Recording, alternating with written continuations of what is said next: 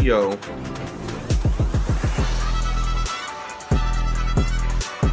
can't hear you. Let me check my. Sorry if my voice sounds fucked up. But did a talking fit all day. Yeah, no, I just be all good.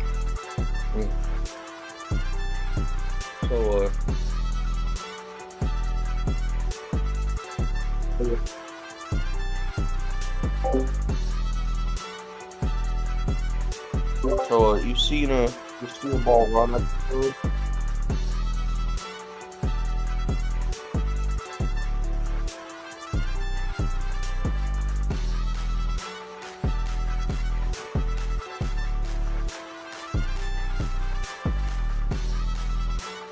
Yo,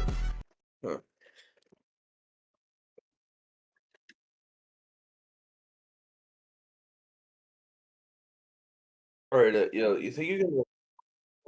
All right, ladies and gentlemen, we are here for the first ever Soul Society podcast. Here, got a boy Zach from Discord in here. Once again, if you want to join in on the fun, make sure to go ahead and join the Discord yourself. We got a link down in the description, but we got a lot of news going on here. A lot of news going on here. But before we do get into any of that, anybody, want to do your intros, any links to do any with YouTube, just, any social media, anyway, you want to do all intros and whatnot, go ahead. Now would be the time to go ahead and introduce yourselves. Yo, I'm Zach. I technically have a YouTube channel, but I don't really upload much. Hey, you gotta get that going, man. Gotta get that going. Oh, I'm not really interested in starting an audience. I just randomly upload some shit so that I can send it And to it do be like that. It's YouTube. I gotta be a YouTuber, but I can't be like this. Hey, yeah, no, YouTube do be wild, and I don't know. Sometimes it'd be crazy with YouTube and their thing. It's like, what is it? They changed the rules with it. They changed the rules with it where it's like, you can't be cursing like a minute in or 2 minutes in or some dumb stuff like that. Something around those lines. Yeah, it's crazy. Yo, what up, HBC? If I ever do make it big, my shit ain't getting monetized. Yeah, no, it's one of those things. But getting monetized actually is a lot easier than it used to be. I will say that. It's a lot easier than what it used to be. Because let me tell you something. Back then it was definitely a struggle, but it's a lot better now. It's a whole lot better now, but Oh wait, can you screen share? Because I don't like having the stream up while I'm in a call. Can I? Oh yeah, I can screen share. This is our first one, by the way. So for anybody wondering, I can actually screen share. Would it be the OBS? Because I mean, there's not really anything going on right now. I need to get the gameplay up. I need to get the gameplay up that I have in the background. So, like, it would be nice. Yeah, no, I can share screen. When, like, OBS Yeah, I can share screen. I can show what we got going on here. I don't know if you can, like, today I changed Yeah, you can join later. my Discord profile. Yeah, no, good. Yeah, I saw that. I did indeed see that you changed it. But Man, that first episode is good. So, the fact that we don't have a confirmed release schedule is scaring me a bit. If I wait, if like a week from now, if they drop like 12 episodes, hey, I'm gonna be it's a pissed. possibility, man. It is a possibility that we might get it. It is indeed a possibility. But let me see. I get the gameplay up for you guys, so we got something going on in the background. But a lot of Bleach news going on here right now at the moment. A lot of Bleach news. We got Thousand Blood War Core 4 going absolutely ballistic with the news that we're supposed to be getting for this year. By the way, speaking of Bleach, I sent you a video that Glock made about, he did an experiment testing how alive Bleach is. Oh, really? Like the game or controls. Yeah, DM'd you the link. If you want, you could like pull that up and we could. We might share. We could watch that. Honestly, we could probably watch that Hold on, let me fix this real quick. We'll probably watch that after we get on going through all the news. I'm not gonna lie to you. Yeah, like, yo, speaking of news, that. Yeah, it's all good, all good. It's all good. First podcast, we all are chilling. If we're talking about Bleach news, not necessarily for the game. I'm really hoping we get a lot of Bleach news for the game, especially the closer we get to July. The closer we get to July, the more news I would assume or hope that we will be getting. So hopefully we can get something going on there. But for 1,000 Year Blood War, there is a lot of news going on right now. In fact, we can actually go through that news currently as of right now. So as far as the news that we got going on right now, actually I don't need to pull this up. I can just look at it from my phone because I have the notes here. As far as the news that we got right now for 1,000 Year Blood War Core 4, let me see. So for Core 4, we got, if I'm gonna go here. So first of all, we got a new whole key visual recently. I don't know if you guys saw that, posted in the Discord. We got a whole entire new key visual that they posted for the Calamity. So there is that. Yo, first things first. What are your thoughts on Echoes of Aincrad so far? We haven't seen much. Oh no, we're definitely gonna talk about that. That's gonna be our next thing. I'll put my input on that later. But we're gonna go through the Bleach news first, and then after that, I got PSYREN because PSYREN's getting an anime this year, and then Sword Art Online Echoes of Aincrad. I'm a little bit iffy about that game being mostly, I would say, it's more so it's an offline thing. It's the first SAO game that I've ever seen where they've made it, and it's an offline game. I've never seen that before because most SAO games, the biggest thing is the multiplayer. We'll definitely talk about that. But so we got new key visuals for 1,000 Year Blood War. So there's that, and then we also got some of the voice actors actually. Yorichi, I think Byakuya, and I think it's Kenpachi's VA and Jugurum's VA have finished recording their voice lines. I don't know if it's Japanese or EN, but considering how close we are to 1,000 Year Blood War, I would be assuming that they're probably wrapping everything up and getting ready to start, airing everything right about this time period. But pretty exciting news. By the way, next week, the episode is going to be the last of the season. For 1,000 Year Blood War? No, I'm talking about. Oh yeah, JJK season 3. Next week is the last episode of the season. Because they're breaking the Cullen game up into. I think they're either going to do it in 3 seasons or in 2 seasons and movies. I could definitely. I hope That definitely be interesting. Apparently, JJK dropped an episode yesterday, but due to family stuff that happened yesterday, I wasn't able to see it. I wasn't online all day yesterday, so I was like, oh boy, I probably missed out on so much. But hey, and JJK, it's crazy to know that JJK might be getting its final season. So I'm not gonna lie, it feels like it just came out yesterday. Doesn't feel like it's been that long. Oh, by the way, did you ever end up downloading that game? Yeah, no, I actually tried it out. I'm not gonna lie, it reminds me a little bit of Epic 7, but because of the fact that it's a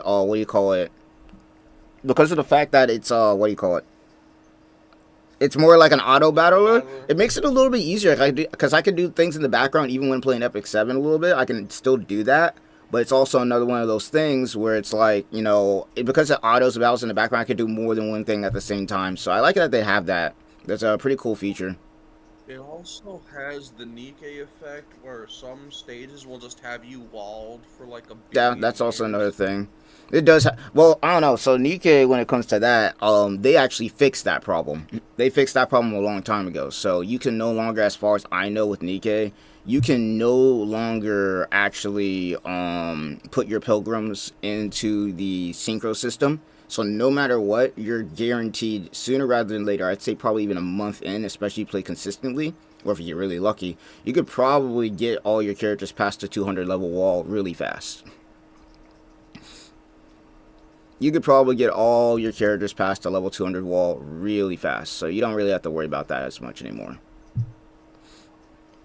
It's so wild to me how for a year straight, everybody fucking thought that Black Shadow Scarlet was worse than regular. No, no. And it was only because of the numbers. Nobody really had the numbers at that point in time. That's the only reason we got that happening. It was only because of the numbers. Probably also because the content at the time didn't really need giga high. You didn't. DPS, You didn't. At like, that point in time when Scarlet came out, you did not need a lot of DPS at that point in time. You did not. That was back at the time when 2B was considered a good character. Yeah, not anymore though. Not anymore, but yeah, no. Does A2 hold up? Because like I know A2 was. Yeah, no, she's still top tier at the moment. Not like top tier like in as far as the whole game, but of all the collab units that they've done so far, I think that she's still up there. The Chainsaw Man collab aged terribly. I think, in my opinion, Asuka is probably the best collab unit in the game. I would say the Evangelon collab would probably be the best one they've done so far. I'm not gonna lie. I enjoyed that collab a lot. I skipped the ReZero collab because I don't really be on ReZero. I didn't even know they had that. Was that recent or was that like years ago? It was like between the two Eva. Okay, that makes sense. Yeah. Speaking of other Bleach news though that we got going on here, so let me go down here. So I wouldn't say this is more so 1,000-Year Blood War, but Burn the Witch apparently is about to be getting a new novel soon, so that should be interesting. It's funny to me how like Kubo is trolling the fan base with the hell are. Bro, yeah, no. Me personally, it's one of those things where I'm like, bro, he's probably gonna make it whenever he decides to make it. He's more so on his own time than anything right now, so it's one of those things where he doesn't really have to worry about the deadlines and everything that he had to worry about back in the day. So there is that. I'm willing to bet he already has it half done, and he's just. No, I would bet that he's probably in his free time. He's probably just working on it for fun. Like I bet right now he's probably having a lot more fun writing his manga and whatnot than he did back when he was more so rushed with Shonen Jump. Yeah, especially since like towards the end of 1,000-Year Blood War, he had like a fucking torn. Yeah, no.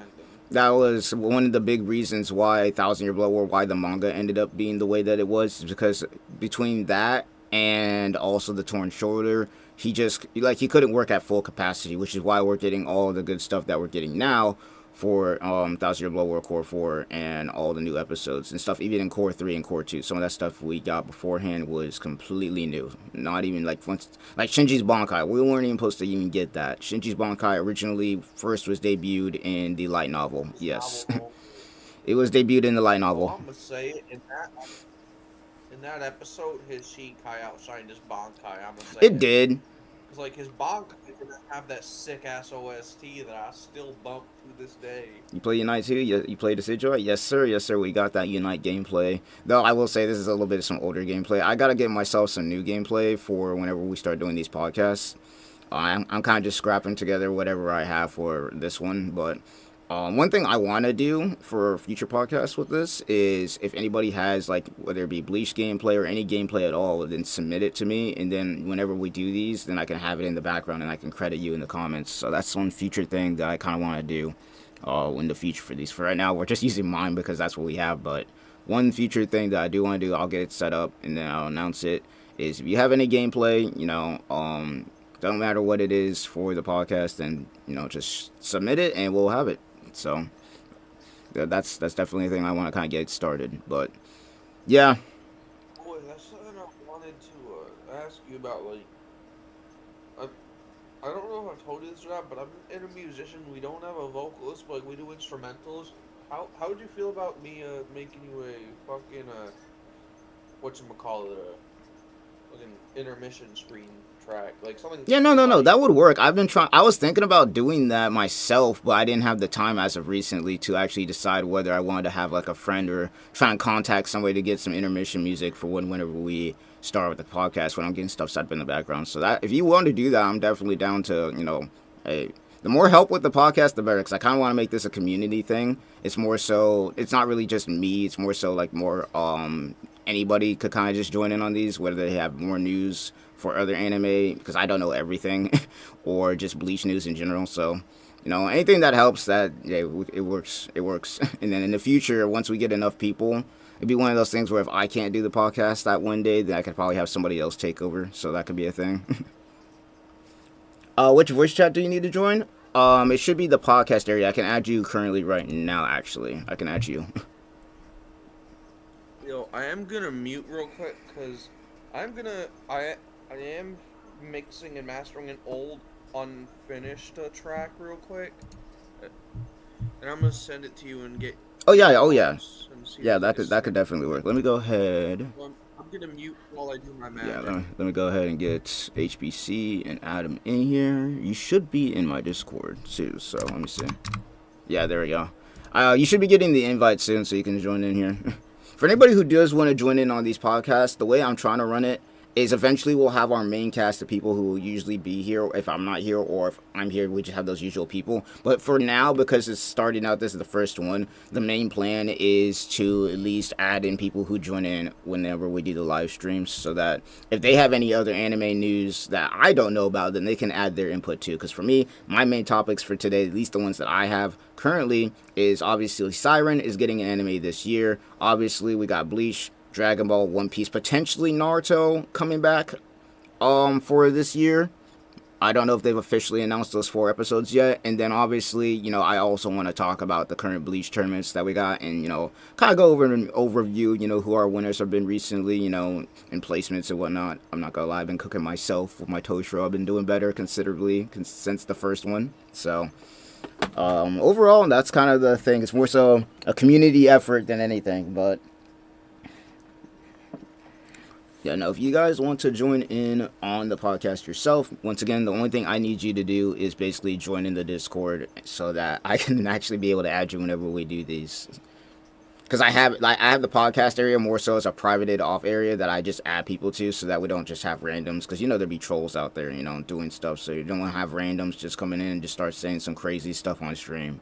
But, yeah, no, moving on with more Bleach news, though, if we want to keep it moving with that. So, speaking of the voice actors, so a lot of them left their comments on the intellectual property report for 2025. So the report has highlighted that for several works that have remained successful in 2024, including K and Y, I do not know exactly what that is, Bleach, BSD, notably, the report pointed out a classic series like Bleach had ended in 2016, but it still has really good popularity, which is huge news to see, because especially with the revival of Thousand Year Blood War, we haven't exactly seen, or like, I don't know, gotten numbers for Bleach's popularity or to know how well we're doing. All we do know is that Bleach was so popular as of, you know, its comeback, that they made a whole studio for Thousand Year Blood War. But now that we actually have the news, you know, that Bleach has been doing really well, especially in 2025, you know, it's not bad. It's not bad. It's good to hear, and I'm really hoping that we can get more and more Bleach content, especially with Kubo at the helm. You know, unrestricted. He is unrestrained. His limits are gone. As long as we can get more with that, I think the future for Bleach will be really bright. So that's pretty good news, and I'm pretty excited. I'm not gonna lie. We're getting a whole new 7 episodes for the last core 1,000 Year Blood War, which is gonna be crazy. Also, and anybody who's watching right now, you know, you can leave your comments either in the comment section after the stream is over if you're watching afterwards, or you can watch, or you can say them now. Who do you guys think the mystery character is that we're supposed to be getting for Core 4? Because we're supposed to be getting a mystery character. You're not in yet? Hold up. Let me see. I sent you an invite, so you should be in here. Let me see. Let me send you another invite. It should let me invite you. Oh, you know what? I think I know why it's acting like this. Hold on. I got an idea for this. I think I know how to fix this. Permissions. Yeah, there it is. That's why. I got it. You should be able to join now. I just gave you permission to join. I think the reason why is because I was inviting you, but because you didn't have permissions, it wouldn't let you actually join. I keep forgetting I had it set that way. Once again, another reason why it's important to join the Discord, so that when we do these, I can make sure to pre-invite you guys later. You should be able to join now. But yeah, who you guys think we're supposed to be getting for the mystery character? Because I got 2 guesses. It's either Tokonada, or it's potentially the 5th Kenpachi? Am I correct? Ashizero, if I'm correct. Is it 5th or 6th? I keep getting mixed up because there's so many of them. But I think that's my prediction for who we're supposed to be getting on that one. I'm not gonna lie, unless they just they could, Kubo could have a lot of different characters getting thrown in for that. I'm gonna be honest. There's a lot of characters that could show up that didn't originally show up in the original manga, so you never know. You never know. But me personally, I think it's one of those two, and only because, well, technically Asha Zero is still locked up in Muken right now. Aizen obviously isn't locked in with Muken, but Asha Zero is locked in with Muken right now, so there's a potential chance that he could show up in Thousand Year Blood War Core 4. Tokunaga could also show up, though, due to the light novel, and we all know he still is one of the royal swords, so there's that. But just want to know you guys' thoughts. Tokunaga would be nice. Yeah, yeah. Yeah, I can hear you. Chat should be able to hear you right now. Welcome to the first Soul Society podcast here. I'm pretty excited. Get this going. Yes, I'm excited. I know you've been talking about this since oh yeah. Like at least a year ago. Yeah. No, it's definitely something that it took me a minute to get everything set up, including, like, you see how we have the overlays with the Discord icons set up. It took me a minute to figure out how to do that, but we were able to figure that out. Once again, the one big thing that I'm trying to get is, once again, gameplay more so than anything at this point, so that we can be able to have that going. So that next time I don't have to worry about, just pre-uploading my own thing. So, but now, as far as the new characters, it's one of those things that he could do a lot with this, but I think realistically, at least gonna be Tokunaga. It might be Tokunaga, and if you get Tokunaga, it's probably gonna be him stealing the sword. I think that's what they're gonna show off. Or I don't know, maybe he'll actually do something in Thousand Year Blood War Core 4. I don't know, but it's one of those mystery things, because the only other person that makes sense realistically would be it would not Aizen, because Aizen's out of Muken, but it'd be Fifth Kenpachi, but I don't know what he would do, because realistically in the light novel he doesn't really show up until, well, actually no, technically let's see, Thousand Year Blood War, he already knows what happened in Thousand Year Blood War, so, because in the light novel I'm pretty sure he actually gets out of Muken in Thousand Year Blood War because he got bored or some bullcrap. I can't remember exactly. Well, what I can say is I think for sure that surprise character is, I doubt it is a light novel character. It would be interesting though if it was, but I think it would be, if it was Tokunaga, it would tie in nicely. It would. It definitely tie in nicely, because once again, we all know he's locked up in Muken. He's the only other person other than Aizen who was locked up in Muken, at least that we know of. So there is that. For me, I preferably, I know they're introducing new characters, but I just want certain aspects of that last arc to be really expanded on, like Uryu's mother and right, and right. Those are really the thing I need to see, because in the manga it was so rushed because of Kubo's health issues and whatnot. So yeah. Well, yeah, he admitted himself he had a dislocated shoulder, so... Yeah, no, it's actually a miracle that he was even able to do what he did, like the art that he was able to do in the Thousand Year Blood War. It's a miracle that he was even able to do what he did while having all that. It's actually nuts to think about. Oh, but Zach, it wasn't a dislocated shoulder? No, it was a discord. I think it was a dislocated shoulder and something else, but it was mostly his shoulder that he had a torn shoulder. Yeah. It was torn tendon. Yeah, that's even worse. Yeah. That's the fact that he was able to draw. I think he was. Didn't he have to have, like, he said something like on his arm or something like that when he was sitting down drawing because of that? I think it's something around those arms.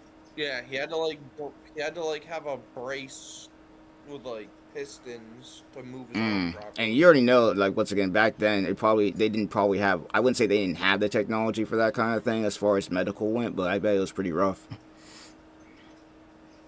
I mean, it was wasn't it 2015? I mean, around that point, yeah, I guess, but I don't know.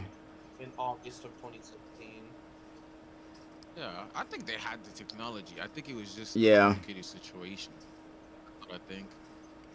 I don't know, because back then, the only thing I know about when people had their arms messed up was they had the cast or anything, but they didn't really have anything, I guess, more so to hold it up, because I don't know, when you're drawing, because me personally, I draw myself every once in a while. I don't post a lot of my art though, but it's definitely the way, especially when you're doing certain things, it's one of those things. Yo, what's up? Streaming? Yeah. Oh, no. What's up with you two? Oh no. We were. I was telling Grammys they didn't even let the immediate family grieve properly before they went on social media, and that's horrible. Yeah. There's no point if that's how they handled him dying. Imagine how his funeral was gonna look. They don't know what they're doing. Yeah. It's she's something they're wasting definitely they're gonna She's have to. wasting her money for lying down there. That makes no sense.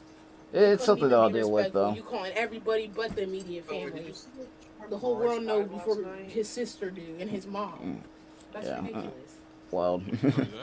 But yeah, family stuff going on. But yeah, no, definitely one of those things when it comes to 1,000 Year Blood War going crazy. But luckily for us, we got Kubo in prime condition right now, so we're gonna be getting a lot of prime content. You know. Have you guys seen any news yourself outside of what I've been talking about with like VAs or anything going on? Bleach related, no, but I saw or- some really sad For news. what's up? What's going on with that?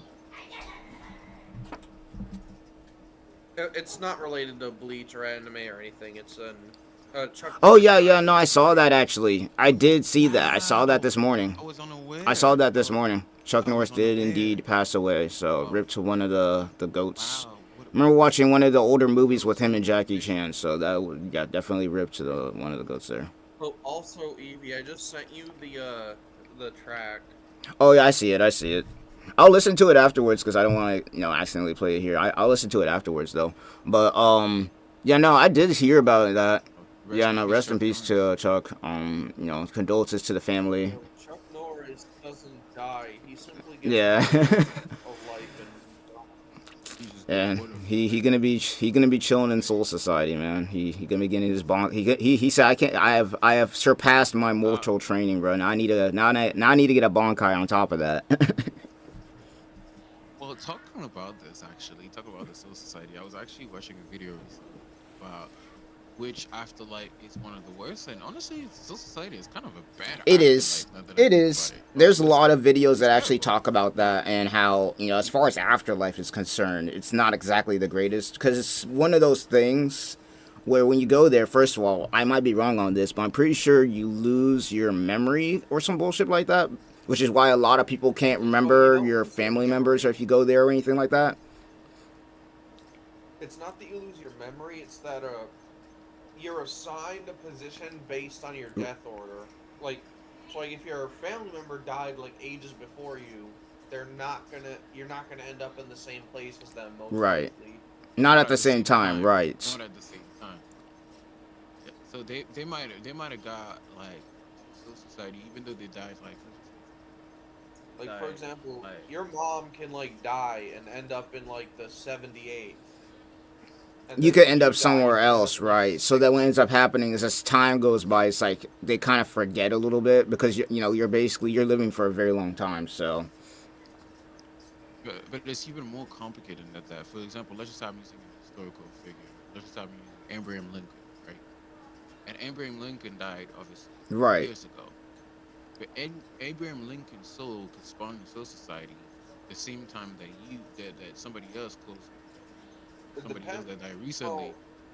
It can that would be like crazy. Imagine dying all those years later and then you end up meeting freaking Abraham Lincoln or some bullcrap like in the afterlife. You're like, oh, okay. But that's how it works in the society.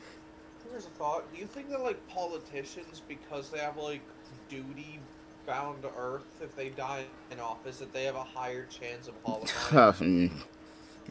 Not necessarily. I don't know that. I don't know if that's how that works, to be honest. Yeah, It's I'm not sure that's how it works. In early Bleach, there was that soul in the hospital who had unfinished duties that who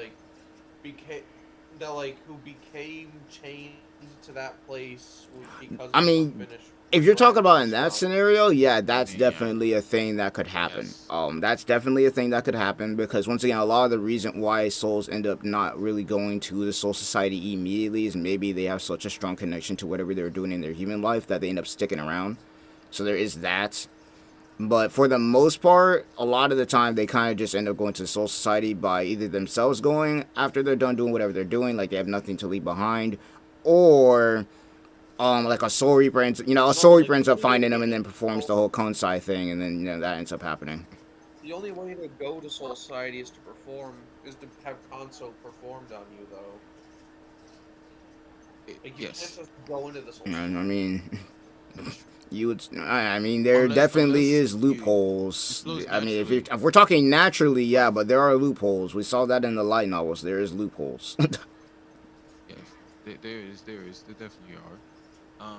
Have you guys heard about this rumor? I guess oh, you guys heard about that rumor? That apparently, Bandai might be dropping something this week. I Yes, don't know if it's I did hear that rumor as well. Do not know if it's confirmed. That's the only reason I'm not exactly bringing that for today's podcast because I do not know what they're bringing. I know that in one of the SBS, not SBS, the club outside. SBS is One Piece, but if one of Yes, the yes, yes.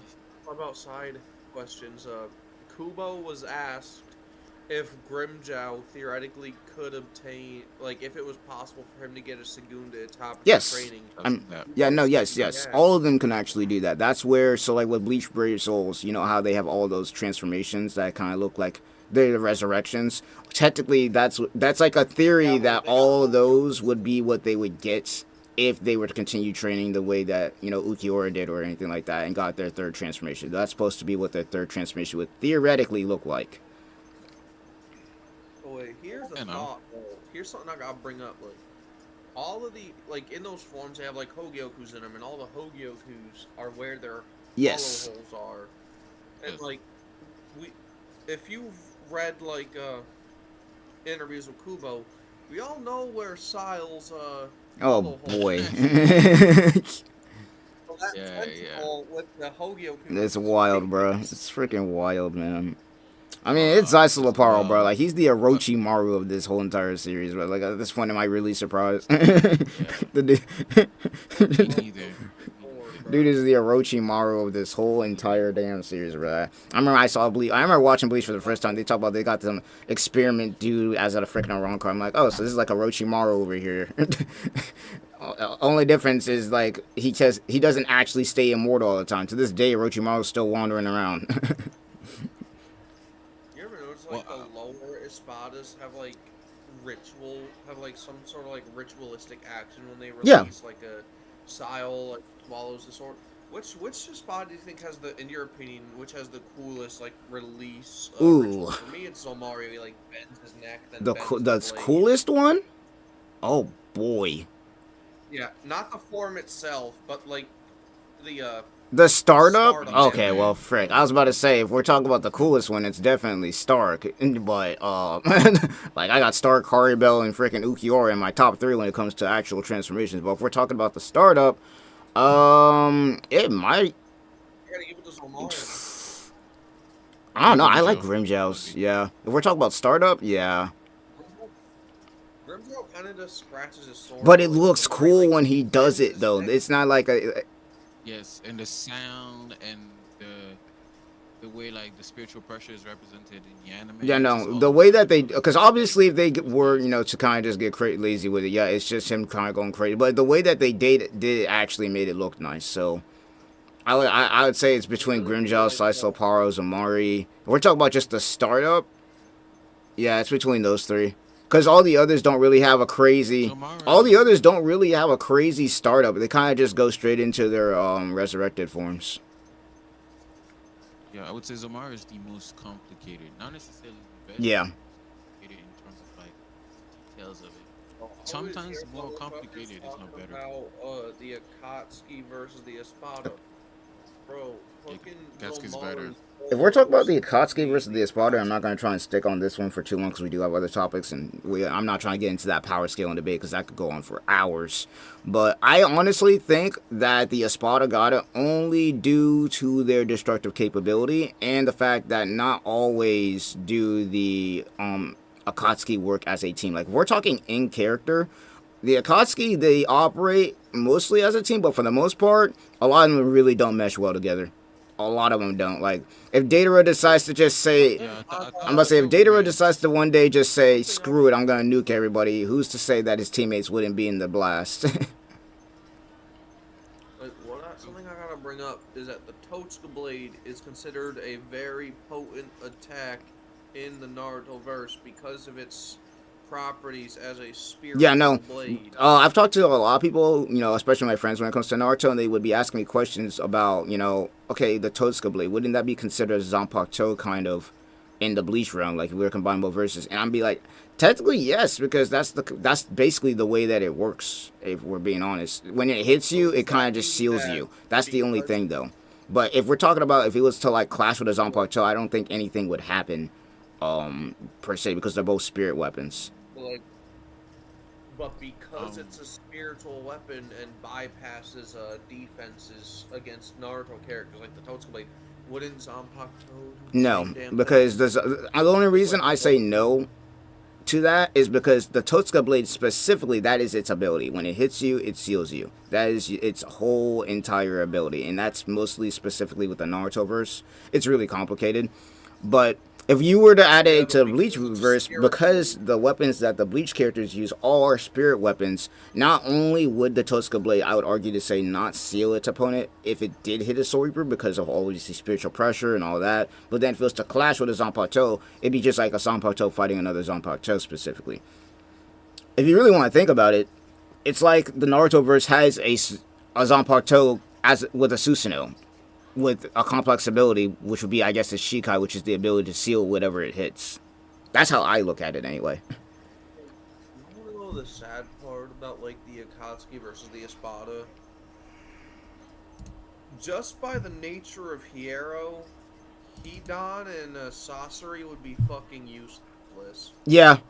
Nobody really talks about it a lot in Bleach verse matchups, but when it comes to the Espada specifically, the ones who are really, really tanky, the ones who like really like that's their whole entire thing, the Espada would suffer in that category. That's when they would need to start pulling out stuff that would really actually try to hurt them.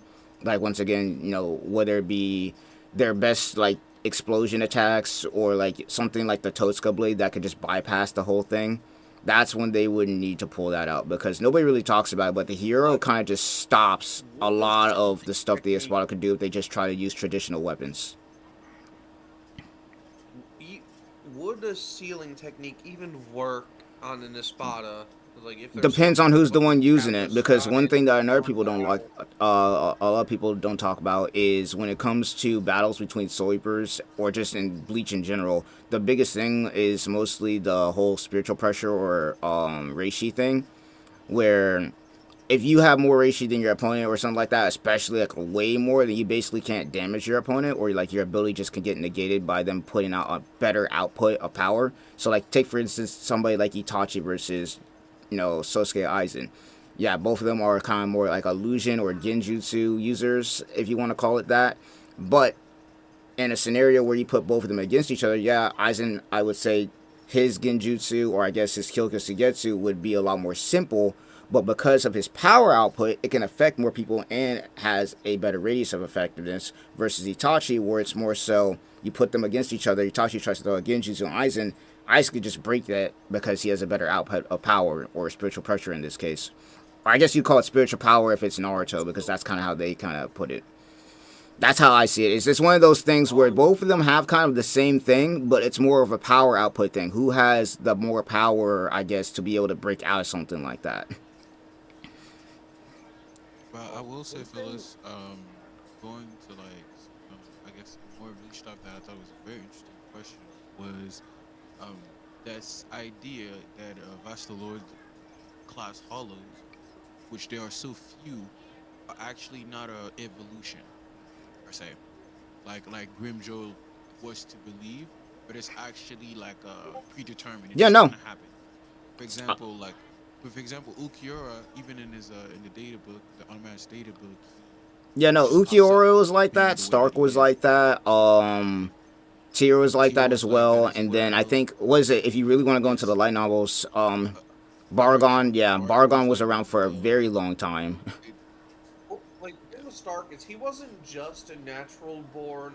No, he was naturally born. Aizen found him. Yeah, Aizen found him. He was kind of just like, he was so strong that, once again, as we already know, dude was so strong that other hollows couldn't even exist around him. And because of how lonely he was and how strong he was, he ended up kind of doing what Kenpachi did, where he ended up making like a secondary personality to be with him all the time. Also, you gotta remember that he was so strong that he needed to split. Yeah. Like, what? Like, you even know what Stark's original that we never get to form really was. see it.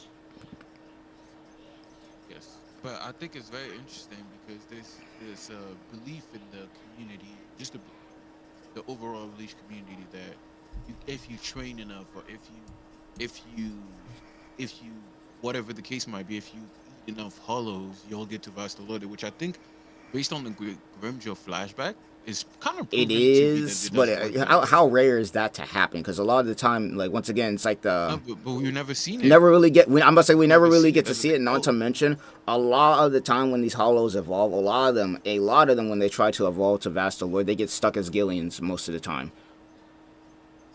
But Wait, I one just thing thought of is, a really funny thing that could happen in an Akatsuki versus a Spada fight. Like, theoretically speaking, if an Espada wanted to, what's stopping them from just, like, say, opening a Garganta and chucking fucking Itachi in Pretty there much nothing. I'm somewhere? gonna be honest with you. Because it's the same. It's one of those things where people were talking about Obito being a big factor, which he is. But it's one of those things where it's like, whether it be Soul Reapers or Espada, a lot of them could just Espada and the open up the Kamui Gargantua or Dimension open up the Senkaimon and just walk out of it. just leave. So like the Kamui dimension being a big Would thing is this like one of thing those things where work yeah, it for could Naruto if they use it today? strategically, but it's like one of those things where well, it doesn't matter who it is, especially in a Espada matchup, they could just open up the Gargantua or the whatever it may be and just walk out. what I And will even if say they is, for the don't, Senkaimon, you have to walk through the Senkaimon. You can't just get out of it. There's still like a path that you have to walk through. For the Garganta is different, but for the Senkaimon, you have to also, walk that path. wouldn't would anyone in the Akatsuki have the amount of would any of them be, in terms of raw power, be strong enough to break out of the fucking Kaha Negacion, like little cube that Oh, the cube thing that Grimjow Grunjo sealed? sealed him with? The only people I could see getting out of that is Obito because he has the Kamui thing. The others, like Pain and all of them, don't have the ability to do that. Sasuke too. I know Ichikara, he could do that as well. Who could do it? Who else could do it? Here's the thought, though. Sasuke. Oh no, Sasuke. I'm talking about we're talking about the Akatsuki, so it'd be like the original 9, not really Sasuke, I guess. Yeah. Oh, you mean. Yeah, no, Okay, we're you not don't count counting. Sasuke in it. To Okay, be fair honest, enough, I don't fair really enough. count Sasuke to be the Akatsuki, anyways, because he was more so a part timer than anything. He was kind of just using them. Yeah, fair enough. Fair enough. Here's Fair a enough. question, though. Would Kamui even work in the Garganta? Why wouldn't it? I don't see a reason why it wouldn't work. And not really Kamui necessary, but just him teleporting himself into the Kamui dimension and then getting himself out, that could work. He's done it plenty of times before. We Yeah, saw him true. do that with Kage. It's like, they transport it into a different dimension and, he just moves somewhere else. One of my friends said some dumb shit to me a couple months back. He said, I don't even know why I remember this. He said, "Yo, man, fucking dual Mangekyo Sharingan, Kakashi beats Dangai No. Ichigo." And I'm like, No. dumbass. And the big reason I say no to that is, yeah, the Kamui thing is a problem, but the biggest thing is we already know that the weakness to Kamui is if you're just faster than your opponent, then you just outright can stop that. We saw Minato do it. And we all know Dangai Ichigo and Aizen at that point in the series were basically just teleporting around and shit. So, no. Don't get me wrong, that the ability is broken as hell, especially in the Naruto verse, and I'd argue to say if Kakashi kept that dual Mangekyo, and Obito didn't take it back, he would be a problem even in Boruto right now, because that Kamui ability is a freaking pain, especially when you got both eyes. But in the Bleach verse, when There's you a got characters statement. who could just speed blitz that and just stop it, because you got to be able to use the ability first. You have to be able to react.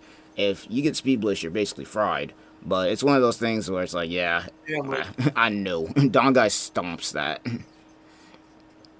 the main issue between Naruto and Bleach versus Battles is like, Bleach as a verse just has a much It does. higher And it's more stats. so, I wouldn't even say more so in destruction output, though I would say that there is that. It's more so in the hacks category than anything.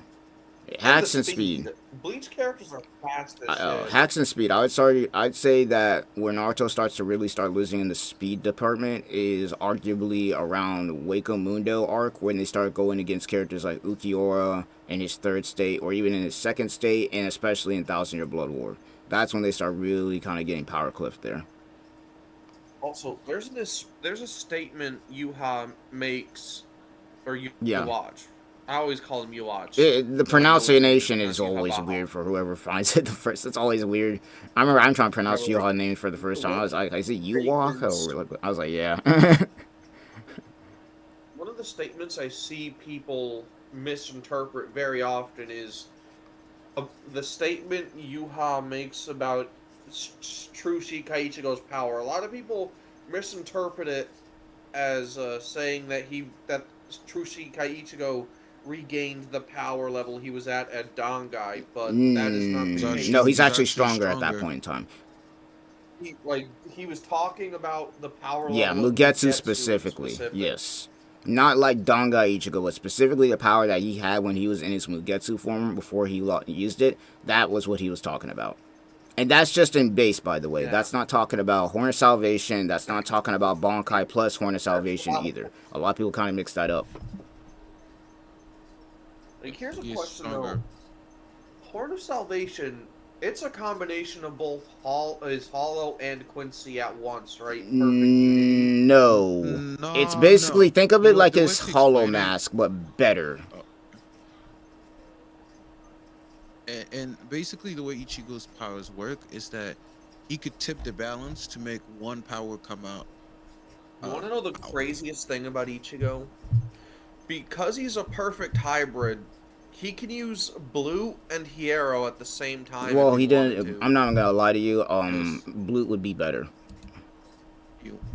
Yes, Blue would be better. Yeah, but like he basically can stack it and make his Hierro even stronger. Like, because he's a perfect hybrid, he's not his Hollow Rayatsu doesn't poison his Quincy Rayatsu because his Hollow is merged with his Shinigami Rayatsu, which is what allowed Ishin to allow Misaki to survive. The only reason I say Blue would be better because it is better defensively. The only thing that sucks with Blue compared to the Hero is that you can't be really using the Blue vein offensively and defensively at the same time. You gotta switch from one to the other. That's the only thing that kind of sucks with it. But even then, the properties of Blue vein are just better than the Hero, bro. Because we already saw that if you're strong enough, like once again with Kenpachi, he kind of was rusty. If you're strong enough, you could get through Hero pretty easy.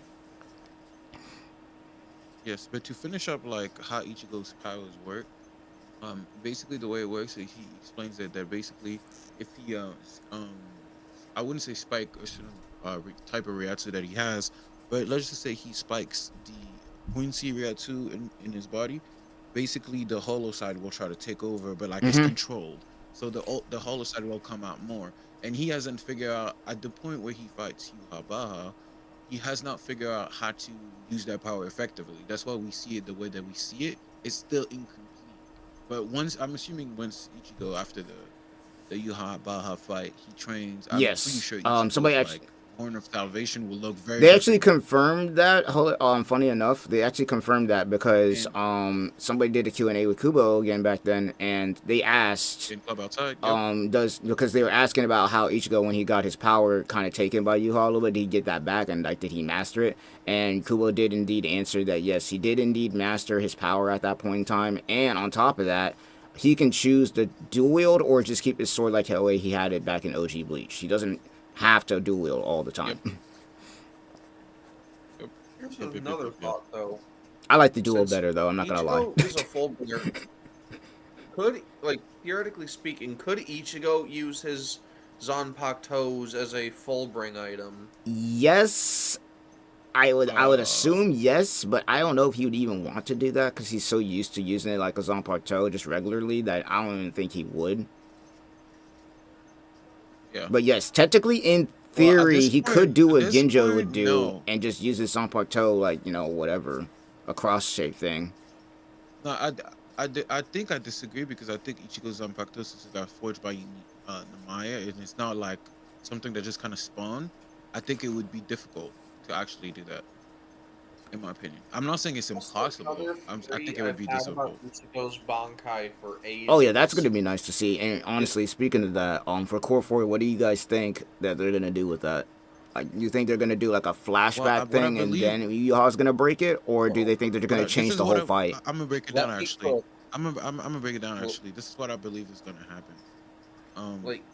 I think what's gonna happen is that Yuha, as we all saw, he sees the future, or he can manipulate Right. actually the future. And the reason why Yuha broke Ichigo's Pakuto was to prevent him from using the Bankai, because he said it himself, it's very Yeah. troublesome. Whatever it So is, what I whatever it is believe, that Yuha don't want him to use, he broke it because of Here's that reason. We never got to yes, see what it did though. yes. here's a So theory I have. Let him About finish. Let him finish. Let him Let finish. me finish real quick. Let me finish real quick. What I think what's gonna happen, for is that we're gonna see actually what Yuha's dream was. He's still gonna break the Zanpakuto that I came Mhm. from the manga, but we actually gonna What see he saw. what he saw. Oh, I see what you're talking. Yeah, I know. Exactly. And that's how we're gonna see what the Okay, Bankai so actually yeah, does. no, honestly, that would be one way to do it. I'm not gonna lie, that would be one way to do it. I don't know how they would Yeah, animate it like that, but that is one way they would be able to do that. Is just have it to where like Yuha, when exactly. he sees Ichigo go Bankai, you have Yuha do like something where he sees it and then show the fight of what would have happened, Yes, and then zoom back out to the part where exactly. he's still using the Bankai and then show us him breaking it. That could be something Exactly. that they're planning to do. That Exactly. could be something they're planning to And do. we all know one of US powers is everything they see is Yes, that useless is against true. them. So so because he's able to see it, like basically he found a Yes, countermeasure, I guess, to that's it. But basically the way it works. yes, but I think that's the best way without changing the story too much, to make him be able to actually, for us the viewers, to able to actually see Ichigo's Bankai the way I think Kubo would wanted it to Yeah. show it to us. If he had more time, I think that's what he would have done. Because that was Yeah. always a theory that if we never, because I remember talking like in the old Bleach forums and whatnot back in the early 2000s, around when Thousand Year Blood War were pretty much finished up in the manga, and around 2017, 2018, I remember I found a thread where people were talking about if we were to actually see, how Thousand Year Blood War, Ichigo would use his Bankai, how would they do it? And I do remember there was somebody talking about that maybe they would do something if they were to animate it, where Kubo kind of just shows whatever Yuha saw, and then after we get to see how he saw what would happen, then he breaks it. That would be definitely something. So yeah, no, they were talking about that Alright, back in but like y'all ready 2018. for my theory? Yep. My theory is Ichigo's true Bankai is not a sword, it's a bow. And that Would be chain nice. hanging, and the chain connecting the top to the bottom is a string for Getsuga arrows. Like Yeah, Brave basically, Souls, yeah, I know basically. what you're talking about. I'm gonna say the 7th anniversary version. Yeah. It could be something that he could do Yup. because, yeah, Exactly. technically because he is a Quincy, he could do something like that. I don't know if he would actually do. I don't know if Kubo would actually animate that, but it would definitely be something that if he wanted to do, he could do it. Because once again, all those designs in Brave Souls, for anybody who doesn't know, are basically made by Kubo and the team, so they're supervised by Kubo, him. yeah, So yes. technically, in canon, if he wanted to, he could easily put them in. That's why we got all. That's why we got all those The cool stories in thing, Brave Souls in the first place. Is because if he was to actually do that, he's like got mini stories of how they even got to that point in the first place. It's only temporary, obviously, but that's kind of how they got there.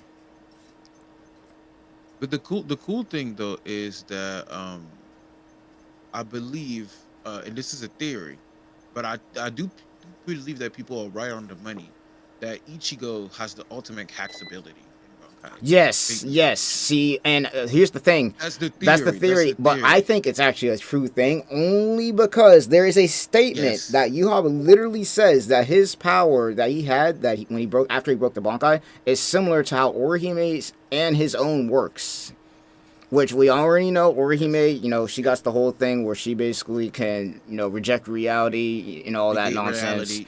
Yeah. And then, Yes. you When are, it comes to once again, injuries. he Yeah. has the whole thing where he basically just completely changes the future and whatnot. So, Ichigo Yes. having fate manipulation wouldn't be too far off because even in the middle of the fight, he does talk about how Ichigo jumps from grain to sand to trying to change the probability or future of whatever is supposed to happen. So Yes. it is once again still a Yeah. theory because we won't know until we get to see it animated. Once again, that's kind of one of the exciting things about Thousand Year Blood War right now is the fact Yes. that we're actually going to be able to Yes. see, like, even though we're like manga readers, it's also one of those things that because everything is new, we ourselves are also going to be like watching it with the people who are getting into Bleach for the first time and seeing that it's like, okay, this is what would have happened in the manga. It's gonna be nice. It's gonna be nice to actually see what his Bankai can actually Yes. do. Yes. And I genuinely believe that if it is fate manipulation, Ichigo outside of Yuha, of course, which is Yuha with the Yeah. Soul King in him. But outside of Yuha, I do believe that Ichigo's power would then make him the most powerful Oh yeah, Shinigami no, in easily. existence. No, By easily. far. By the, By far. if they do give Better Ichigo, than Ichibei, better than if anybody. that's what If it that's is, what it yes. is, if it's actually Because right now, with Ichigo's Bankai, it's more seen as, and I also seen it that way too. It's more seen as kind of like a stat stick, kind of a little bit where it kind of boosts his power like it did with his original Bankai.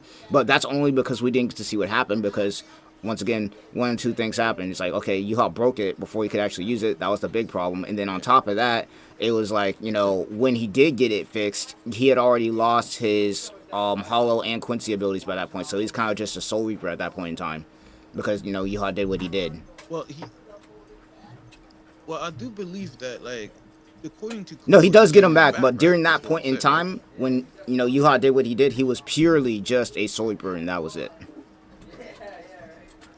Which The is question crazy is, because even with if just Soul Reaper powers, he Ichigo basically one-shotted him with the Getsuga after Aizen did what he did with the Kyogetsu madness.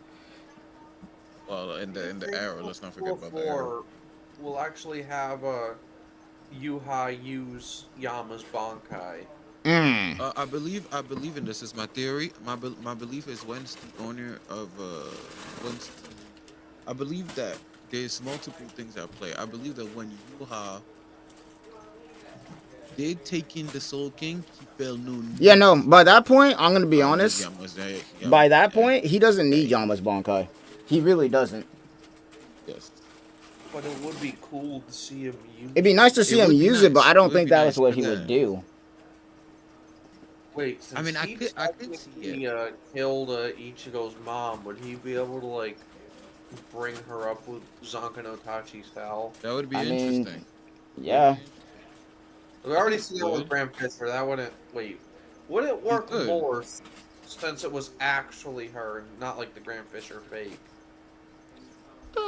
No, he If could it if it works like works that, like yeah, that, he I think he could. could. If it works like that, though.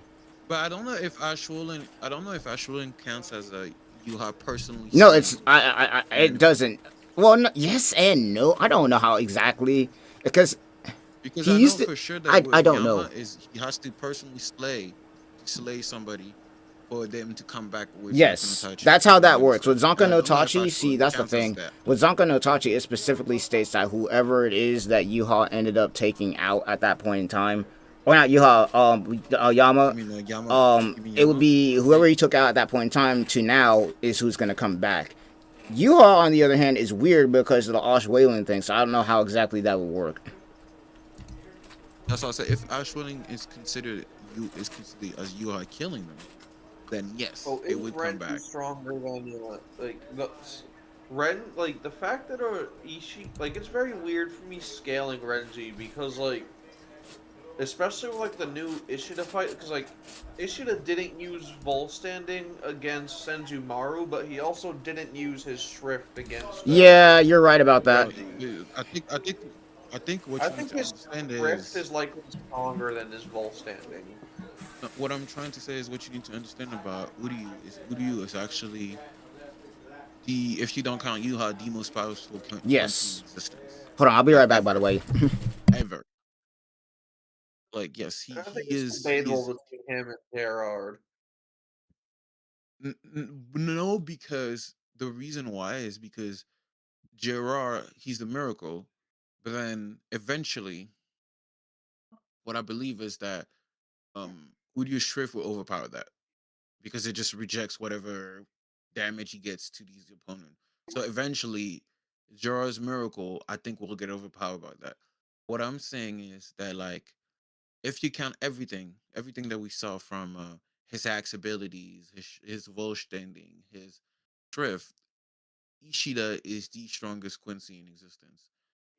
And that's why like I think that you like I know it's hard to scale Renji, but Renji is actually really Oh, strong right now. I want It's to just say that that fucking Ishida Badass Renji is one of the most busted abilities in Bleach. The thing that he pulled out against Renji, the yeah.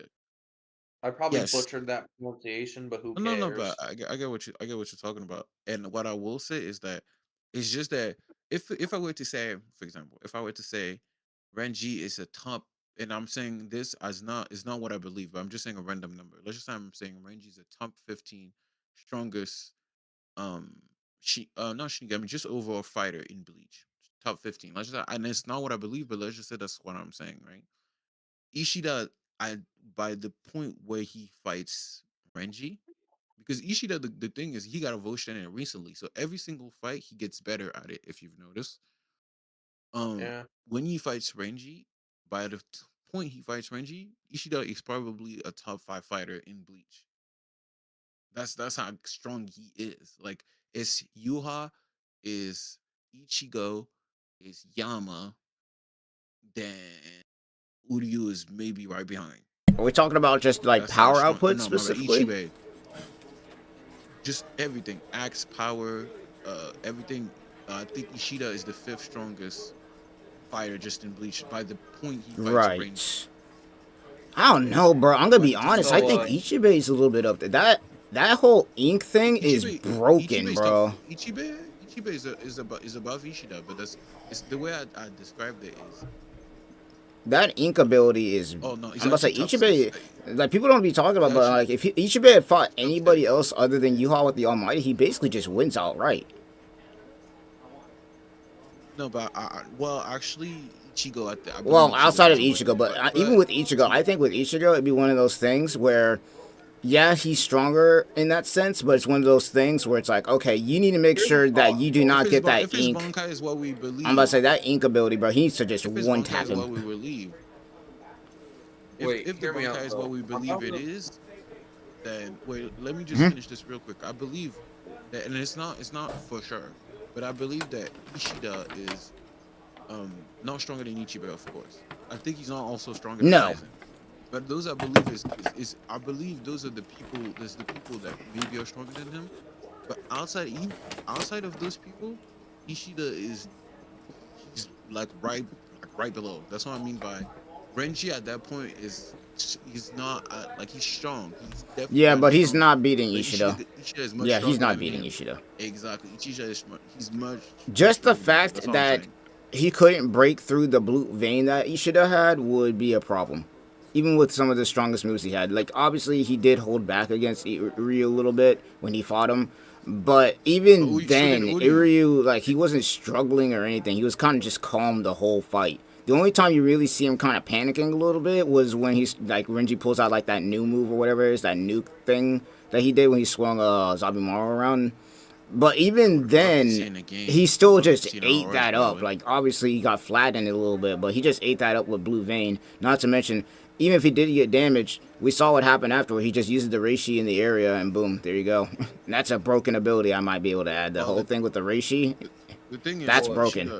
Ishida killed Senjumaru, and I believe Senjumaru is Yes, that is also another thing. So you can also add that feat onto the table, is the fact that, yes, he did beat Senjumaru there.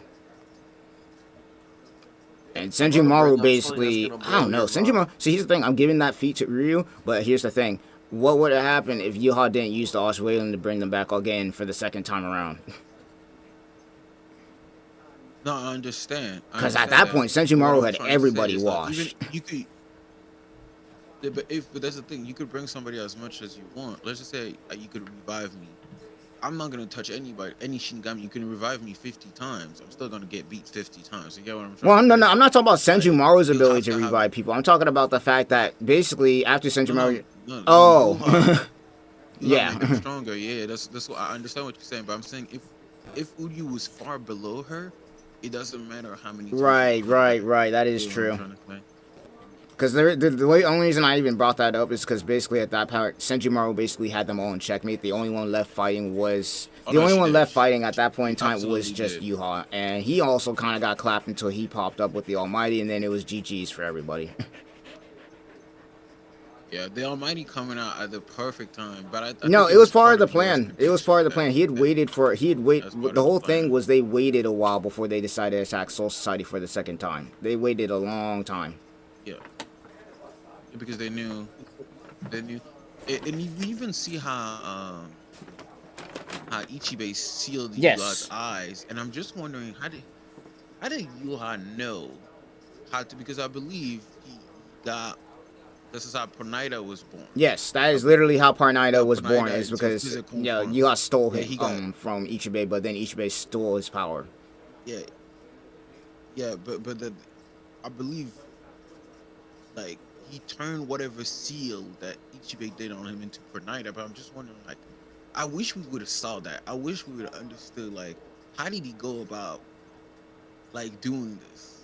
Because it's very vague. It is very vague. Like if you like, it's one of those things, and Kubo does this on purpose a lot because he does want, he wants his Yeah, he people who does. read his story to actually be able to understand it. And sometimes it takes multiple read throughs to understand certain things. But it's one of those things where because I think it's only because the fact that he's Yuha's son, like direct son, that he knew when he was gonna get his Almighty back. Because technically the Almighty does come from the Soul King specifically. Yes. Yo, I'm about to bring up something that like you don't usually think about, but once you actually think about it, it makes sense and completely changes your view on the scaling. Aizen knew about the true form of the Yes, Soul King, after right? He knew I don't about know the Soul when he King. was able to do it, but he knew. He, Yes. He read So- it actually in the Central 46 If he secret was able library. to know, if he was able to know the truth of the Soul King, it would stand to reason that something that has that level of information would also have very detailed information on the Zero Yes. Division, right? So Yes hear and me out. Let me cook. Hear me out. Butterfly Aizen is above No. the Zero Division. Ichibei just stomps that shit. No, Ichibei stomps that unfortunately. into the ground. Senjumaru stomps that into the ground. Gotta shut that Everybody to the ground. can Yeah, do it. Unfortunately. You gotta think about this. Aizen Unfortunately is for strong. Aizen. I'm not gonna say he's not, because we all know he is. He could have evolved. Though, But the to be problem, stronger than I'm that. gonna say That's the thing with the Hogyoku Hogyoku. wouldn't matter because the whole Ichibei specifically would shut that down with the ink. He would just shut that Yeah, down immediately. Yeah, but not. And then Senjumaru, I think Senjumaru shuts that down too, because the whole thing where she sealed the way that Senjumaru's Bankai works is whatever the weakness is cooked. Yeah, she. You're cooked. She creates Whatever that, the weakness whatever is that you power is. like, whatever your weakness is, you're basically cooked. That is the whole thing with her Bankai. That's why they had her do it in the first place. Because I don't know if any of the other Squad 4 members' Bankais weren't able to deal with all of them at the same time, which is why they specifically chose her. Like Oetsu literally said before they did it that her Bankai can literally deal with all of them at the same time. Here's the thing, though.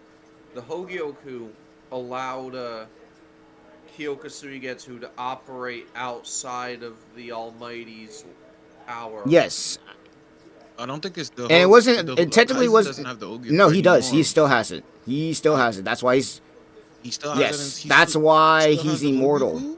They can't kill him with that Hogyoku in him. No, I thought the Ogiku was Mm-mm. taken, but Mm-mm. the after effect of having it is that he's No, he's still got it. I'm we pretty sure sure. about this? I'm pretty sure. Like if we go Yeah, he back, still I'm has pretty it. sure they stated that they couldn't even get it out of him. That's the reason why he's immortal, and that's also the reason why he keeps evolving. You want to know why Aizen got stronger in the Mugen? Is what he kept doing is he kept hitting himself with Kurohitsugi over and over again, and he just evolved off of that. Because he wanted to test. It's I think confirmed. Is it in the I think Night somebody Novel? I don't remember asked that. Kubo what he did. And that's how he kept getting stronger. Because technically, if we're being realistic, Aizen, he never fought anybody in Mugen. And even if he did fight the 5th Kenpachi, we all know that he's not as strong as Aizen, so he's not evolving off of that. The only way he's evolving is he's hitting himself up in there. And the only reason he did that is because he wanted to test the strength of that chair.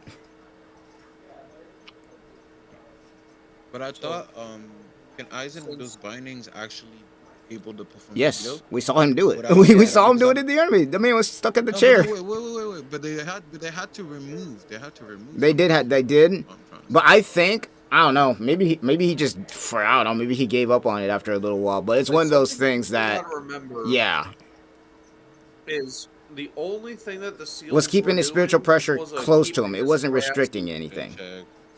to his body, and even then, all of the feats we see from him throughout the entire final battle, the only keys that were released were his ankles, one of his eyes, That and was his it, yeah. mouth. Everything else. So that means that he wasn't able to properly use his Reiatsu because his Yeah, wrists his were wrists still were still sealed. sealed, yes. And another reason Yeah, why you this said is that. kind of confirmed a little bit is Aizen actually tried to use Kyokusugetsu on Ashizero and the Muken, and it didn't work.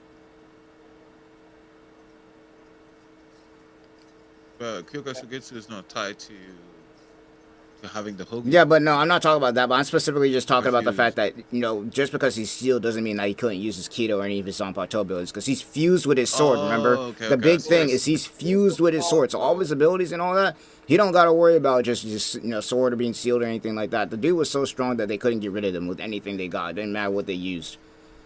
And then you add on the fact that he was, you add on the fact that once again he was trying to like test his power in the chair and constantly evolving. Yeah. Because one thing that a lot of people were asking was, how did Aizen get so strong even though he wasn't really doing anything in Muken? And somebody asked Kubo about this, and he kept hitting himself with Kurohitsugi to try and test the chair, and that's how that ended up happening. That's interesting. That's very interesting. Here's the thought. Since the Hogyoku allowed Kyokusugetsu to work through the Almighty, does that lead credence to the possibility that the that the Hogyoku is an existence beyond the No, Soul King? because it has to I don't be, it has to necessarily think operate. so.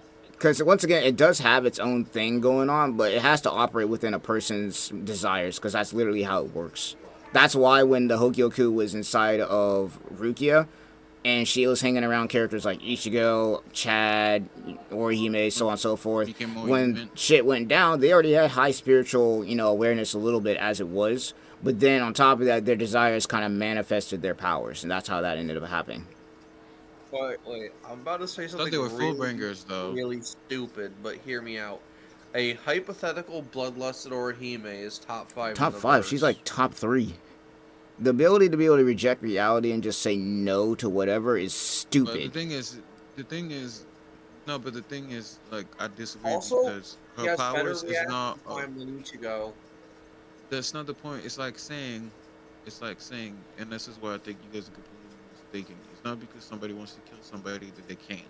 Her power has very strict limits in the sense that she only rejects injuries. It doesn't even work. Okay, on so here's the thing with that. So the reason why her powers do work the way that they work, and I think they actually kind of explain this, is because of her personality. It's because of her Exactly. Yes, but the thing is, let's just say all of a sudden she wanted to kill somebody, which is not the way. It's not your power just don't change because you change. That's not the way that it works. The Like way if your power Tsubaki works is it rejects the phenomena Of the target that's being involved. The involved. main reason why, Yes. when she used her attack that one time against Yami specifically, it did basically nothing, is because her whole entire thing, she's even if she wanted to try and hurt somebody, she couldn't. That's just not how she is. If she was the other way around, now that's where things change up. Her powers has a limit. As I said, she can't reject Ryatsu. She can't restore Ryatsu. There is. I'm That's why I said I'm her not powers disagreeing are- on that. You know, I know that there's limits to her ability because they did mention that she can't, you know, do Right. that. And what I'm trying to say with that is that if let's just say you're very pacific, like you're very like in terms of your nature, you're very calm, but then something makes you change. It's not your power. It's not gonna. Right. Verse. It's not gonna. Your power is not gonna drastically change. Ichigo has wanted to kill many people during the show or protect himself or his friends many times against certain foes. His powers didn't change. He always had those powers. Yeah. No, I get it. I get it. He- But Yeah. So it's not. it is Although one of I those agree things that that if she wasn't like that, if she more so had, like, I guess Ichigo's nature in theory, holy crap, that ability would be busted. Theory. That's why it's like one of the big things that people are kind of excited to see is like with the Hell arc with Ichigo But I don't and think- Orihime's think- kid, because he has both of their abilities. So I'm like, that whole reject phenomenon thing along with But the Ichigo's whole thing, bro, this kid's about to be broken as fuck. But now the thing, the question is if Orihime, if you subscribe that she's a full bringer, she gets the power regardless. But if you believe it's because it's due to the Hogyoku. If she is different, is she close around Ichigo? Because I don't think she gets close to Ichigo. That just means she doesn't get close to Rukia. That means she doesn't get the powers. If that makes sense. It creates a whole chain it of would change. events. Yeah, it would. It, And I'm thinking about it because the I way don't that think they she once would again, be. I I think don't. I think they mentioned it in the manga that the reason why Chad and them got their powers, Aizen actually said it. I think was because the fact that they were around the Hogyoku and because it was in Rukia at that point in time. Exactly. Yeah, that would have changed some things that never happened. That's if you believe that. That's if you believe that, and you don't believe that the Fullbringer's powers would have manifested either way. But my thing is, if you believe that, then Orihime would a person if she had a personality similar to Ichigo, she wouldn't have been close to Ichigo. That's one of the reason why she's so close to Ichigo is Yeah, because that of her is true. personality. That would change. So that would change a lot. Yes. It would change the a whole lot. story completely. At least when it comes to her, It if would she change a wasn't- lot. If her nature was. Though I will say one thing, I think that regardless with the Hogyoku, and this might be me on some copium bullcrap, but I think me personally, even without the Hogyoku, I think specifically Orihime and Chad would get their powers anyway. Just due to the fact that they fulfill the requirement of them being attacked by a hollow. And Orihime's, But yeah, that they're by Fullbringers. that alone, That's what they I think are. that will fulfill it. I think the Hogyoku kind of just sped it up. I agree. That's why I say, like, if her personality was different and you believe that she's a Fullbringer, she would have got her powers either way. I say yes, but I also do think that if her personality was different, her power would have different restrictions. It would have different restrictions. It would. It wouldn't. There's no Fullbringer power that we have seen. Even Tsukishima, which has Oh been yeah, broken. freaking book at the Even end, bro. his has restrictions. Yeah. Yeah, I'm even about his to has make restrictions. A very controversial statement. Orihime is faster No, than Ichigo. no, let's not even go there, bro. Come on, this is on that She was copium, bro. intercepting This man's on that attacks. copium right now. Oh, because of the shield protection. If you're, She was intercepting attacks that Ichigo was not fast enough to dodge. that's not the point. No, what Ichigo was doing, that's not the point. What Ichigo was doing actually was that if you fight, but you know somebody's gonna cover your areas of weaknesses, you don't have to. you fight don't, yeah, you don't gotta compensating compensate for So that. let's- In fact, the whole entire plan Yeah, so going if I know in, that- and this is kind of why, once again, with Ichigo and Orihime, it's literally perfect, is Ichigo's the offense and Orihime is the defense. And almost a perfect defense at that. Being able to block Almighty Yuha's Ryotsu Yeah, with that shield is That crazy. also implies that Ichigo was putting faith in her ability to keep up with the speed of his fighting. Yeah, but it doesn't No, mean that's that she's reaction faster. speed. That's That's the not point. movement speed. That's reaction speed. I'd say her reaction speed is probably on par with his, That's what but I'm movement talking about. speed, Her no. reaction speed is better. But her reaction speed is not neither No, faster than you wouldn't even Ichigo's say that because if if you talk about the scene Yes. where Orihime blocks that spiritual pressure from Yuha, or like Ichigo literally lets her know to put that shield up. And, Yeah. But there were also times in the fight where she blocks attacks that Ichigo did not even see coming and did show no But if visible I'm- signs of knowing it was Yeah, no, there is that too. But But if once I'm again, that's going- where it kind of gets to the point where I say that But her if I'm reaction going- time is probably on par with Ichigo's, but probably not the speed. Hell no. But her reaction time is probably on par with Ichigo's. I wouldn't say faster though.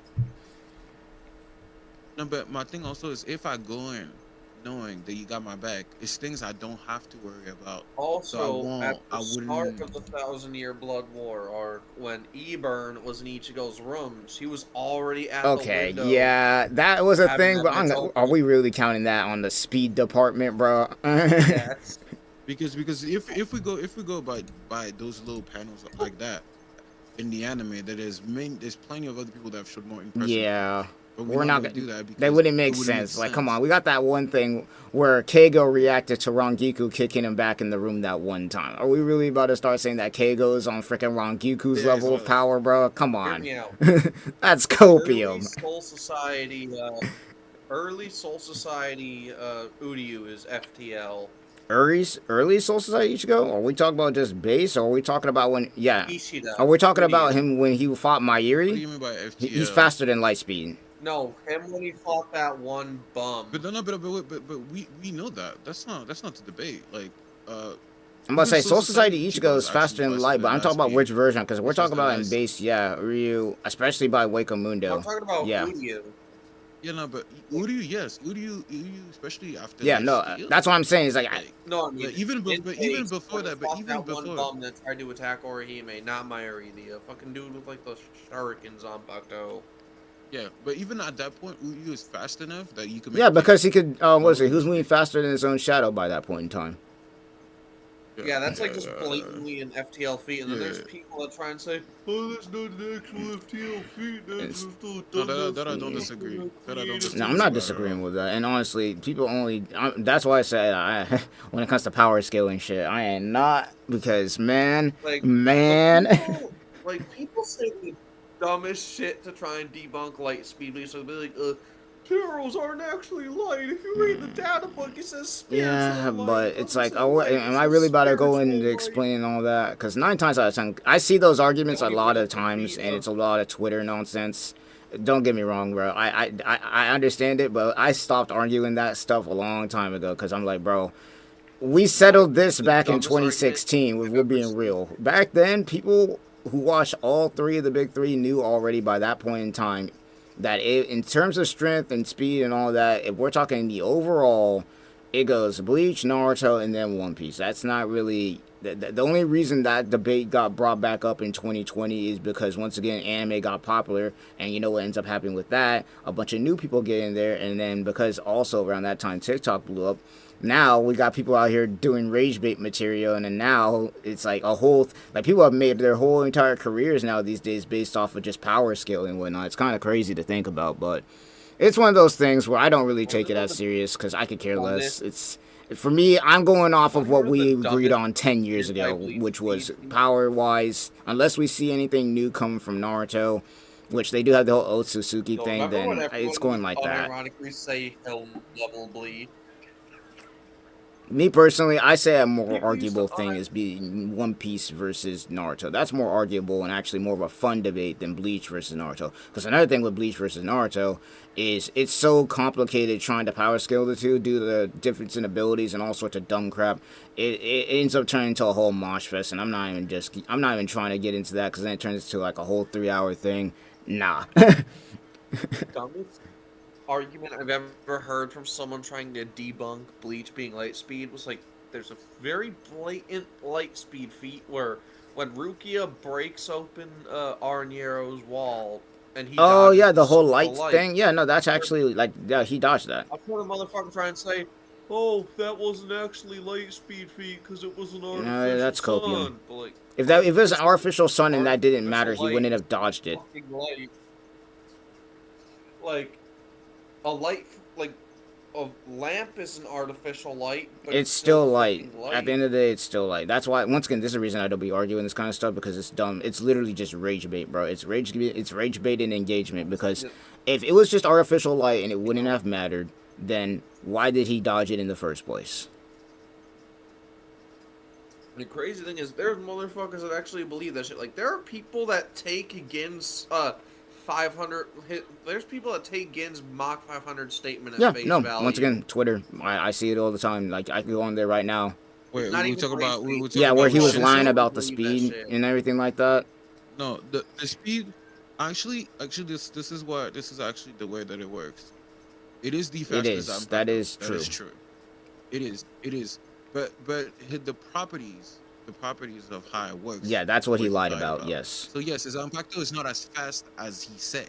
It's still the fastest. Yeah, no, it's not as fast as how he said it was, but it is still the fastest. Once again, the whole thing what people are not getting, what people are not getting with Gin is he was lying the whole time to try and get in on Aizen so he could get that one opportunity to hit him with his actual true ability. Exactly. People try and say that Bleach is hypersonic because Gin was said his. And that's also, like, he wasn't talking about the sound of the clap. He was talking about the hand movement of the clap. Yeah. No, that I think. No, he was definitely talking about the sound. Yeah. Yeah, but he was lying. There were already He was far lying. beyond Mach speed in Bleach. No, but what makes Gin's the fastest Zanpakuto, or however fast you want to think, is that Gin with people with hyper like awareness and hyper speed. That his Zanpakuto, people that move at light speed, Isn't that fast to Zanpakuto them? is Like once again, even Ichigo was able to react to it, and he figured out how the retracting thing worked really fast. No, but he did. Well, no, he did, but he lost. The thing is, with Ichigo, he said. 1,000-year blood war. No, but even Ichigo said that what makes the power of Zanpakuto frightening is not how long it goes. It's how fast exactly. it retracts. Because Exactly. Yeah, and it's even for him, it was hard to follow. In sense of like his sight, he wasn't using his sight to follow the sword or whatever. What he would do, he was put himself at a distance where by the time it retracts, his speed will allow him. The thing with Gin's Bankai is I'm about to say the thing with Gin's Bankai is it's really tricky because not only you gotta be paying attention to how fast your opponent is moving, but then now you also gotta be paying attention to the fact that it can grow and then retract really fast at the same time. And then not to mention the fact that he was lying about it in the first place. So if he really wanted to, he probably could have killed Ichigo right there. He could have killed Ichigo, but that wasn't what he was trying to do. He could have killed Ichigo a long time. No, Ichigo was his trump card. It was a failsafe, basically. If it was bad, then I still got Ichigo in the back pocket to take care of everything. But I need Ichigo. I need him. I need him to train and get confident and whatnot. Because the way that he was during that point in time, he was not getting it done. What was bothering Gin was not Ichigo's strength. Gin was very impressed by Ichigo's strength. What bothered Gin was Ichigo's confidence at that point. He looked. Oh yeah, but because of the whole Ukiura thing. Yeah. And he was. Yeah, he was. Because of the whole Ukiura thing. Yeah. So that's why Gin. That's why Gin realized that, and he was like, "We can't have Ichigo like that. Worst comes to worst." And he was right. Because if it wasn't, they would have been cooked.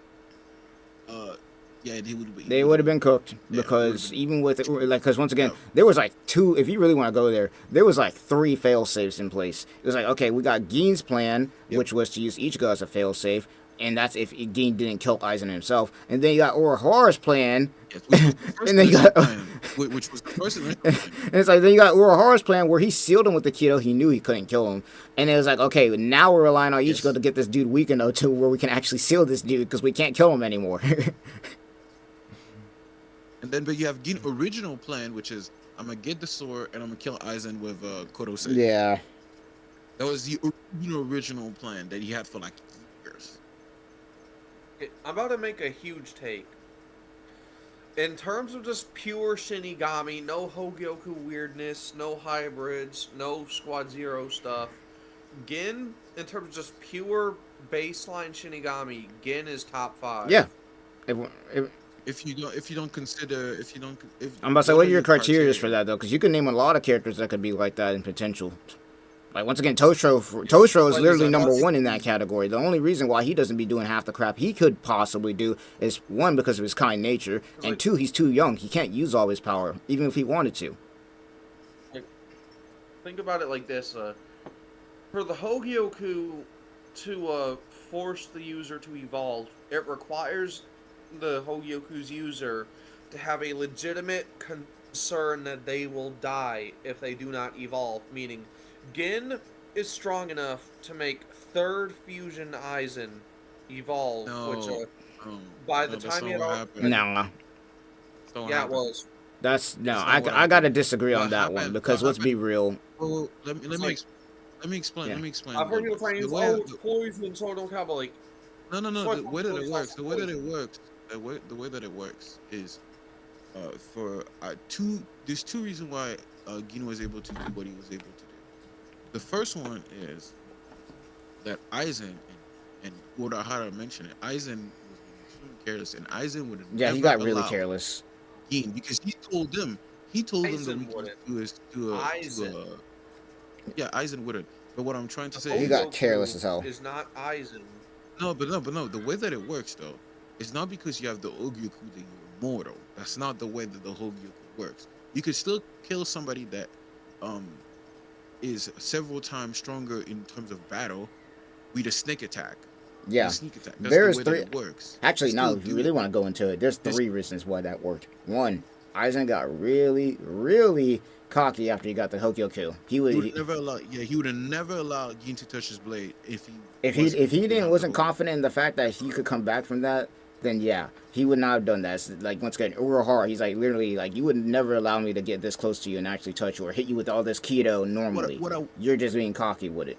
Wait, Shikai, before you go about this, actually, Aizen wasn't confident that he was gonna come back.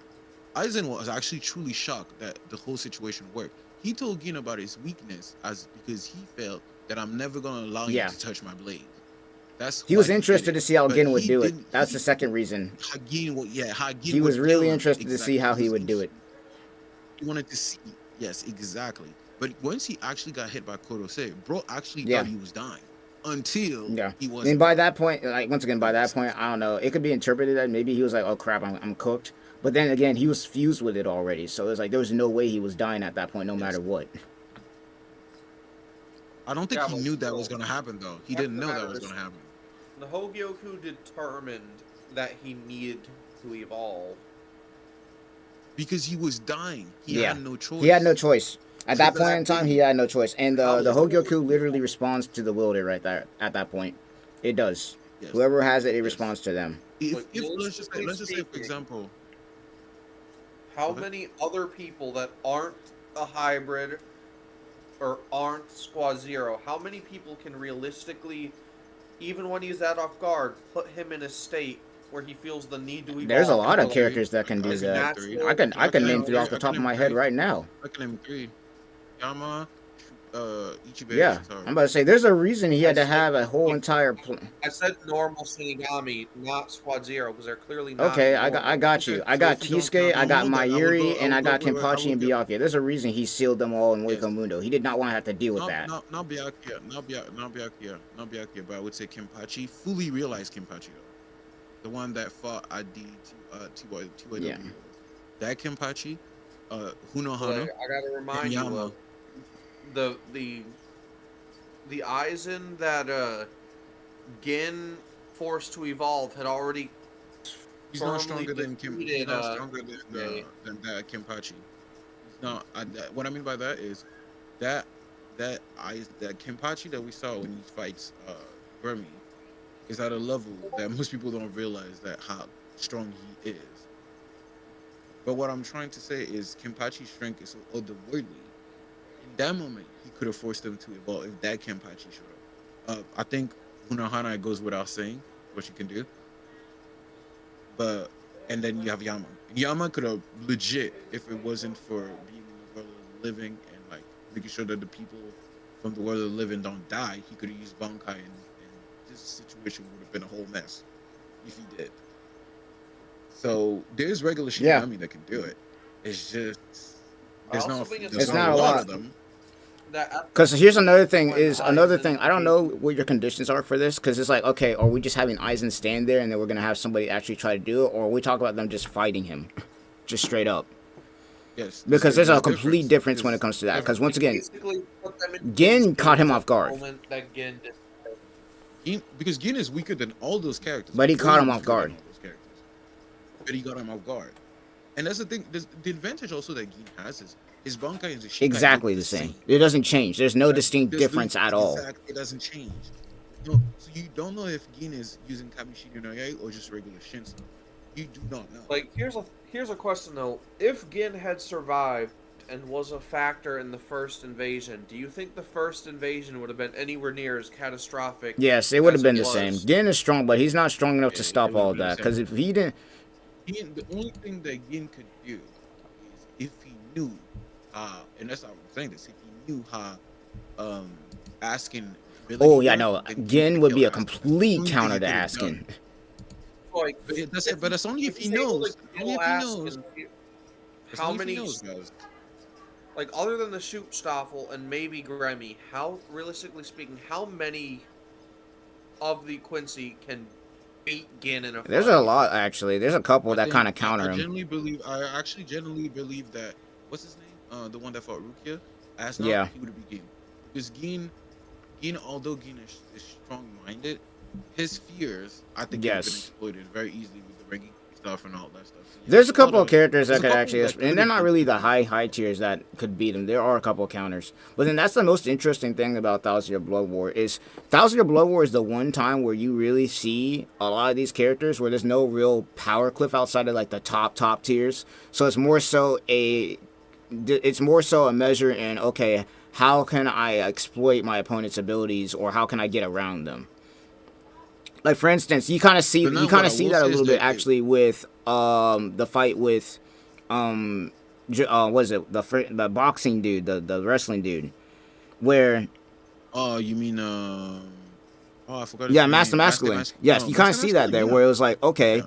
it's not that Kensei and Rose couldn't beat him because they beat him multiple times. It's just that they didn't know how to. They didn't know that they had to get rid of the small version instead of the big one, and by the time they figured that out, it was too late.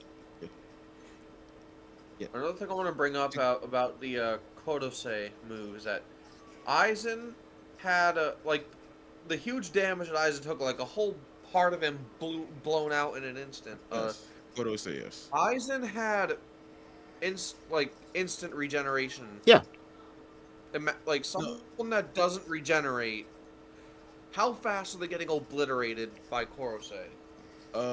I think Very quickly. Like Kodosei could kill, except Yuha, Ichigo, Aizen, and Ichibei. Kodosei Pretty much would about kill anybody. in a sneak attack. The everybody only else. problem with Now that that we know ability the is if your weakness opponent has the of spiritual pressure to Jiraiya's resist the ability. damn shit. But getting hit by it, you don't want to get hit by it. Trust me, you just don't. Nobody wants to get hit by Kodosei. You don't want to get hit by Here's a Kodosei, thought. if possible. Since Kubo confirmed in a club outside that if you destroy Gerard's cross, you can kill him. kill Yeah. him and overpower the miracle. Yeah. Would Gin, because of how his ability works, be able to just like use Maybe. Buto Wrench and Yeah. like destroy Yeah. his whole body?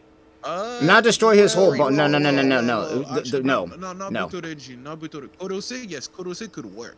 But No. Butodenji, no. Because you got to get rid of the cross. Because Byakuya did You have to something get rid of that similar. cross first. Byakuya did Yes. something similar. Yeah, Byakuya did something similar with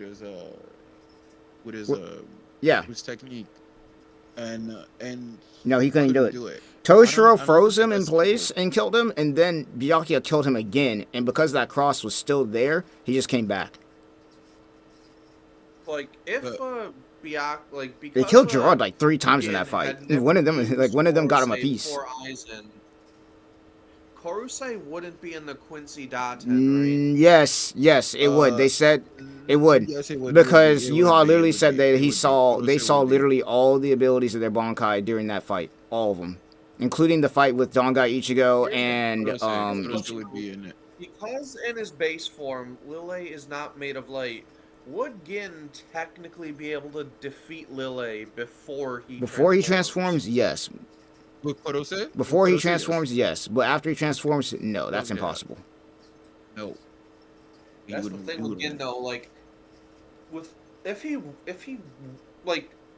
in the 1,000-Year Blood War, would he even have any reason to not use? No, he'd Korosei? probably use it a lot, but then Listen, again, This is my belief.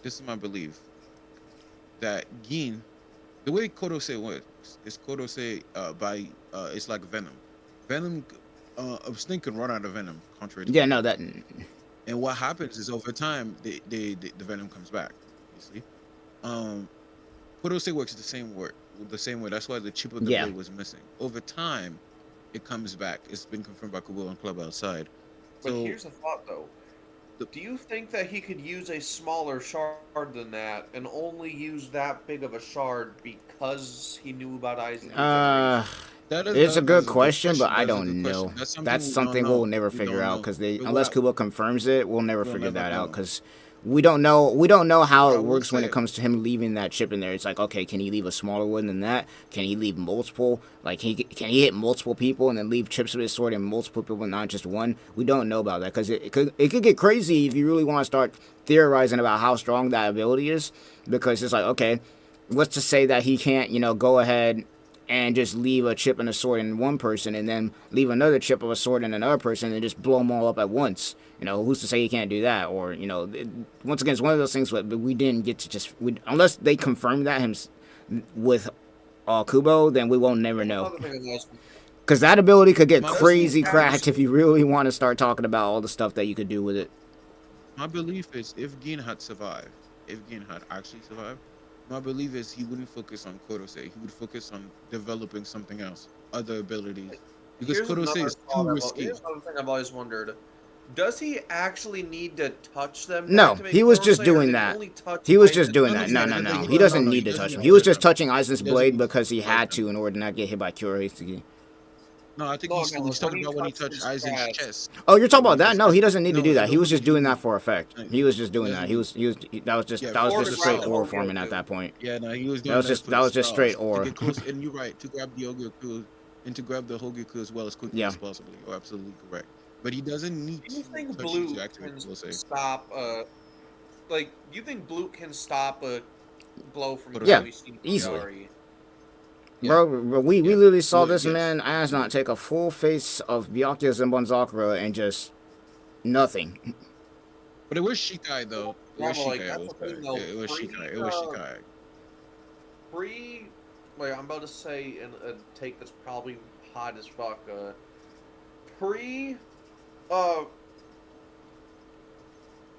How do I word this? Before gaining... Pre-Soul Palace Byakuya is not stronger than Gin. Pre-Soul Palace Byakuya? So we're talking... So that's basically full-brain Byakuya at that point. Yeah. It depends on... it depends in the situation. Because although Gin has the range to compete... it depends. That matchup is tricky, man, because Byakuya could just... Kodose is not something you want to use. Boy. Is not just you don't want to spam that move. It's something that you need to plan that shit out. It needs to. It's not just something you do, like if it makes sense. Like, and that's the thing. Although Gin's blade is extremely fast and it changes to dust, Byakuya has the perfect defense.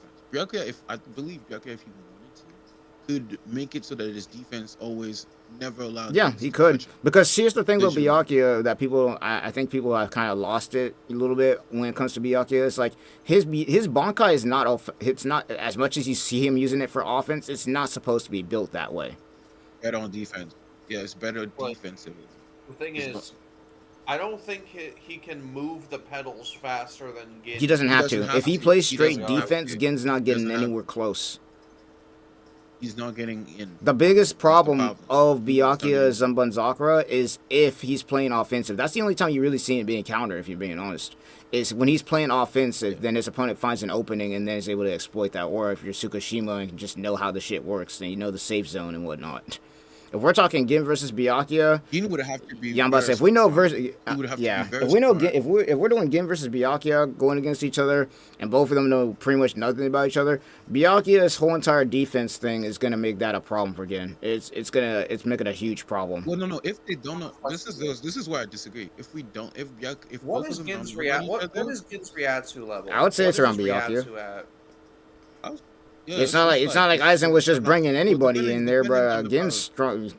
It's depending on the power scaling. Some people would say is way higher than Byakuya. Some people would say it's way lower. What I will say, consider Gin as one of the I think Gin's one of the ones that he has it, bro. He's one of those, like, once again, the biggest thing with Gin, and they kind of announced it. They were talking about it in the flashback when Shunsui and they were talking about that one lady going to Squad 0. Is they were talking about how, you know, Gin has higher spiritual pressure than normal. He's like Toshiro a little bit. And like he's Toshiro fully realized. That's what he is. Like the way that he described Gin's level of like talent and like prodigiousness. Yes. It's a more impressive wording than the I'm using fucking Naruto scaling here. But like fucking Minato versus Itachi shit. Itachi's getting cooked by that, by the way. He's losing that fight. He has no counter to fucking Flying Rising. That jutsu is literally built to get past that. And people want to talk about, and I know I'm getting a little bit sidetracked here. I'm gonna try and make this short. People want to talk about with Minato, oh, how's he getting past Susanoo? Have we not seen this man mark somebody before and then they let their guard down and boom, they're cooked? Yes, but to go back on Gin and Toshiro, Gin is actually less of a genius than Toshiro in terms of like how quick. Because Toshiro is unprecedented. Yes, that's never been done. But Gin is a very close second. Meaning that Gin got to third seed. Gin was specifically referred to as an unparalleled prodigy, though. Yes, that's yes. the thing. But as it was. That was before Toshiro showed up. But when Gin showed up in Soul Society and became a captain or a lieutenant, he was Toshiro. I don't even think he was born at that point. On president. Yes. When Gin became a third seed, that's what he was. When Gin became a third seed, because him and Toshiro, it took only them 1 year to actually graduate from Shinigami Academy. Which is unprecedented. I just realized something. Kenpachi is one of the oldest Shinigami. Yeah, he was around when Unohana was around. Yeah, he's older. Is Rukia older than Toshiro? That's she is older. Yeah, she is older than Toshiro by far. But that's not the point. The point is that like going back to Gin and Toshiro. I just realized Toshiro has to be only like 50 years old. Toshiro, I think in canon is 500. He's 100. Yeah, he's more than that. But I mean, like he has to be like 50 years old because like Rukia was stated when she was talking to Ichigo at the start that she's lived 10 of his lifetimes. So we know Ichigo was like 15 at that point. Yes, but I will say when it comes to time, I will say Kubo is very wonky. Yeah, no, how Soul Reapers age and how humans age is it's different. It's different because if you really want to think about it, Toshiro is considered mostly kind of like a kid still in Soul Society. But he's like, I think he's like what 250 to 500 years old as of this point. It's very tricky. But what I will say though, going back to like the reference of Gin being an unparalleled genius, is because at that time, because Toshiro didn't exist, it was unprecedented. That is true. At that time, like nobody had finished the academy. It's kind of like with Minato and Itachi; they both finished the academy at different times. Pendulum was only 108 years in the past. Like we're talking about. What'd you say? That does make me wonder how, like, can Shinigami just choose when they age? No, because we all saw what Old Man Yama looked like when he was younger. He can't just choose that. Like, the thing is that, like, Gin is only, like, Turn Back the Pendulum only took place, like, 100 years ago. But we don't know how Gin, but this is where it gets tricky. We don't know how long before Gin was. That's the problem. We don't know how long. That's the thing. We don't know how long Gin was a kid before that. He could have been a kid for 200 years. Yeah. We don't know. All we know is that he was the prodigy before Toshiro showed up. That's pretty much it. Yes. That's all we know. Like. And there was, once again, the whole thing with him being unprecedented is the fact that nobody had graduated the academy in 1 year before him. Nobody. And become a third seed at the same time. As he did. Before Toshiro, nobody had done that. Like, yes. Like he graduated and straight third seed immediately. Yeah. Straight third seed. You don't see that often. That's why they say it's unprecedented. Like that's something that you only really expect to know. Yeah, Byakuya or like anybody in the noble families, you expect that kind of. It's like, okay, whatever. No. Even Byakuya, and also why the reason why Toshiro is unprecedented is Toshiro. He had Bankai before he even went into the academy. He was born with that crap. That's why he was born with his Bankai. That's why Toshiro. That's why when it comes to genius, Toshiro is unprecedented. Like, no, the only other person who was born with their Bankai was Asashiro, and that was it. Yeah, but and he was a Kenpachi, and Kenpachis are Kenpachi. If we really talking about the two main genius to me, in my opinion, in Bleach, and I know it's gonna sound corny, but it's actually Uri and Ishida. Those two are actually, when it comes to genius. Yeah, when it comes to Quincy, I'm about to say, if you're talking about the stuff that they were able to do as Quincy's and whatnot, not to mention the time period and when they did it in, it's actually crazy that Uri was even able to pull off half the crap he did. Like, once again, there's a conversation That's I what was I'm saying. talking Uyu about and before where it's like, Ichigo. okay, what if Uryu, instead of having the Lichten deal, let's say instead he had the actual, whole Quincy shenanigans, like the new technology. He would have been more of a, bro, he would have been cooking some people up in that Wakamundo arc. I'm not even gonna lie. No, If but he had that ability Even when he was Ichigo fighting is clearly Ukiura after Ichigo got cooked, if he had fought with that ability, I'm saying he would have beat Ukiura at that point in time, especially being a Quincy. That's complete counter. Here's something I've always but wondered. wait, How what I'm trying to strong say. is Let's Steal Uryu from like the Soul Society? He one-shot How Mayuri. strong? What Like, other information I do we think need from that? like Not only did he one-shot how Mayuri, he devious one-shot his spotted do you think Bankai. that specific- Yeah, which was the first Bankai we ever seen Yeah. in the series. Yeah. Yep. But going back to Ichigo and Ishida's Imagine if the first Let him Soul finish, let him Eater finish. chance we saw got one-shotted. Oh wait, it did. Yeah. Yeah, no, it did. Uryu was definitely like, on some, and I think he would have did get well against, I believe, anybody, up till Yes. Zomari. After Zomari, I think it gets tricky. But with Ledge Steel. But those are the It ones was that I'm stated confident like, he would have beat. that removing the Sanre glove allows a Quincy to gain their full natural Yeah. potential. I mean, you also got to think about they were in the It's- Soul it's Society, obviously- too. it's They were in obviously Soul untrue. Society, so that even made it better. It's obviously untrue.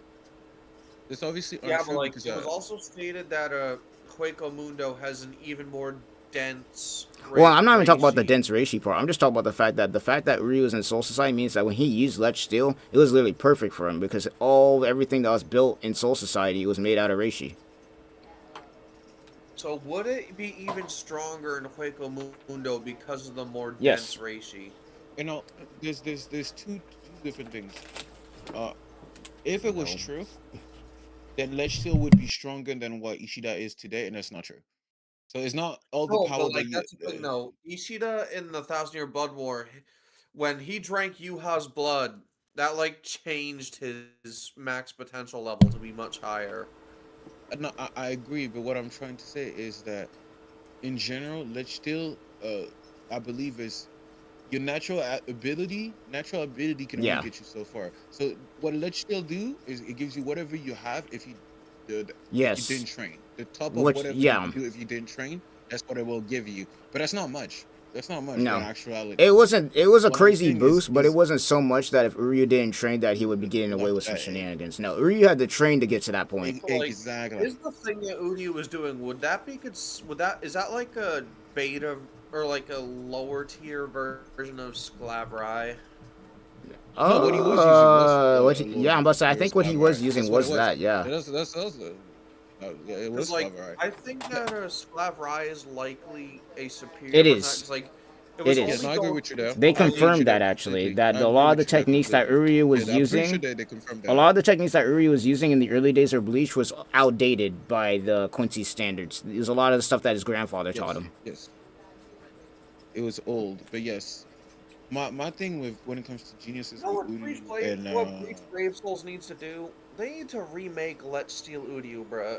The only Let's Steal Uryu in the game is fucking Buns. Well, that's because it's old. That version of Let's Steal Uryu came out in like what, 2016? yeah. 2015, yeah. 2015 in Japan, because he was like that character is so old. He never had his own dedicated Yeah. banner. I mean, once again, they're starting, like, if you global. play currently, like, I play every once in a while, if you play currently right now, it's one of those things that they're kind of, like, giving either older characters resurrections, so they're boosting their power to be at least somewhat decent, or they're just remaking them completely.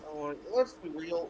No matter how many broken skills you give a resurrection, you can't save a dog. Well, no, that's what I'm saying. It's like, it's either they give them a resurrection, or they just remake it completely. They're doing a lot of that, especially with Thousand Year Blood War characters. Yes. But Let I HBC guess finish here? Let HBC finish here? Yeah. All I was trying to say is that I'll make it super quick. Was that Ichigo and Uryu, why to me they're unprecedented geniuses. Like in the world of Bleach is the time frame. They do what they do in 3 years, which is insane. I just remembered another thing that people don't really talk about when they talk about cross-verse with Bleach. Bleach characters have fucking insane stamina pools. They do. They can fight for a very long time. Like They can. Ichigo trained in his mind during the Dangai for an No, entire month nope, not uninterrupted. Like one his month. You body are was wrong. That was was incorrect. so 3 months. damaged. He 3 months Was it straight, 3 months? no breaks. Yeah. And his Yes. body, I've heard people try to say, "Oh, but that was just in his mind." But like No, his His body was body getting was getting damaged. damaged. It was getting And damaged. then even if you don't want, and then even then, okay, let's go and talk about his training with Urahara before he went into Soul Society. 7 days straight, no breaks. It was a month. Oh, it was. 7 days It was a week. straight, Yeah, no you're right, week, man. It no was a week. breaks, bro. and tell me, Except to like sleep. you- No, Did he not sleep? I no, believe he did sleep. he literally He told didn't him it sleep? was 7 days straight, nothing, bro, but fighting. like you have to remind motherfuckers that it before the war arc, all it took was one like before the war arc like randomly buffed Kakashi without explaining why.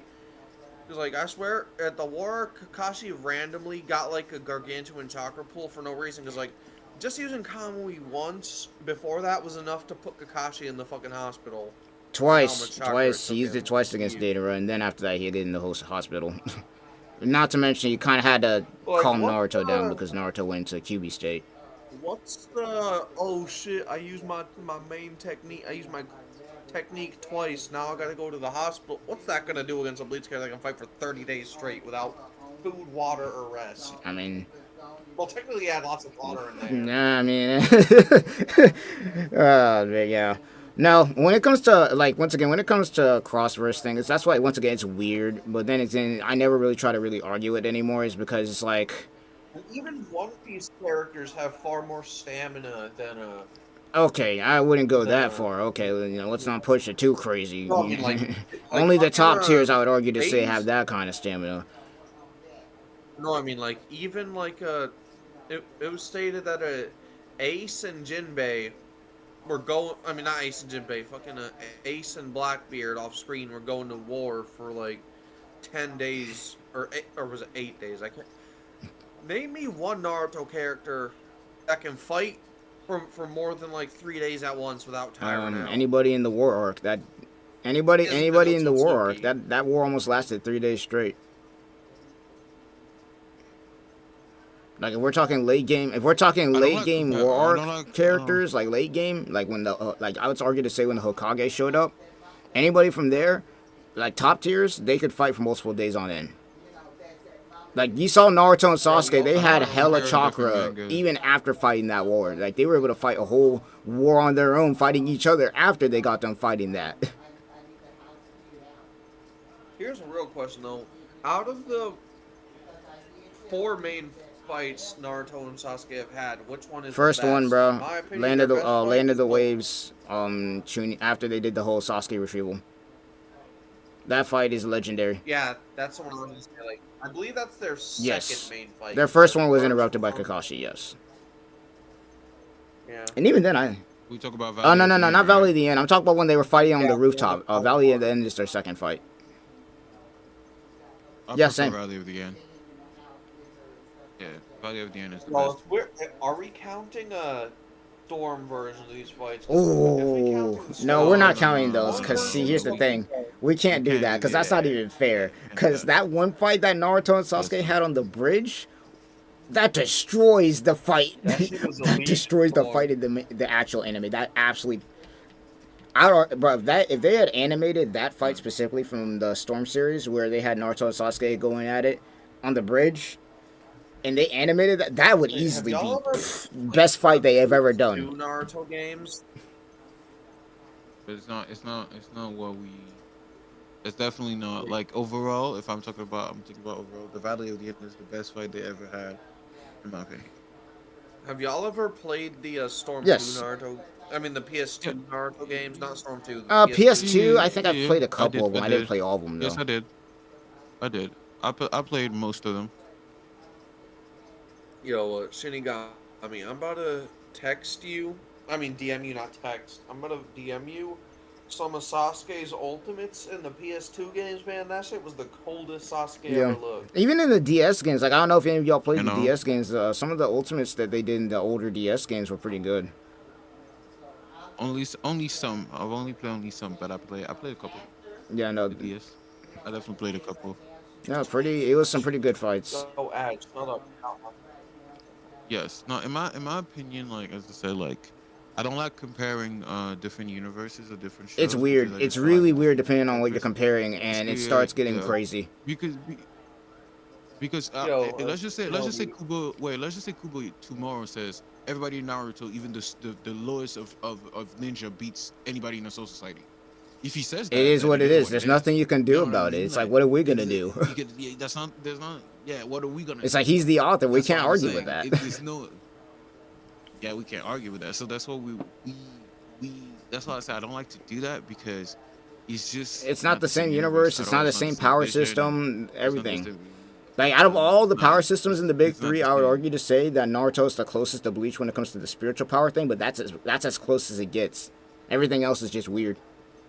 Yo, Shinobi, check your DMs. I just sent you some of Sasuke's ultimates in Yeah, the but PS2 yeah, game.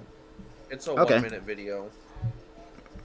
yeah, but my point is definitely like that. Like when it comes to different like shows in the universe, I don't like to compare because it doesn't It really doesn't. do anything. It's mostly a fan What I thing, to will be say, honest. Like when people were doing that back in the early yeah, days, it was mostly okay. It was more so, oh, this would be fun to see this fight, or this would be fun to see this fight.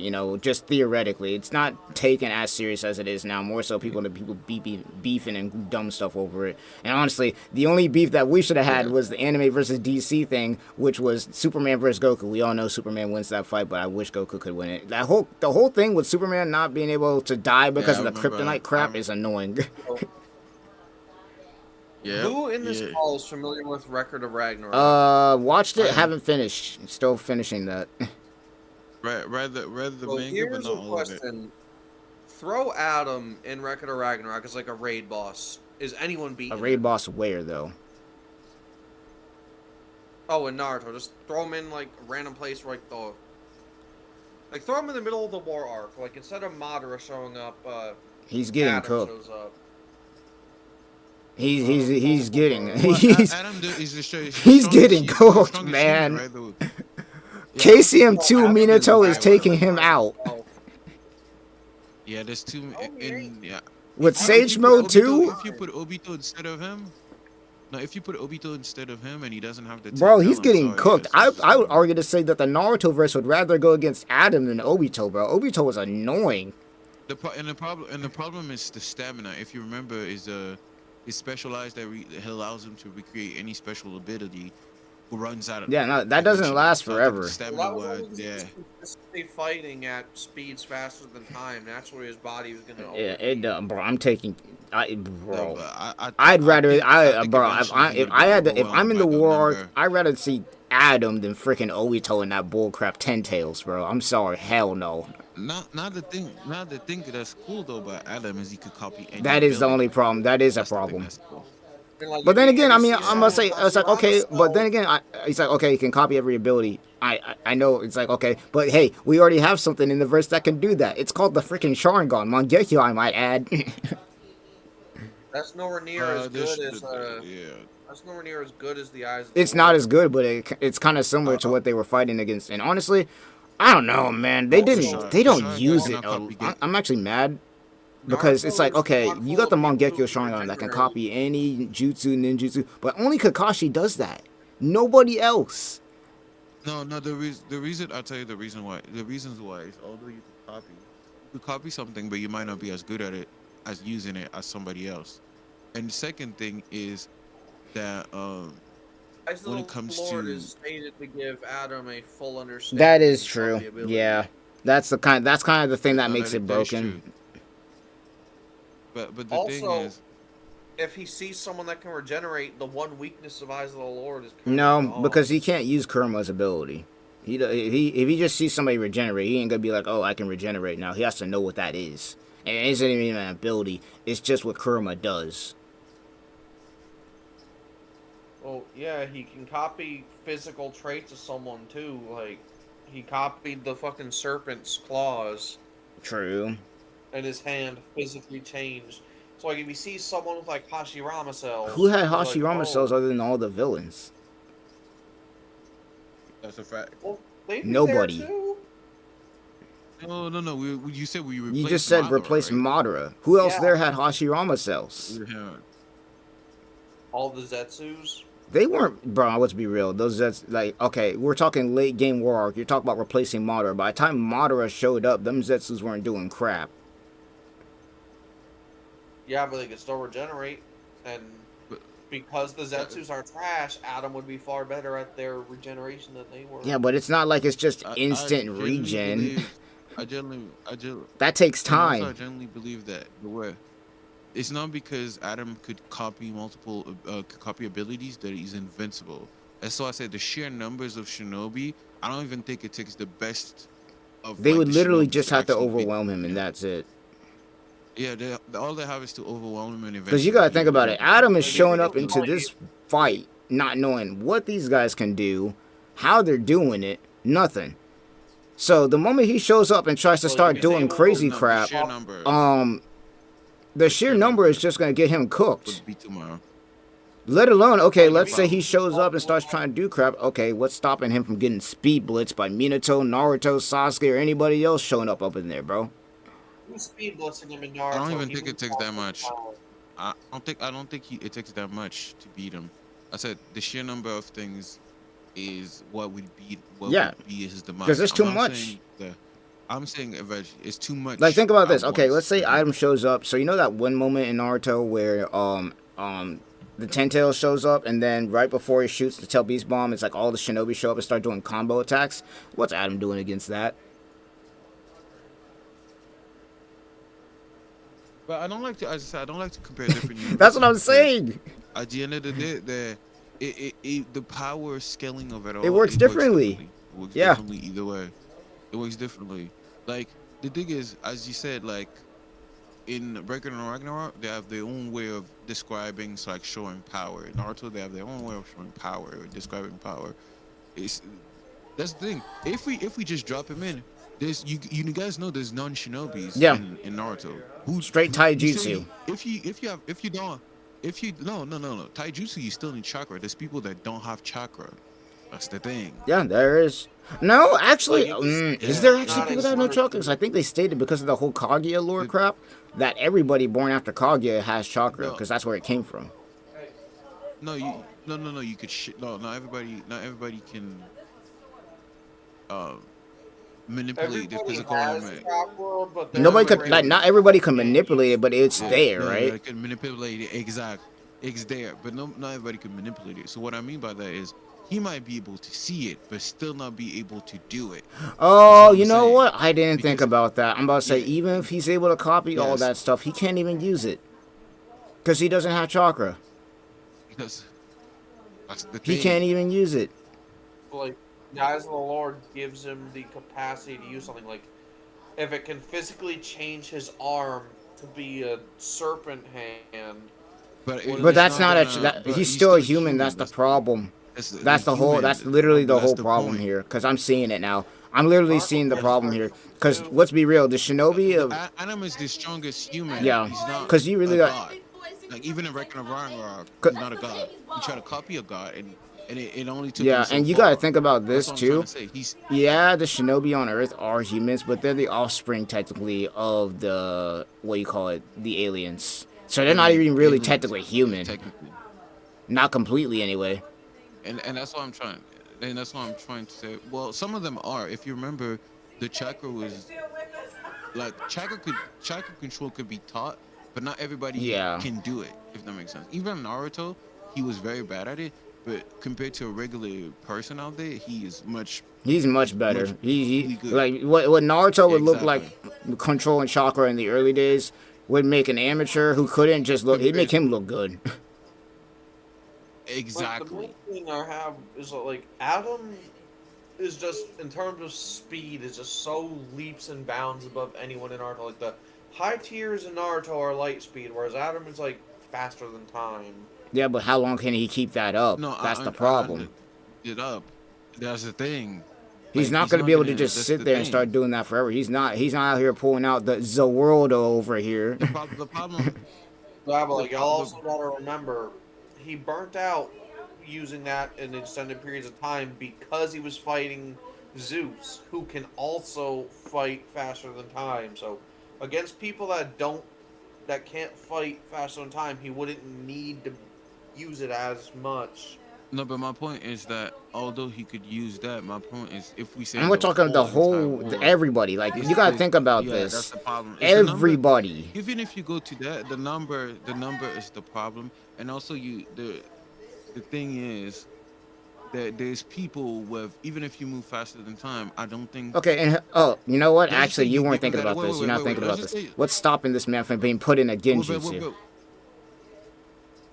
He's That's the cooked. question. That's not chakra. But you're saying he's about to start copying other people's abilities. He needs chakra to do that. The moment he gets chakra in his body, He doesn't he's have that. cooked.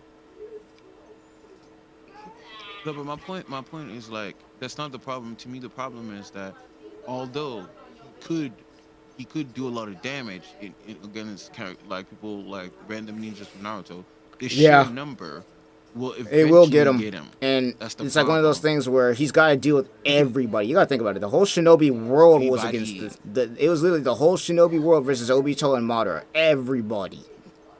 Yeah, that's my problem, and that's that's the thing. He's not Madara Yeah, like, or 50,000 anybody. modders and like 8 dudes that actually matter.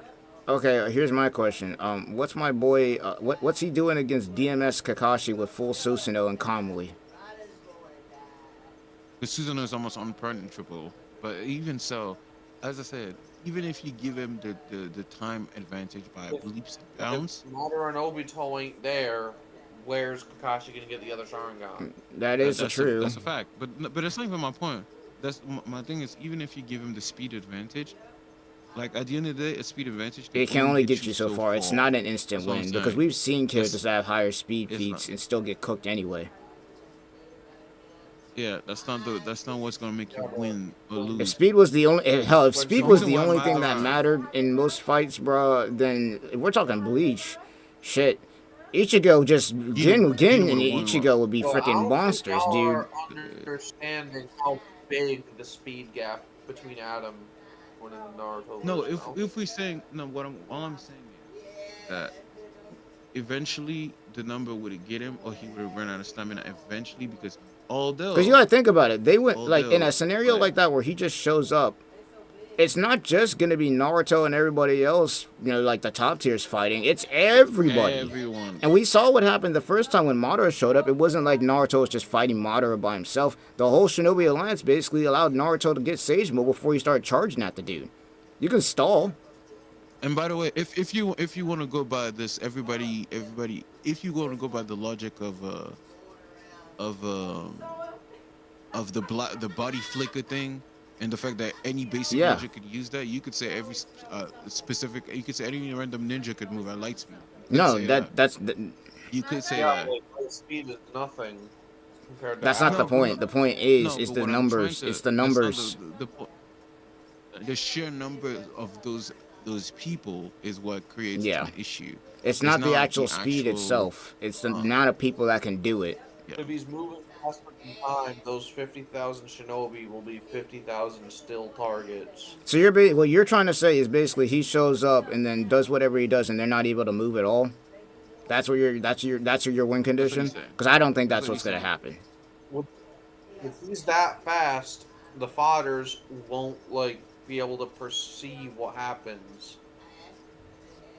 That's why I said I don't like to compare universes because at the end of the day, Yeah, we'll never know. we'll never That's the know. thing, but We'll never know. we can only We'll guess. truly never know. And even then, there are just certain ones It's where it's like, speculating. okay, yeah, it's obvious that this character's gonna win. Like if I put Madoka Magica up in freaking any of the big three, she solos everybody. She's omnipotent. Like how much fun is that? That's what I'm saying. You can't really. One of the weirdest anime characters to scale.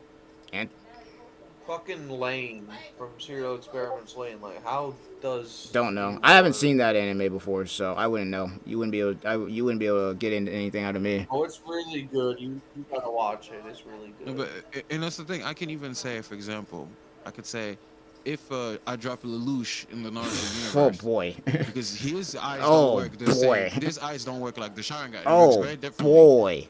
I could say Lelouch would kill a Oh lot boy, of people. Lucian. Technically. Oh boy, the Gios. Haha. I love to see how they deal These with that. would do I damage love to see how they deal with because that, it's not bro. the same as the Sharingan. It's not If you drop Genjutsu. like, if you drop not like a fucking a light or a Lelouch in One Piece, instant go. No, to your, that's because Light is cap.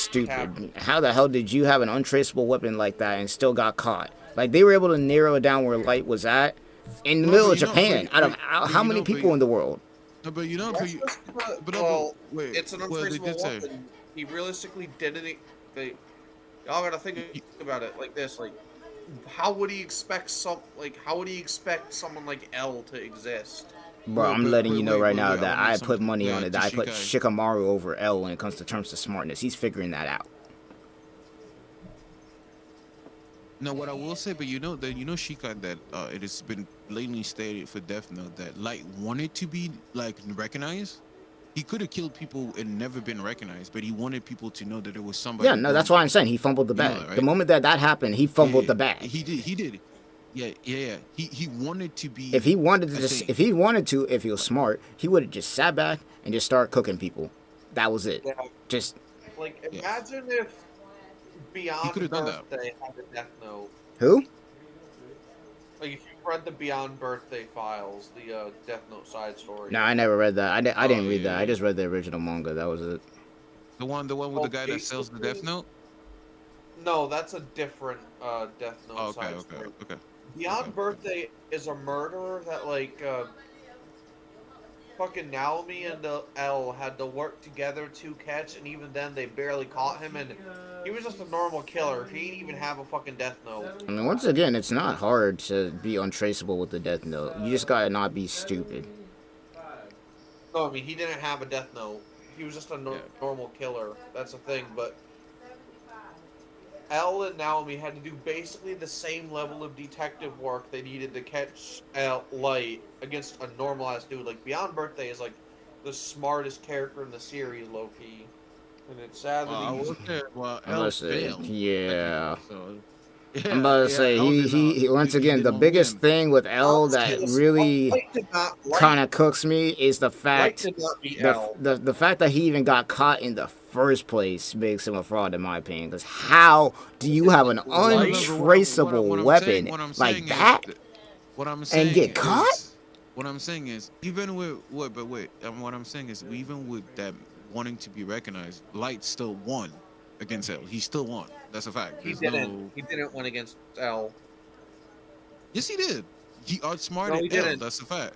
Yes, He he didn't used. He outsmart outsmarted. L. No, what I mean by that is Misa's he used. Shinigami acted of her own Yes, accord, killing yes, L.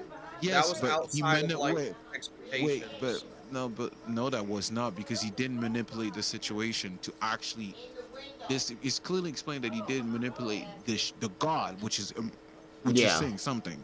He did manipulate a god into killing He his himself opponent. literally stated that it was a happy accident that Ren Yes, killed L. but then after that, they clearly show how he did do the manipulation. That's all I'm saying. Is it really a happy accident if you say it's a happy accident and you do clearly things on purpose to manipulate the situation to get to this point? That's all I'm His only saying. goal there was to kill Watari, and he was planning on saving L for later. Killing Yes. L was not part of his plan, But- so L dying there cannot be attributed to Light. But what I'm saying is, I believe, and it's clearly the author's intention, that he was gonna win with L regardless. But that specific moment when L died is attributed to Light because Light. Yeah, did it's the because manipulation. I see what you're talking about now. It's because Dude. Light did the work. That's why that ended up happening. Yes, yeah. Even if Light planned on killing L later, what he did resulted in L dying. Even though he thought it was gonna, I have it was a gonna. controversial opinion. I do not believe that Nier is smarter than L. I just No, think he's not smarter than L neither. No, what Nier I'm just saying has is a better mindset Yes. than L. true. But what I'm saying, that's not what I believe. All I'm saying is Light did beat L event, and he would have beat Yeah. L eventually. If it wasn't right there, it would have been later on. because of Samson. It would have been later on. The thing is, what I believe is, if L loses to Light and Light wanted to be caught. Let's make that clear. When he used the Death Note in a way that people will realize that Yeah, somebody. he didn't need to do that. A lot of why He did not he need that. lost was because of the fact that he wanted to be recognized. If he really wanted to, like we were talking about it earlier, if he really wanted to, if he was smart, he should have just sat back and did whatever he was doing. He should have made himself even known. My opinion, Light's biggest Was making himself mistake known. was doing. Well, other than that was letting fucking Teru Mikami be his second in command. Yeah. Well, yeah. I Yeah. can see why you saying that. I can see why you saying Because that. like, he should not have let someone so clearly routine oriented. Yeah, no, that was his big. That was a hell of a mistake. Like, the dude had a whole routine that could easily be traced. Well, if we want to keep it a stack, Light has made several mistakes. Like Yeah. he has that he corrected. Yeah, and like Yeah, if you actually analyze their game, L made no mistakes. Like if you analyze the information L had compared to what he didn't have, L. Well, actually, I could say zero mistakes. if you talk about pure intellect, yes. But I could say one thing is L. He didn't trust. L is a man that needed. He's a detective. He's a man that needed facts and logic and reasoning, and he wanted to do certain things a certain way. What I will say is L's mistake is his mentality and his position. What I mean by that is like L wanted to put Light in prison and to expose Light. Which in reality, if you know Light is Kira, You should have just, shot him in you the should have head. just, That's what yeah. you should have done. A lot of the Exactly. stuff that happens in Death and Note let's is be a honest. lot of the it's a lot of ego stuff or people wanting to be known or dumb stuff. Because in a normal case like this, especially if they find out who the dude is, they're not gonna be doing all this. The dude is cooked. They're not letting that happen. But no, but you know what's the funny thing is L is not against doing illegal things. He's done illegal things plenty of times. Here's a thought experiment though: would L be able to catch Johann Liebert? Who's Johan Liebert again? From Monster. Yeah, I didn't watch that one. Yeah, you got me on that. I actually watched Monster a long time ago, and I don't know. That's a good question. I don't know actually. Never thought about it. Like Johann Liebert is the type of guy where like he does not make suspicious moves. What? So like, what? He's just blatantly open when he does some crap, like really obvious. No, he does not make suspicious moves. Like you would not suspect him unless you already. Oh, okay. And he's not doing any dumb stuff, right? Like he's the opposite of Light. Like he's not making himself known and all that crap. Okay, no, then in that case, I don't think if he's not doing the same dumb stuff that Light was doing, it's GG's. So when you know because Light him, had the God complex. That's the only reason why he got a God like the complex. thing with Johann Liebert is he mentally fucks with people who he victimizes to the point where that like even if they had like dead ringer evidence, nobody would fucking believe them because of how mentally ruined they are by Johann. I mean, once again, fair enough. I'm about to say, once again, as long as he's not doing the God complex crap that Light was doing, he basically got it. No, because Like, Light was a very young adult. People forget about Yeah, that. like what he was like it was, 19, 20-ish or some bull crap like that.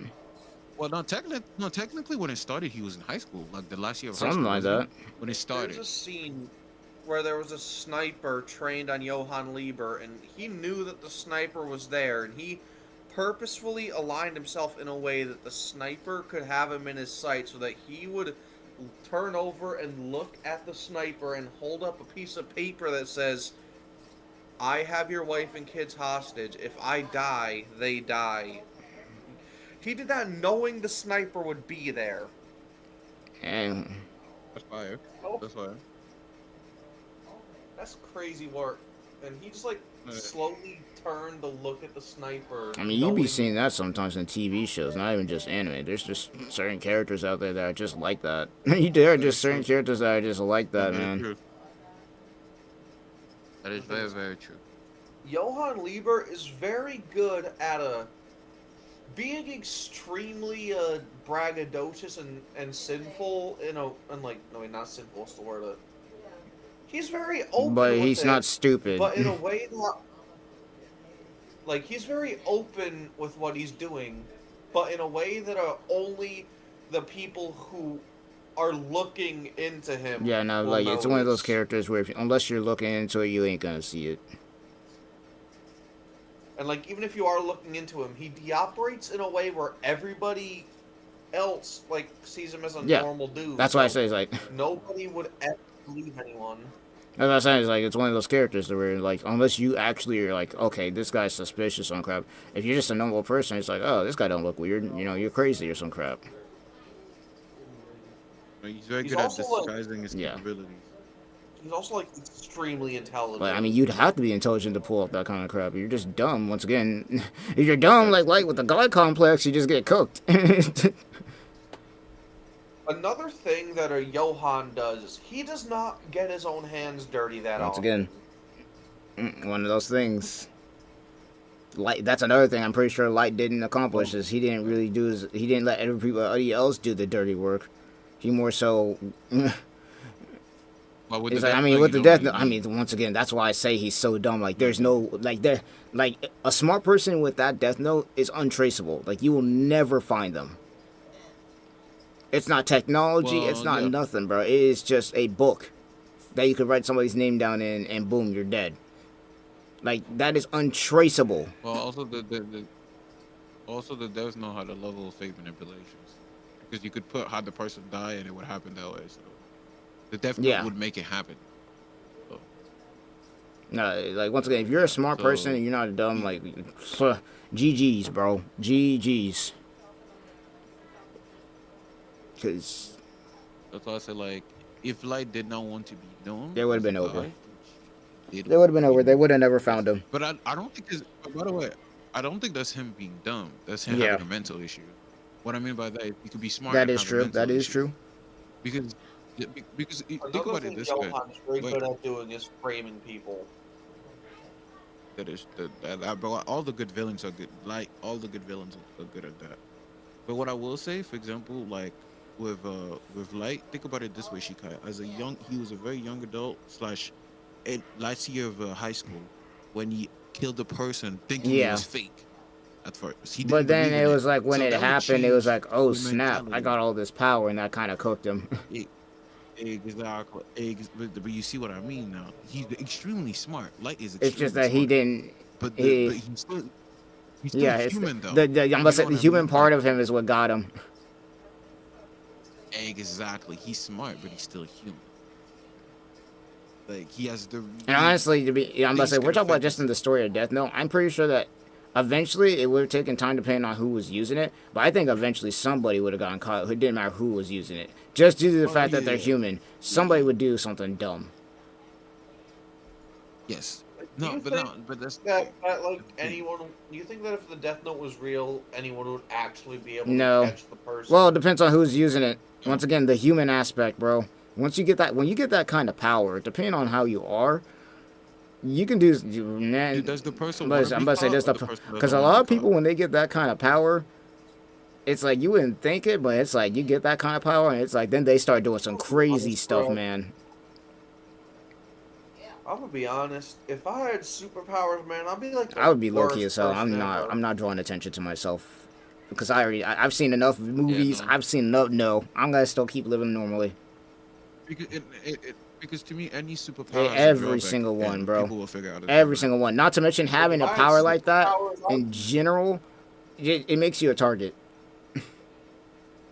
Like I'd use my superpowers Nah, to get bro. money. See, that's how that's Shit. the government be on my ass. I get that. No, no. I get what you're saying with that, but at the end of the day, I genuinely believe that with any if they catch you sleeping at You're any fucked. single point, you become a You're laboratory just rat. you're just gonna become an experiment on your body. experiment, bro. Well, let's say they get me in You're the getting- laboratory. bro. What's stopping me from that bitch in the ground zero?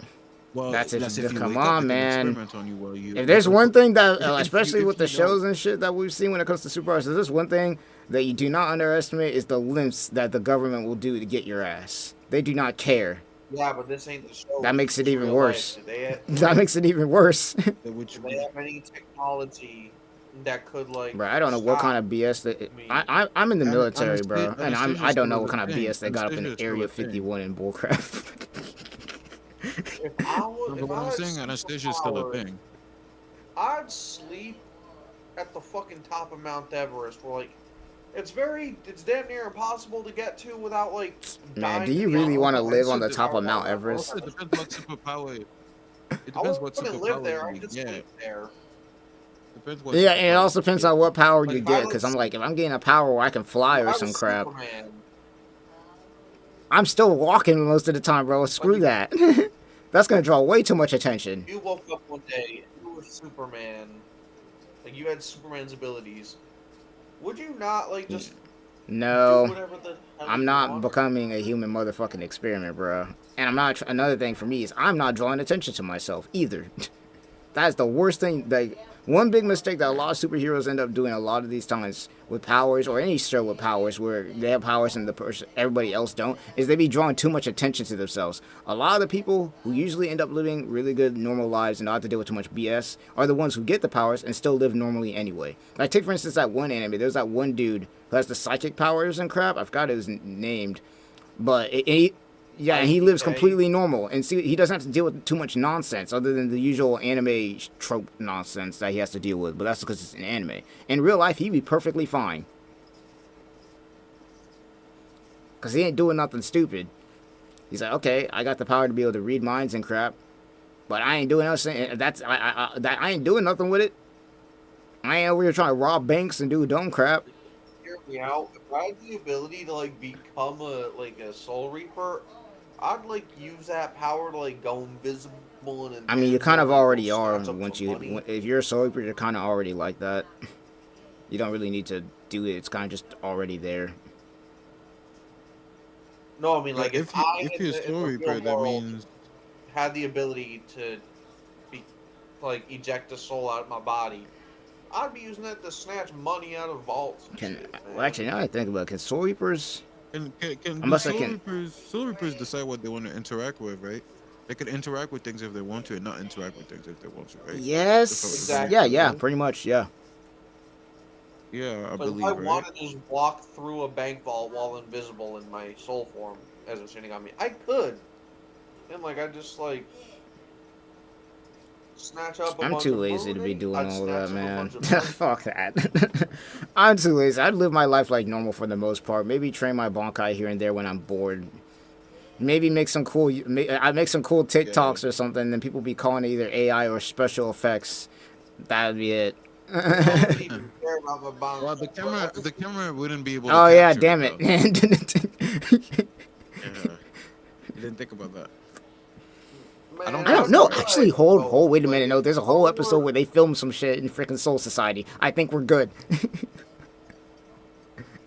Well, So wait, do you think that if a Shinigami chooses, they can make themselves visible in their spirit Yeah, body? I mean, Ichigo was able to interact with think so, Rukia in if they episode want 1. Straight. Well, but I she mean, had spiritual awareness. Yeah. though. She still had spiritual awareness. do you think a Shinigami can choose to make themselves visible to a normal Maybe, but we person? just never seen it. Yeah. 'Cause, like, if I could, I'd be joining like a fucking. I mean, I'd see. apply for, like, The closest yeah, example that we stepping even around seen the something like that is like when Chad was it's fighting, Aizen. I guess, that one hollow where he couldn't see it, but he could see something was there. It was like a fuzzy thing. No, but I also do think like remember Aizen pulled up on the. Oh on yeah, the yeah, I forgot. The Apple Kurakuran arc. and- All of them could see him. Yeah. Yeah. He was just allowing them to. Yeah, The only reason they didn't, I must say, the only reason they didn't Yeah. die getting close to him like the other dude did is because he was allowing to. He was kind of just toying with him. Yeah. Hell, he was impressed with the fact that they though. could even still stand around him in the first place, and he was lowering his power as much as he possibly could. If I had superpowers, I'd like join. I'd like get into the NBA, but like I'd be like, I wouldn't make it obvious that I'm like not normal. I'd only use the power that a peak athlete would have. Like, I'd be the best. Now, see, but I here's the wouldn't be, problem like, with that is, okay, you can only do, like, a normal human can only do something at their peak for so long. So after a little while, you would have to stop faking that shit. Because you ain't about to be doing that at the age of 50. Have you seen NBA contracts, bruh? Yeah, but some people No, be they- getting greedy well, with it. They be like, every- "Hey, I got an infinite NBA comp. I can just get infinite money because I could just fake the crowd because I'm a Soul Reaper because I don't age like everybody else." But that's the thing. Is the thing. Well, naturally, I'd like If the change camera my- can now capture what you're doing, Yeah. it doesn't matter. That's what I'm trying to say. That's what I'm saying. If the camera Yeah, if the camera can't capture it, then you're fine. there's no point. Like, meaning that, what's the point to turn to? You would not want Soul Reaper powers if you wanted Yeah, to be no, in come the- on, bro. That's not what you would Like, what are we like? Yeah, that you would want different powers you would want. No. But not those ones. I'm not gonna lie. Soul Reaper powers would not be really useful when it comes to the NBA. Like, what am I actually gonna do with that? Man, I'd use Kyoka Suigetsu to make Shaq good at free No, throws, but bro. I don't think Kyoga Sugetsu is achieving that. Yeah. Does Kyoka Sugetsu work on can Shinigamis use their Zanpakuto on humans? The abilities, Like, yes, fast but they bit. can't actually hit them with them, as far as we know. Well, I don't know. Maybe Well, I'm wrong about that. Because I don't know how it wouldn't hit their works. body, but It would hit their soul, but it wouldn't hit their body, I guess, necessarily. But like soul. I mean, damage yeah, is on the soul body. damage, yeah. No, but what I mean by that is if it's an illusion technique, can the illusion technique work on somebody? Yeah, that's why wouldn't it? like I'm asking. I mean, we've never seen it, but so then that's again, why it's I'm like, you're so actually strong curious. that why would you need to? Like, I'm about to say, you're a That's true, Shinigami. but it's mostly What's a like human doing to you? No, but that's the point. Would be like, what would you? How does a spiritual technique interact with a It'd be the same as body? anything else, because you gotta think about it. I mean, they still have a soul. Their soul still sees it, because you gotta think about it. It's not manipulating really the senses, it's also manipulating the soul too. Like if you throw Adam in the NBA, he'd Well, be yeah, the because he's GOAT. tall as hell. He just dunk on everybody. But souls technically, if you go by bleach logic, like soul Yes. have senses. If you go by bleach logic, so But the only reason I'm even sense mentioning of the smell, soul in the touch. first place is they kind of mentioned it a little bit, where it's like Soul Reapers have like a sixth sense, and that's how they fight. It's like they see with Ryoku, but then they also have their original sight, like actually seeing, and then they have their soul, which is why Kyoga Suigetsu works so well, because it not only manipulates all the stuff that with all the other things, but it's also with the soul. does it manipulate the soul? I'm pretty sure Nope. it just It manipulates. does the mess with senses. your soul too. That's why they call it a sixth sense, and that's why it's so strong. Because the main reason why Kyoga Suigetsu, It's explained? yeah, I'm gonna It's say explained? the main reason why Kyoga Suigetsu, like, I don't really compare it to the Sharingan as a sense, is because when it comes to Genjutsu, it's like, okay, you got the Genjutsu, it messes with the chakra in your opponent's brain and whatnot, and that's like an actual illusion, and you can kind of break out of it. The reason why Kyoga Suigetsu doesn't work that way is because not only does it mess with all your senses, but it messes with them on such a level that it affects your soul. So now, that's why nobody's been able to break it unless he wants them to see him. Yo, Shinobi. Like, the only way, like, if you get caught by Kyoga Suigetsu, you're just basically cooked. The only way to not get caught is, like, if you're blind or, yeah, you're blind, I guess. That's it. Blind. But that's my thing. If it affects the soul, then why would you? That's why I don't agree that it affects the soul, because if it affects the soul, being blind should not matter. Well, the only reason it does matter in this scenario is because you gotta think about it. The Soul Reapers, you gotta see it. You must say You that, gotta but see it. the reason I'm saying why the soul part matters is because you gotta think about this. Okay, take us back to the full bring. It doesn't affect your soul. It affects the Yeah. senses of your soul. Because that's what I wanna say. the only reason It I'm doesn't even affect your mentioning this is soul. because think back to like when Byakuya fought Koga, and there was a whole Genjutsu thing that was going on there, where Koga was messing with Byakuya's senses. Guess what ended up happening? Instead of Byakuya ending up fighting Koga in the end, Byakuya's Zanpakuto took over his body and started fighting for him because he didn't touch him. That doesn't work with Kyoga Suigetsu because it screws with your soul, which means your Zanpakuto is also affected.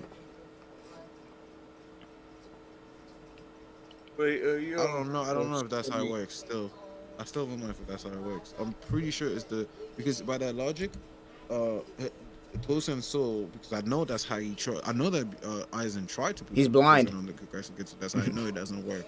Yes, but the thing is, his soul. Yeah, is but still he there. never originally. That's the problem, though. That's The what I'm problem saying. is you have to see it first. That's the most important part. Is you have to see it. Yes, but yes, you have to see it. But if it just affects your soul, then you don't have to.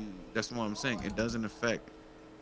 It affects first. It needs you to see it, which is your sense of sight. You need to actually see it.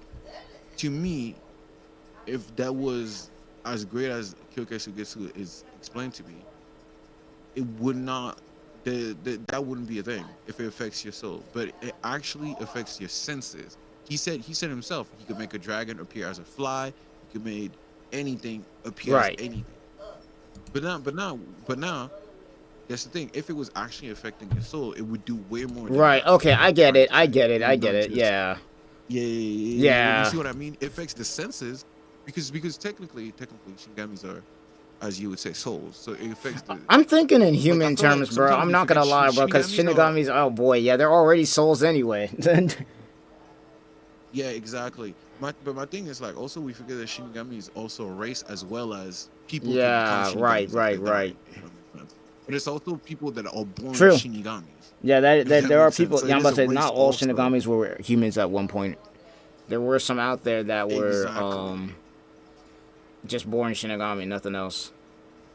Yeah, like Ichika, like Renji and Yeah, Wiki's those daughter. are like the, yeah. I'm about to say She those was would be never like the rare cases right there, where it's like they were born into the human world, but they also had like a Shinigami in some form or sense as a parent, whatever. So they already had it. Yeah, but you see what I'm trying to say though. It's like the Shinigami is a race as well as it is a something that you could be, because technically Rukia was human Yeah. at one point, and yeah, Kubo said it, but he doesn't want. He said he won't explain because he's thinking he might use that later on. That's what he said.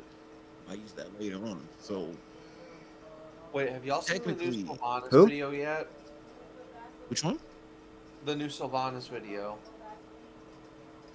No. No, actually. He's a guy that makes like funny anime skits. Y'all should wait. I'll send it to you right now, Shinobi.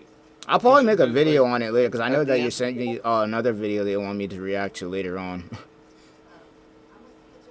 Oh, Yo, by the wait. way, you still want to watch that Globku one? That Welcome one is really good. I did. I mean, you guys want to watch that right now? Yeah. I'd be down Yo, to. Sure. Yeah. Okay, sure, bet, yes, I'll bet, be bet, down. bet. Yeah, Let me absolutely. change up. Then maybe we could like do like a maybe each podcast for Dan can have like a reaction Yeah. segment. I mean, yeah, no, Yes, that we could be should. something we could add. Why not? That could definitely be something we add. Let me go ahead and change up the screen real quick because I need to do that. Let me copy that link because I know you sent me that video earlier. All right, let's do that. I also just sent you this Sylvanas, which is pretty funny. It's called "When You're Trapped in a Diabolical Domain Oh, Expansion." boy. Oh, I've seen this guy before. I know it. I've seen that guy before. I know who you're talking about. He's funny. He's hilarious.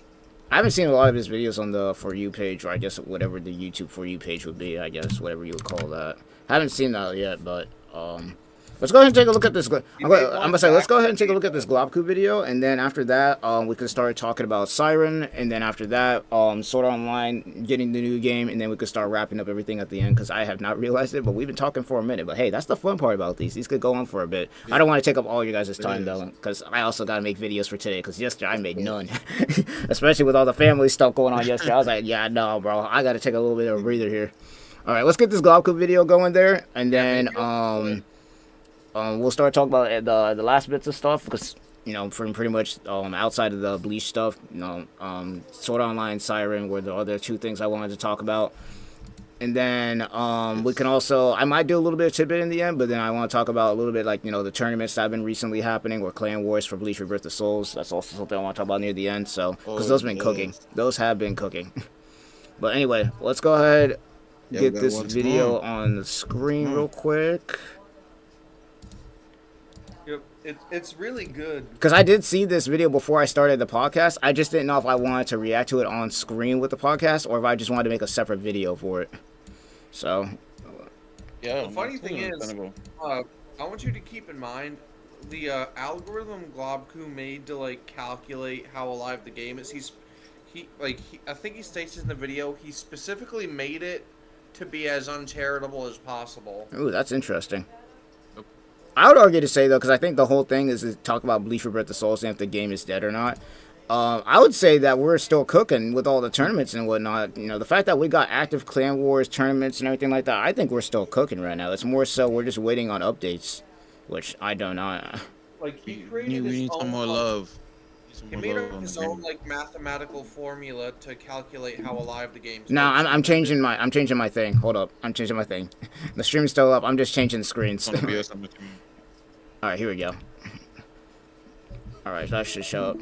So yeah, he made like a whole mathematical algorithm to determine how alive Bleach is. All right, let's go ahead and take a look at this though. It's been a while since I looked at a Globku video. I know he's been doing, you know, some anime stuff here and there. It's been a while though. Let me get this up here. All right, let's do this. Birthday that is being celebrated by absolutely no one. The last DLC and patch were over 3 months ago. There's no promise of a season 2 so far, and the Steam numbers are hitting all-time lows. With all of that put together, you'd be forgiven for thinking this game is completely dead. But as usual, the Steam numbers don't tell the whole story. Not only are anime games more popular on PlayStation, this game in particular launched completely broken on PC, instantly burning that entire player base. And since you can't trust anyone that on PC launch was days, something, either man. shill for the game they love or say the game is dead without even playing it, I decided to find out for myself whether this game is dead or alive by queuing up to play every single day this week. I played over 100 matches. YouTube being YouTube right now. Sometimes every once in a while, kind of buffer. Hold on a sec. It'll buffer a little bit. No problem. Take it down. It will buffer a little bit. YouTube being YouTube, sometimes I have to lower the quality because it doesn't buffer as much. But no, that PC launch, I don't know how it came out like that. But then again, fighting games in general, especially anime fighters, I don't know what it is about PC, but they've never been able to get those right. I mean, Sparking Zero came out fine. No, it had its problems. Oh, trust me, it did. It wasn't as bad as Bleach Rebirth the Souls, don't get me wrong, but oh boy. No, but I don't think it was specific to PC. I think it was Your favorite movies and TV are on YouTube. It would do where he could make his stuff, his supers not cost key, and it was like only on hit. It was so weird. Yeah. No, but I felt like the issues were not PC specific. Really? They were like just all across platforms. Today, huh? Because I didn't hear that. I mean, I knew that there was problems, obviously, on PS5, but PC was. I was like, yo, I feel bad for you guys because I was thinking about buying the game on PC and on my PlayStation, and I was like, you seen the problems that y'all got? I was like, bro. Remember when the Demon Slayer 2 first launched and Mitsuri's grab would just crash the game? I know that had to have been rough. And it wasn't PC specific. It was just a bug in general. Yeah. Yeah, and that's what I'm saying. Like a game having a bug that's just on all platforms. Like a few characters grabs had a chance to crash the game, but Mitsuri's like a 100% chance. If she did a grab, the game would crash. Yeah, no, absolutely. No, that's. And the thing that is, like, put together, you'd be forgiven for thinking this game is completely dead. But as usual, the Steam numbers don't tell the whole story. Not only are anime games more popular on PlayStation, this game in particular launched completely broken on PC, instantly burning that entire player base. And since you can't trust anyone on social media these days because they'll either shill for the game they love or say the game is dead without even playing it, I decided to find out for myself. People were saying Bleach was dead like a month in, and we were out here cooking still. Every single day this week. I played over 100 matches while taking notes of who my opponents were, how long I waited in queue, and how good was the connection during that match. I then feed all of that data into a formula that looks like this, so we can see how this game's vitals are actually looking. Alright, well, let's see it then. Because I've been playing, like, before he gets into it, I've been playing a lot recently, and I've been running into a lot of different people for the most part, so I think the game is still cooking. Let alone the tournaments and everything. Let's queue up. Here's how this is gonna work. Yo, I'm playing the can you game full 3 screen times this a out? day. During each period, I'm playing 5 matches. And these are the opponents I played against during this morning. You can see how long I waited in queue to find them, as well as the match quality, and I'll talk about all of that for sure. But for now, you're probably wondering why some names are in red. Well, it's pretty simple. That is a repeated player. Naruto691 was my second overall opponent, which means that when I found him again on match 4 and 5, he's a repeated player. Meaning out of the 5 matches, only 3 were against unique opponents. And that's gonna hurt the game's health quite a bit, bringing it to about this level. And that's because even if the queue times are good and the Does he conditions play are on perfect, if PC you or is he keep running playing into the same on players, then maybe the game PlayStation? isn't that Because good. I don't think I've ever ran This into him wasn't me before. rematching any of these opponents. In fact, that was a He rule that I plays set on for myself. But for this video, he was playing on PlayStation. I've never ran into him before. One and done. No rematch. I've ran into Mike Hollow I once, wait for but about 3 I've minutes never to ran avoid into running into Bloku the same before. player again if they are queuing up. If the game had I've rematch run avoidance, into, I like, wouldn't have to fucking do this, but Yami, this like, is so anime many games we're times, talking and all about. he And after does that is cooldown period, I queue up be again, really and bad that is at the pretty game much the and method use to the you. science here. During the afternoon, queue times went up quite a bit. In fact, this Xyloporo gave us the longest queue time record so far. And I would be mad at that if the very next match wasn't a record for the fastest queue yet. That's wild. And then Queue came times the can be night weird time on this when the game. Wi-Fi warriors came out. One of them was an Unohana it could player. be really which fast or really how do you slow, play Unohana for on no reason. Wi-Fi? I don't know. Bro must love losing or something. But that pretty much closed day 1. This is my win-loss ratio for the day. That's not important for the science. That's just for me. Here's what the health of the game is looking like. It sure recovered since the morning when the lack of opponent variety was a Yeah. problem. But we ended up finding 12 different people in 15 I feel like matches, with which Bleach is TYBW awesome. Souls right now, because the game is still getting new people. I've been seeing new people get into the game a lot on TikTok and on YouTube. But it's because of the fact that the game gets a lot of new people. It's just not a lot. The game still is really healthy around the times of, at least for me, around from, I would argue to say 4 in the morning to like usually around 9 o'clock at night when you start seeing a little bit of a dip. Awesome. Even if the match quality decreased a little bit by the end of the day. That's one of the experiments. I'll see you guys tomorrow.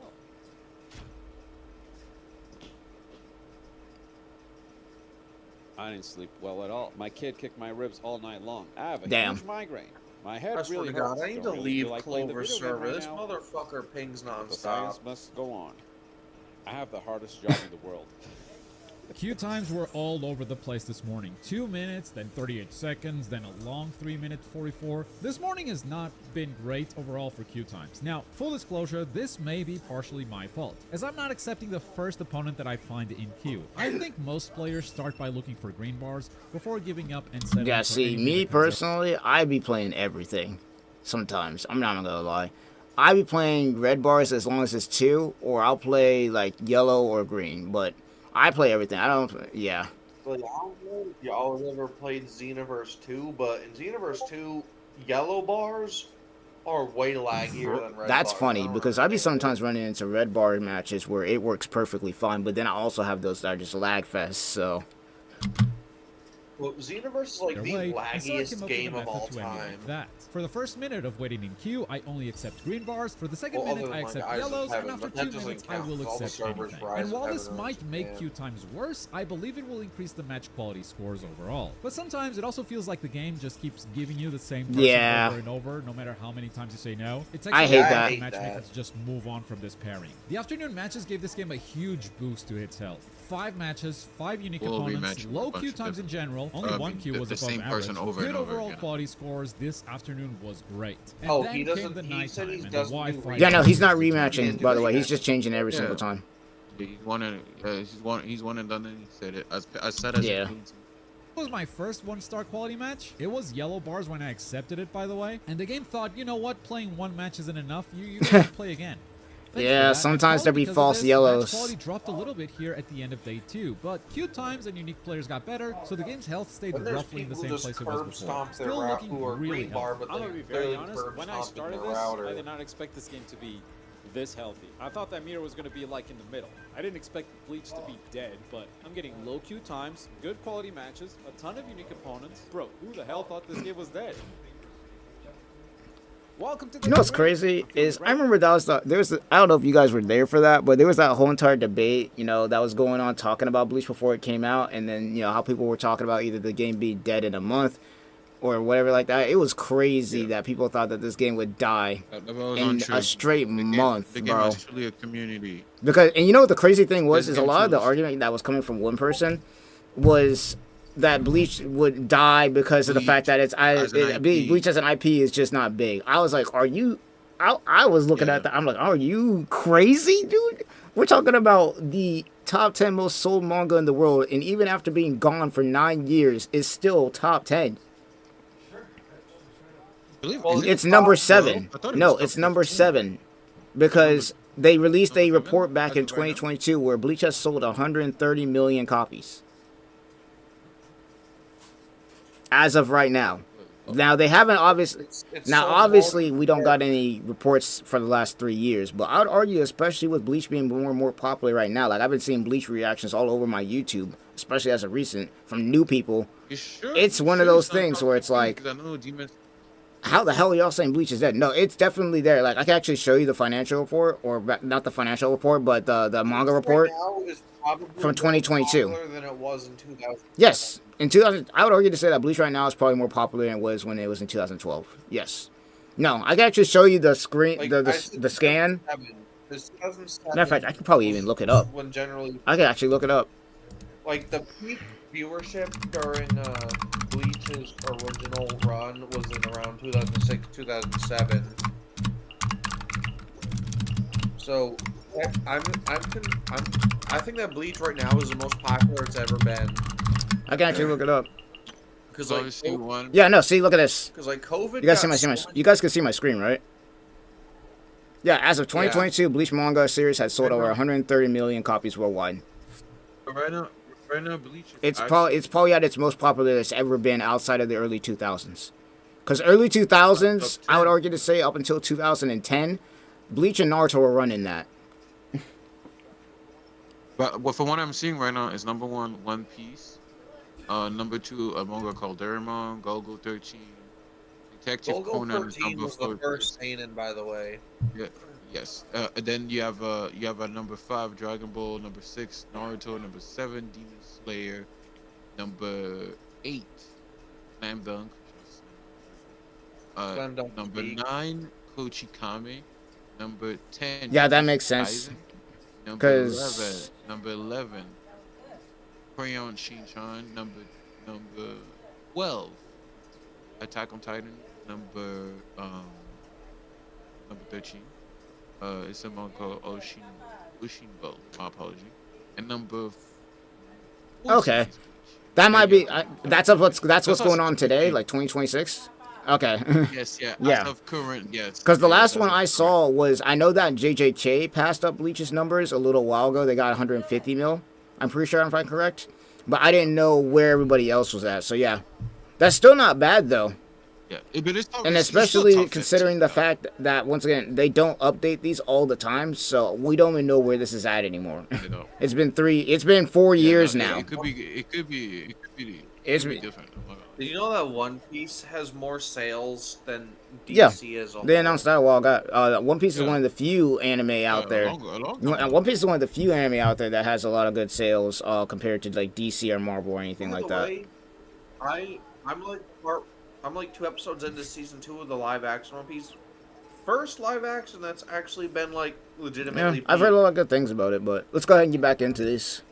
Now, I've heard a lot of good things about One Piece, though. Back from my morning run, which I didn't have to tell you about, but I wanted to brag about my healthy lifestyle. But still not as healthy as this game, because holy hell, Bleach is killing it right now. And guess what? Xbox and Steam could be just as healthy as this if only we had crossplay. Man, player base, man. You're telling me. Got 2 dead platforms. Well, maybe. I actually don't know much about the Xbox. But now it feels like a good time to tell you about the match quality scores. You probably noticed by now that I'm giving it a 1 to 5-star score on each match. These first 3 opponents got the perfect score. There weren't any stutters, no noticeable delay, it was just perfect matches. If I can feel the delay or the game stutters a little bit, like in Wi-Fi, I can take 1 or 2 points away depending on how bad it is. And this Kenpachi player just had both. It was super delayed and as you can see, very stuttery. This Renji, however, had no delay, but Oh, the Wi-Fi Renji stutters against were also very Unohana? noticeable, and they happened during the entire match, so I take 2 stars away from the overall score, leaving it with 3 stars. This is also why I picked Unohana, by the way. I'm not just a fan of the character. She's also got some routes that are very easy to drop if there's any lag, so it's very easy for me to detect if there's delay or if there are stutters or anything. Also, this is my first morning with a 100% win rate. I'm actually on a 10 win streak right now, so let's see how far I can push it. This afternoon was a first. This Dark player was the first time we found a repeated player from a different time period. The longer this experiment goes, the more likely it is for this to happen. So the unique opponent's meter may start dropping all of a sudden. The win streak continues though, not only against him, but against this Aizen too. Then we got this same opponent twice. They did switch characters, but didn't switch from a Wi-Fi to cable, unfortunately. And then you probably recognize his name. I have played him 3 times during the first morning. I've never What gone I know against that is I Naruto dude actually before. lost all 3 games, but now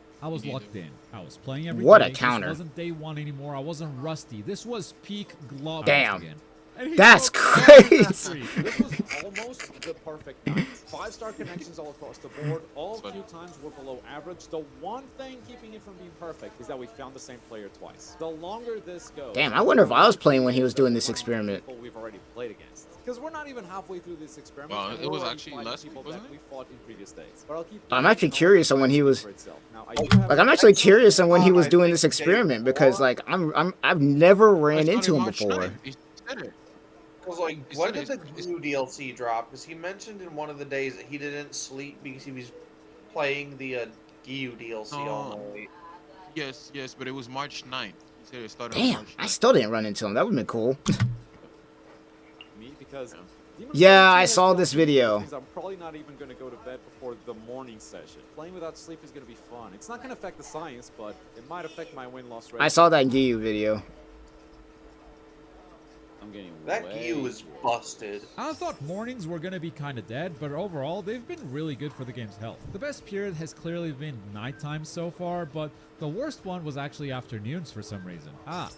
I see why. This was the worst connection I've had so far. I'm not kidding when I say this guy should be on a list. And with Bankai Ichigo, Like this. I did face an insanely good Like, why is it always Bankai Ichigos and are the laggiest motherfuckers? Because some people are playing it is the with PS4, 5th that's the time we problem. have found him. Our record is 0-4 so far. No one would bet on the big G at this point. But you know what? We actually won it. We won by timeout. Even the game couldn't believe it. Look at it freaking out. Nighttime wasn't great for unique players either. This guy was playing Hitsugaya before. He was actually the only Hitsugaya we That's ran into crazy. the entire week. So it's kind of sad that he switched to Aizen. I played him twice in a row, and that wrapped up. I mean, there's day not a 4. lot of Health Hitsugaya dropped a when you little really bit, think mostly about it out because of the there. unique There's not a lot players of Gin, a lot dropping. of Still Hitsugaya. healthy, Even but though I he's, do like, fear this will top only get 5. worse as days go by. We have now I played wouldn't say against top 5 in the 47 game, different players in I'll total, die and on if any that. of those He's names top show up 5. again, it lowers Probably the unique top- player closer count to top 10 immediately. in While I am actuality. finding repeated players more often, I'm still finding more unique We're players doing than way repeated too much ones. damage even for though how my much theory speed. is That's crazy. He only ran into Well, it's one one move- it's one Hitsugaya move the for whole crazy time. damage But at then this again, point. I'm pretty sure he probably hasn't ran into a Gin yet either. But again, we know how they know what's best out there. There's not a lot of us, unfortunately. getting healthier. We are maybe dying. The score isn't going up, Yo, but it's give getting more us- solidified. yo, I there in love that how healthy Sun place. Sui's Now, I should SP2 also stops try to time. be healthy, because after the day I I've can just had, like I should teleport on definitely try to people get the some second sleep. they press a button Good night. and steal after health. Yeah. And I'm not talking about my face. I also shaved my reputation by running into this Kira, who hit me with a character's gimmick a Oof. year later, and I'm still getting knowledge That's checks by Kira. Honestly, I was just gonna change crazy. until the day I stopped playing Bleach. The Arwillian Gamer was an old Kiara that we played in Oh, there you day go. two. there you We go. went Oh, I know who that down is. to I the beat that It was guy. a really cool match. But That's then the we game ran that into each other that's the again, game that I and this thought that time Pudgy it was wasn't just unplayable. So yeah, even He's the same decent, opponents but could it's just just he have doesn't know wildly Shinzo different levels. match scores. Then we got the only Tozen of the week. I don't Congrats know. Yeah, I to beat that guy for the before. unique pick. And I can't believe it took us this long, but this is actually the first Byakuya I ran into. Day 5. And Crazy. day 5. In fact, this whole day was a day for first-time characters. This afternoon was the first time we ran into a Kyoraku. Other than that, the afternoon stats were mid as always. I'm and at night, surprised more stats people don't are play Kyoraku. He's, like, incredible. Damn, he ran into the And squid we even ran dude. into the Really only good. Yoriichi of the entire experiment. I can't believe there was only one, but I didn't find another at all. Game's health improved. Shit, I'm gonna be very real. If it slightly. ain't, as far as I know, if it ain't me, Storm, or somebody else playing Yoriichi, bro, you're not gonna see that many. I've only ran into one Yoriichi mirror match, and it was like last year. That was it. out, we What's are still crazy finding a is lot of unique players, the not many patch where repeats, she and this is first got her actually the SP1 final result of the extend, week. everybody full was week of playing her, then Bleach she every fell off single day, and immediately. no See, you know, matter the how re- many times I mean, it no, looks she's just as good as she was before. It's just that Yeah, she no, was I'm about to say dropped once so- people find okay, it's like once people finally figured out how to counter that, then it was like that's when she started dropping off because people start figuring out that her forward flash is really linear and has a lot of lag, so if you sidestep her, she's basically really vulnerable. And then 2, she wants to be really close in front of you when doing that, so. Yeah. She has the best mix-ups in the game, though. Yep. Here's the Yes. question though: if we buff Soy Phone back up to where she was when the game launched, how We don't don't need gonna to do do that. that. She's already got a How long would she TOD be right not now playing? as it is. We don't need to do that. Nah, she needs to stay right. She's at either she gets. No, nerfed I or she wouldn't even stays say nerf. wherever I think she's she at. stays where she at. Screw the nerf. No, what I mean by that, is the SP. Oh, damage. okay. Yeah. That's what I mean by nerf. She should still have them. But she, like, So like the if same you way with land, nails. somehow lands it a always fully manages to charged recover by SP2, the end. is, So does it one have can enough only time for wonder her to if the land the weekend is SP1 gonna fully improve charged? herself No. even more, No. because there No. should be more people playing at the same time. I don't know if the match quality is gonna stay that high.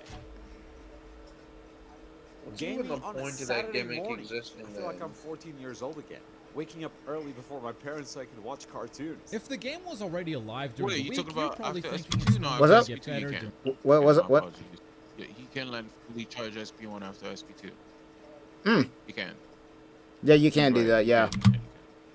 During the weekend, right? Yeah, my Well, apologies. you Well, are like, you dead need, wrong like, on almost every metric, yellow move but to mostly land the match fully quality. charged Games were SP2, right? so bad this thought you morning. just I'm needed not to even land sure if this off guy's the red problem was knockaway. connection. Maybe it's just a stagey pick, but hey, that's not a I good don't quality know. match, so Good I question. still I gotta don't give play it 3 Soul Phone stars. enough to know. Afternoon was even worse, starting things off with a new record for the Holy longest crap. queue. 9 minutes is crazy.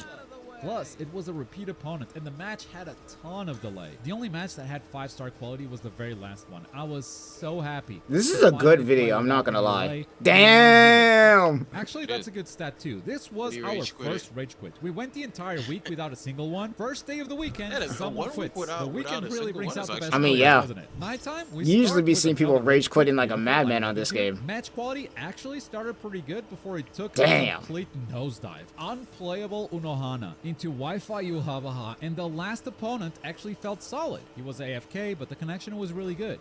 Until they actually started playing, then it became like this. This day sucked. It was the worst performing day by far. This is what this day looks like if I forget about the rest of the week. And yet, even though I hated it, because we got 93% unique players and the average queue time was only 2.5 minutes, the game would still very much be alive. Today was so incredibly bad. If this was the experience every day with Bleach Online, I would not We'd be wanna cooked. queue up ever. Like, I expected the match quality to drop, but not this much. Dude, I hope this was a Saturday thing, because I don't want to go through this tomorrow again. There's more players on Saturday, but more players with not as good connection. Final day. Let's do this. I was the hell ready is that for a shirt, by the really way? awful day, but Sunday morning was great. Oh, Unique I didn't opponents, see it. queues under 2 minutes, 4 and Wait, 5 go star back. I'm not matches. gonna, What a bro, I'm not gonna lie. I don't know what it is with Sundays, but Sundays always have a lot of good people with a lot of good connections. Always been this way. Yeah, because people usually don't work on Sundays. That's why. Breath Usually. of fresh air people compared back to a few Saturday. seconds, The afternoon you was gotta also going analyze perfect. Bob Then I from ran Sherman into that Matzi. day. We played against each other on Thursday, and bro did not fix his Wi-Fi. Wi-Fi so bad we even lost some sound effects. iShocks is also a repeat Wi-Fi player, but it ended pretty good with the iShocks. Komamura. Also, those cute The times IP are Shocks? godlike. No, it's not IP Speaking of Shocks. Komamura, nighttime kicked off against another Komamura player. I found 0 Komamuras during the week, and this is the third I Komamura fought player that during guy the weekend. before. He And you know only what? For as uses bad as the match Komamura. quality has been, Komamura's looks quality nice. scores are always That's- high. that's He his did give main- up at the that's end of the fine. match though. Zalaporo was next. He also just straight gave up at the end of the match. This one sent me some DMs though. Let me check. Fix the connection. Yeah, it's completely That's unplayable. crazy. Good game. All my combos dropped. Nice try, buddy. That's not dropping combos. That's matching the wake Facts. up. 5-star match. You want to see what an unplayable match looks like? Check out this Onohana. This is something you can complain about. I got You him. get the perfect finish. Great queue time, perfect connection, and the perfect finish coming down to the final hit. What a flash step.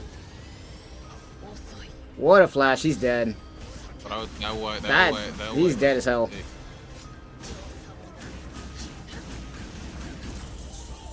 That Even the white Aizen looked like pick he was was trying to also clutch. panic a I've been blue. recording which characters Yeah, players that's what pick, it looked not like. You're counting absolutely duplicate correct. players, and we had Yuhabaha and Aizen tied for first place during most of this experiment. This final pick actually pushed them to the #1 spot, solidifying this as the top 3 most. That's crazy. characters. Aizen, Yuha, I'm not Mugetsu, yeah, but surprised. Aizen and Yuha? I'm not surprised. I'm not surprised There's a because lot of people use although they're Yuha not 'cause he that has strong, so much loss, but he's so buns in the game. because although they're not the best characters, That they're the is most true, I popular. guess, yeah. I'm not surprised.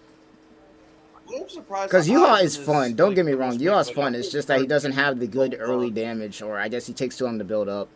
Aizen, that armor is a pain in the butt. Well, early game, the only good thing he has other than his frame data is his dash light. That's like his only good neutral tool at the start. But if you know it's coming, you can just sidestep True. it and punish it. Character dependent. During my though, experiment. so While we're at it, some these are the characters don't characters that have were good Damn. only dice picked like once, and these characters, I did not see them at all. Well, he didn't play see that. Haribel at all. Gin cannot sidestep it. This He man just did can't not catch it. see a single Haribel ever. Not one, That's surprising. Well, No tier. Nothing. No neither. but he ran into.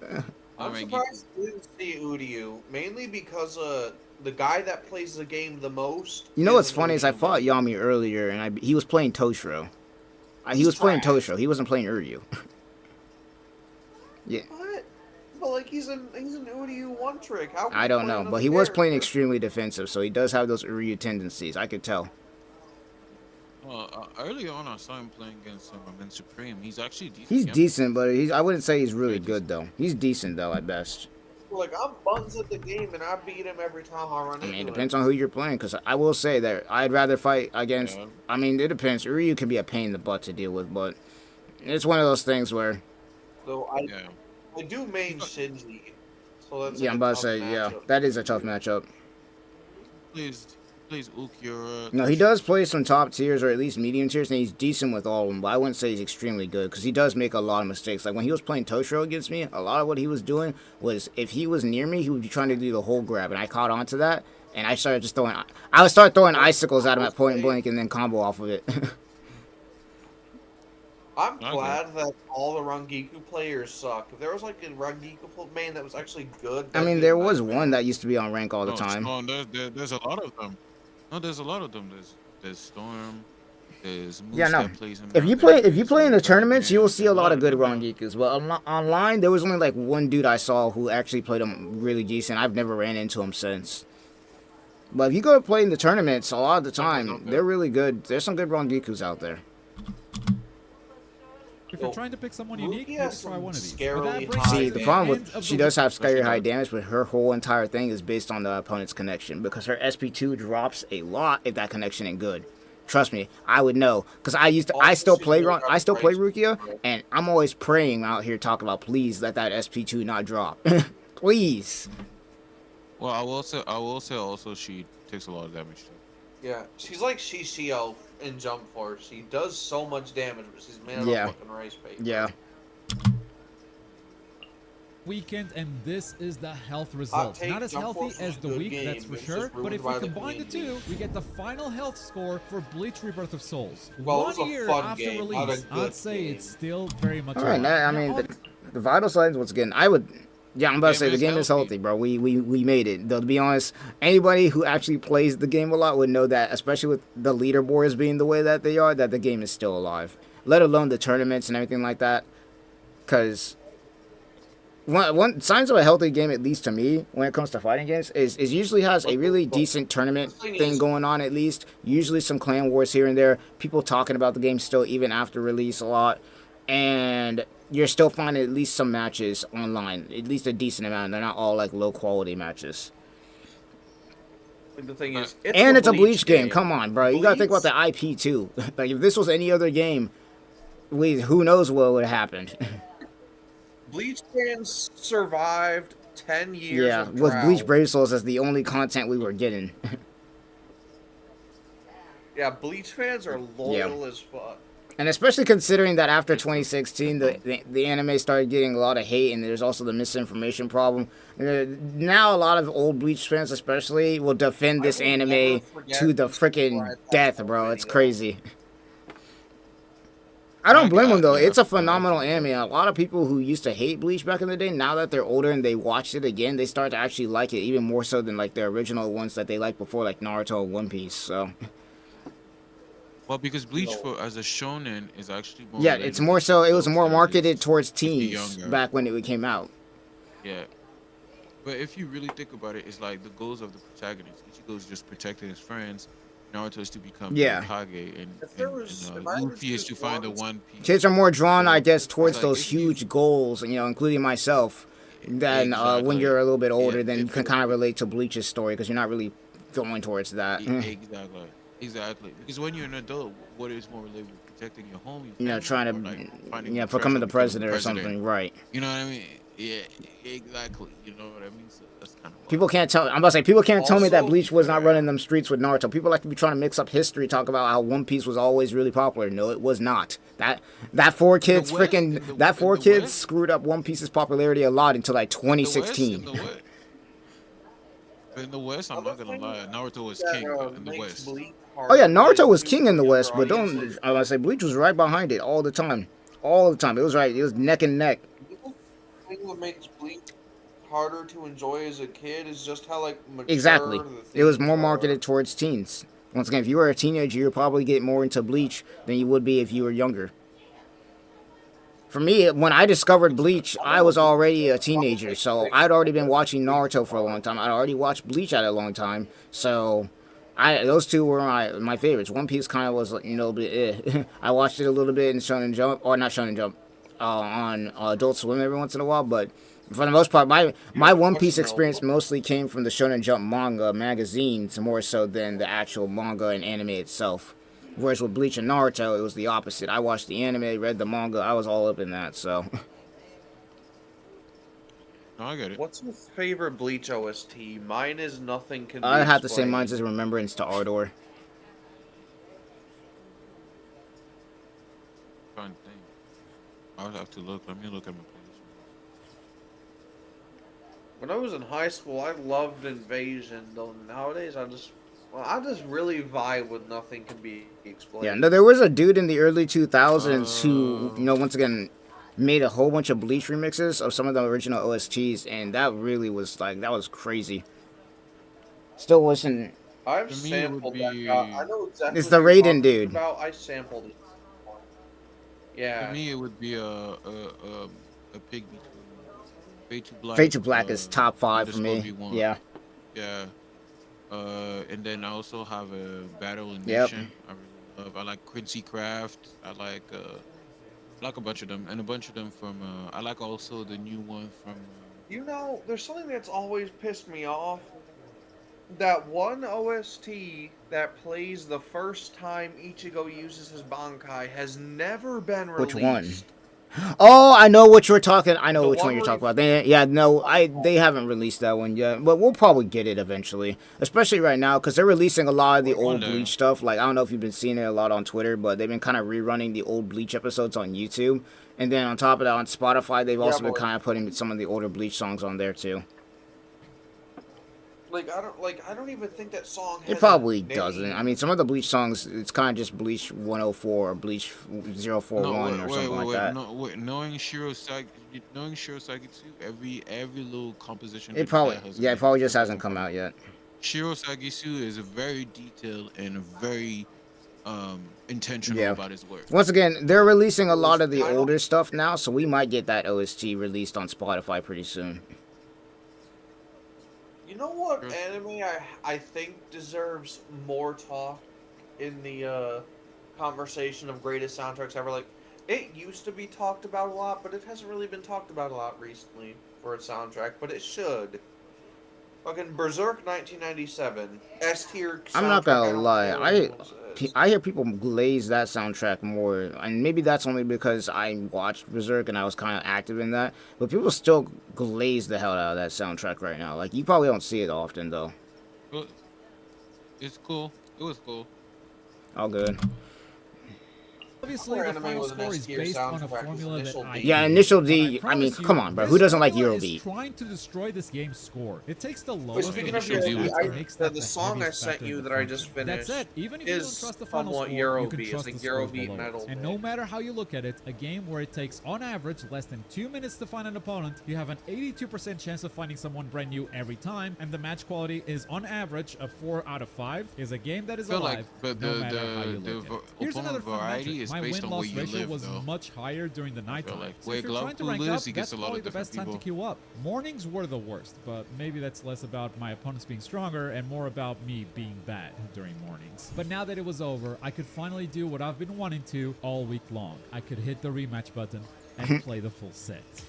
How funny would it be if I quit now? Thanks for watching Hey, this video. it If you happens. got any anime games you'd like to see this research done for? Let me know which. I wonder if they, I wish you know what I want to see? Because now that he's done this, this kind of opens up a whole new bag of worms of content that you could do for something like this. Whether it be Bleach or any other anime game. I wonder if somebody's done this or if somebody's going to do this to see if Bleach is, or not Bleach, but like the old Naruto games like Storm 4. I wonder if they could do something like this for Storm 4 or even Demon Slayer, JJK Curse Clash, or any of those other games. That'd be fun to see. But that would be. Like, which game do you think right now, for instance, is more alive? Storm 4 or like JJK Curse Clash, even though both of those games are old as hell? Yeah, that makes sense.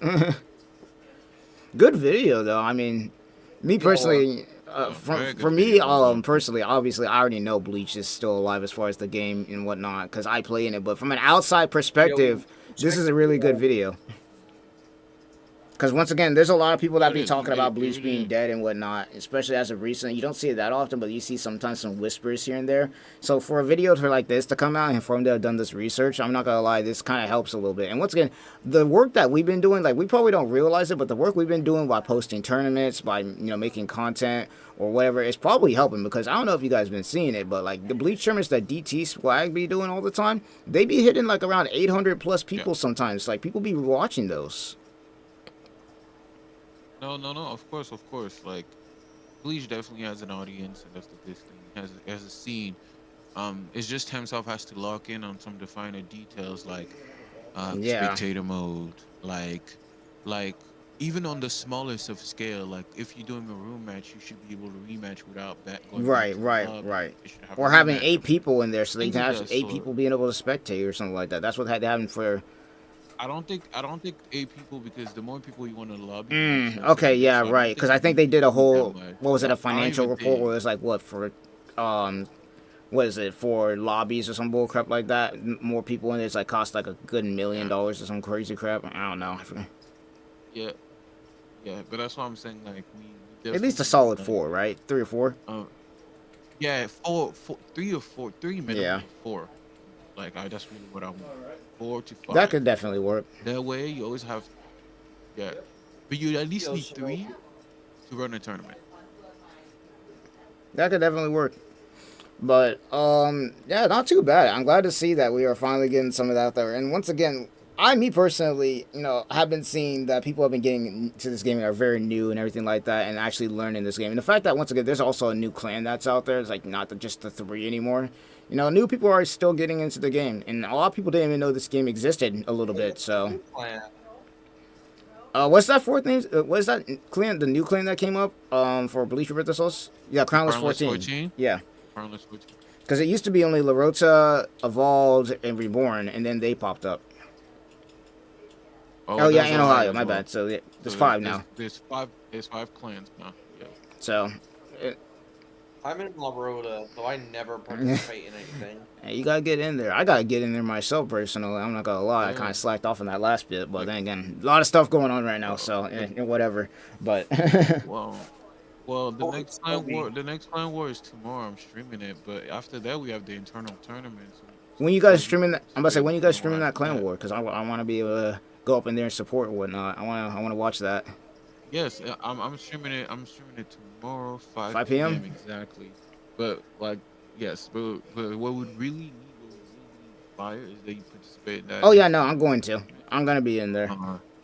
Yes, because we need you to represent for them clan wars, and it's really that internal tournament. Yeah, no. I would have taken part in the last one, but between my military crap going on, because I was finishing that up, and life, I wasn't able to, because I wasn't paying any attention to that. So. No. Oh yeah, speaking of I which, know. I just got my ETS packet, so all I gotta do is sign that, and I'm good to go. I'll be officially out. I'll be in the IR, whatever that, the reserve basically of the military. So I won't have to worry about that for another 2 years, and then once those 2 years are up, I'm done. So all I gotta do now is fill in medical paperwork and whatnot, so I can get this knee fixed or whatever, and get my VA benefits, and I'll be good to go. So got that. I got that email literally a couple days ago. Oh, that's fire. Yeah, I'm definitely going to be doing that because holy crap, this arthritis is a pain, bro. Be glad that you don't have joint pain like mine, bro, because it makes doing stuff so much more annoying than it did before. Holy. I can't imagine. Like, even walking around, man, it's a pain, but... No, good video by Globcon. I'll have to make sure to link him since we did the reaction. I'll make sure to link him after the stream is over, but... Yeah, not bad. I'm glad you guys showed me this, because I was going to react to this originally beforehand, but I ran out of time. I was like, let me get the stream started and I'll react afterwards. But hey, this works. This works. Yep. Yo, that works. That definitely works. I mean, there's Shinobi. But... Can you check out the, you want to check out the instrumental that I put in? Let me see. Let me see. Let's see. Also, I was about to say, Shika, I'm gonna run from here. I really appreciate. Oh yeah, no, all good. Yeah. Yeah. Yes, I was about to say, if you need anything, shoot me a DM or text. I'm in the server anyway. Also, I'm in your server. Yeah. You know, vibes. Thank you, Zach. I appreciate talking with you. Yeah, no, when it comes to these streams, like for anybody who's wondering how this works, is once again, right now it's still small, so if you're in the stream, like watching, then if you want to join in and give some input on any anime news that you guys have been hearing out in the streets or anything like that, feel welcome to just text me while the stream is active, and then just let me know you want to join, and we'll be all good to go. Because right now we don't got a lot of people, so the more people, the better, because I can't, so doing these streams by myself was definitely going to be hard, you know. I obviously had my prompt, and I obviously had what I was going to talk about, but being able to fill it in with other stuff also helps with this kind of thing. So yes, and bouncing off of ideas of each other is always fun. So yeah, I really appreciate that. Well, appreciate y'all, and you guys enjoy your good night. It was your favorite one trick, your favorite game one trick. I should say. You know, make sure to check out HBC, by the way. Like, let you know if you have a YouTube or anything like that. Once again, you know, yeah, I'm about to say. Yes, I do. I just posted out a video of Supreme, one of the GOAT. Yeah, no. Once again, I'll be linking down everybody, you know, who be participating in this, you know, whenever these streams be happening. I'll be linking down your guys' descriptions down there so that they can check you guys out, because there's a lot of people active in the Bleach community that a lot of people don't know about. So I want to kind of use this stream to shout people out too a little bit. So. Yes, absolutely. Well, appreciate you, Shikai. Appreciate you, Zach. No problem. Hopefully you guys. Oh yeah, no, I'll be there tomorrow. You already know, bro. You already know I'll be in there. I'm always down. I'm always down to be watching those streams, man. Oh yeah, one big thing, HBC. Sometimes you guys forget to change the overlay, so make sure y'all do that. Cause it's me. Y'all sometimes forget to change the overlay. Bear with me. No, bear with me. I was okay for the internal tournament. It was like I was handling everything on DS and all that stuff, and I was playing at the same time. I was handling like okay. Everybody else and getting since it was the first time. But not that I have it down, it should be much better. So I'll make sure that as a TL. Because I remember the last time you guys did a clan war, I think it might have been an eternal clan war. It might have been, I don't know which one it was. There was one time where I was watching it, and it might have been recent where you guys forgot to change the overlay. I'm like, does he know that they did change the overlay? Definitely, that's definitely on me. That's definitely on me. Go on that note. All right. But Right. Now that we have gotten all of mostly the Bleach news done, I'm just gonna, this is more rapid fire, especially since it's getting a little bit late. So let's go ahead and start talking about some of the other topics that we got going on here. Starting out with Sword Art Online, the new game that is going to be coming out pretty soon. So they've been cooking with that. And me personally, my opinions on it, you know, just short and sweet, is I'm still kind of waiting to see more gameplay-ish stuff, because since it is going to be a single-player game, it's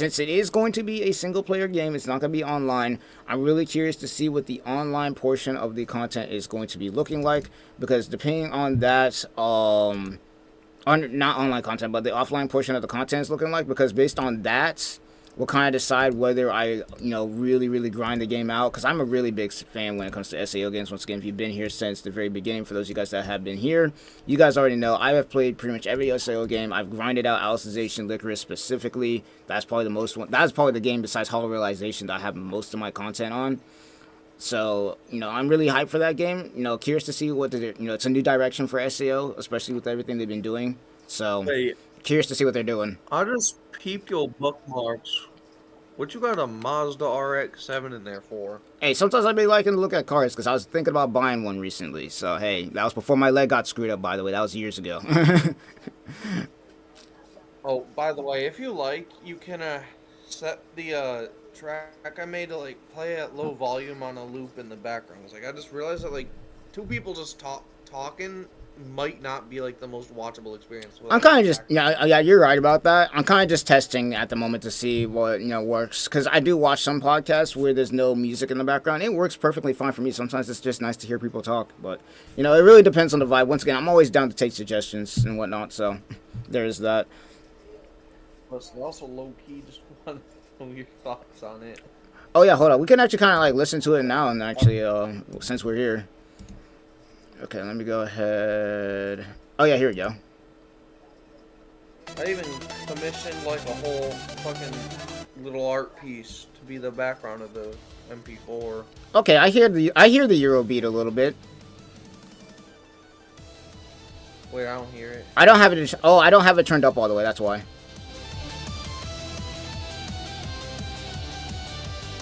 I hear the Eurobeat a little bit. Oh wait, I don't hear, I don't think you put it in the channel. Oh, you know what? It's probably because I have headphones on, so you can't hear what's coming through when it comes to my audio channel, when it comes to Discord. That's probably why. I'll have to fix that, because I think there's a setting where I can fix that. But it sounds good. Because the whole game is quiet. Yeah, no, it does sound good. I'll say that much. Let me see. Can you hear it now? Nah, it might be my audio setting, but no, it sounds good. I'm not gonna lie, this would be a track that I would play before a tournament. I'm not gonna lie, if I was hosting a tournament, I feel like this would be a track that I would host before a tournament. It's really high energy, car racing kind of thing. Because once again, it's definitely Eurobeat. I can definitely hear it. It's Eurobeat / rock music. The crazy thing is, the original track before I updated it was only a metal track. It didn't have right, so you kind of added that piece. Yeah, no, it's not too bad. And if you look at the file name, I named it the most generic fucking thing. Named it fucking Nitrous Heart or some dumb shit like that. Yeah. No, it sounds good though. It does sound good. Once again, I'm always down for suggestions when it comes down to, adding gameplay to the stream, because I don't want to be the only one adding gameplay. I want to see some other gameplay too.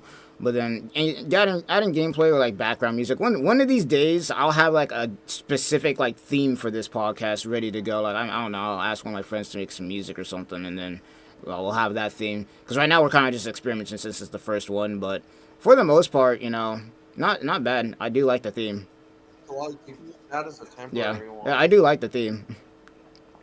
But what do you think of the artwork that I paid someone? It makes sense. It's like a machine. It looks like an engine, so it's with the Eurobeat thing with a car. It looks nice. It mixed with a human heart. No, it looks nice. But now, as far as SAO goes, I'm pretty excited to see where the game's direction is going to be, because it's definitely a new SAO game. It's not in the same direction as the usual SAO gameverse. So really curious to see where they do decide to take that. I wonder if it's going to be somewhat similar to a Fatal Bullet progression. It might. It does look like it. Based on what we have seen so far, when it comes to SAO, it does look pretty. As far as the progression goes, it looks pretty similar. So I am curious to see what they do with it. But my big thing, I must say, my big thing is it's an offline game. That's new for SAO. That's completely new. So I'm really curious to see how the game's gonna do. technically speaking, Fatal Bullet was primarily offline with online mode. Yes and no, but because a lot of the content that I at least was playing through when Fatal Bullet came through, or was playing with other people, was the online content, because that's where you were grinding out weapons. But then you did have that offline grind mode where you could get to like the 100 floors and whatnot, and then, you know, could get the, what was it? It was the Night Sky Blade and the Blue ROS sword out of that one area if you did it right. So it was something like that. Fucking love Fatal Yeah, no, Bullet, we've been bro. asking for a Fatal Bullet 2 for a minute. Been asking for it, and this might be, I'm gonna say, what is it? I think it was not, why did I say Last Recollection? I was trying to say Fractured Daydream. Fractured Daydream might be the closest thing we get to that. As far as, like, the online stuff, Yo, but... Them fucking CGs when they were in your bedroom, man, was crazy. Yeah. But... Want to know the craziest part? Like, when I didn't even know that there was, like, a romance mechanic the first time I played, and I accidentally got, like, a eat skis. Yeah, no, I wasn't expecting that either. I didn't even think that was an option. I didn't even know that was an option, bro. I was like, oh, okay, this is a thing. And my favorite one was one of Kureha's, which she was pretty cool considering she was made specifically for the game. No, me personally, when it came to the earlier SAO games, they did a really good job with making at least the Gameverse characters. They're really likable. I like them. Characters like Adis from Alicization, and then you had characters like Zaliska and Kurha from Fatal Bullet and Itsuki. I liked them a little bit. They were cool characters. Also, Premiere, also yep, from Hollow Realization. Premiere was a good character. I'm gonna say something, like, I loved Hollow Realization when it came out, but I tried replaying it, and my god, the game, it's unplayable. It depends now. on your, like I don't play it as much anymore because I finished the story. But me personally, as far as the gameplay is concerned, I don't mind it that much. I don't know, maybe it's just me. Or am I thinking of Hollow Realization? One of them was like an RPG, action RPG that the combat is I don't remember which one, but I remember one SAO game I tried to replay that I used to love, but like the combat has aged so poorly that That might be Lost Song, because that's the only other game I can think of that came out around that point in time. It might be Lost Song, because Lost Song, as far as the gameplay, it has aged pretty bad. I'm not gonna lie. It was good for its time, but it aged pretty bad. It can't be Lost Song. I never liked Lost Song's gameplay. Now, Hollow Realization, for me, I liked it. I'm not gonna lie. I did a playthrough of it, and I remember I liked it. Did you see that Neptunia is finally getting another main series game? Yeah, no, I saw that. I saw that.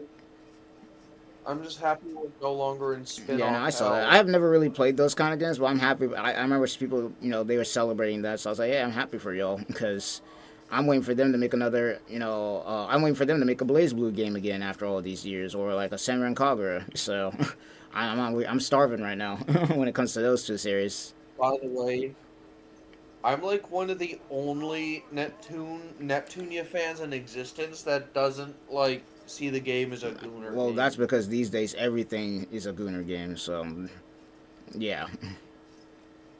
We live in a society now where anything, if you post some shit on Twitter where the female character looks at least decent, then it's a Gooner game. So that's that. But I ain't even trying to get into. I'm not even trying to get into all that because I already made a whole video of me raging over the fact, not really raging, but laughing about the fact that people over here getting ridiculous about the fact that they came out with like the black cat and white fox, you know, characters for Marvel Rivals. I already made a whole video talking about that. I'm like, yo, if y'all were here wilding about that, man, you guys would hate Epic 7, man, or Withering Waves. Y'all would hate these games, because holy, you think that's bad. And then there's the gacha games that are getting have like feminist groups. Bro, it's crazy. Up, I'm telling you right now, we're over here locking it down right now, because it's getting wild. It is getting wild over here, bro. Specifically with, like, Nikkei and, Nikkei and Withering Waves have been getting a lot of that nonsense recently. I don't know what's going on. It's like, bro, come on. Well, thankfully, they're owned by Korean Well, Nikkei companies. is owned by a Korean company, obviously, Shift Up. But then you got Withering Waves that's owned by Chinese, so obviously they don't care either. No, the Chinese is gonna buckle because they almost always. Hey, buckle they haven't done that censorship. yet. They have not done it with Withering Waves yet, bro. We're still cooking over here. Look at the Chinese version. Like, all I'm gonna say is look at the Chinese version of Snowbreak. Well, I haven't played Snowbreak yet, so you got me on that. I haven't played Snowbreak yet, so you got me on that one. Snowbreak is like worse than. I would bet. I've heard a lot of allegations, but then again, here's the funny thing, and I'm not gonna do it too much in this, the podcast. But here's my thing when it comes to the whole Gooner game allegations. It's like, bro, none of these games that y'all call Gooner games have sex scenes at all. None of them. But then y'all be out here glazing Baldur's Gate 3.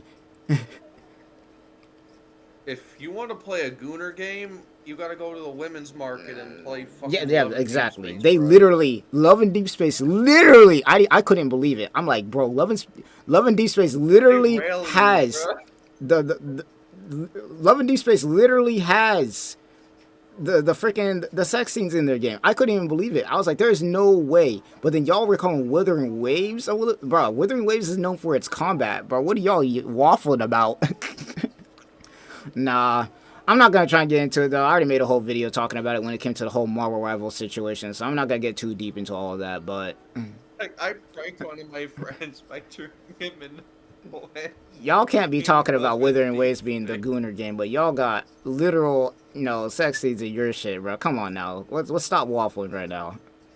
And it's POV. Yeah, exactly, POV and all.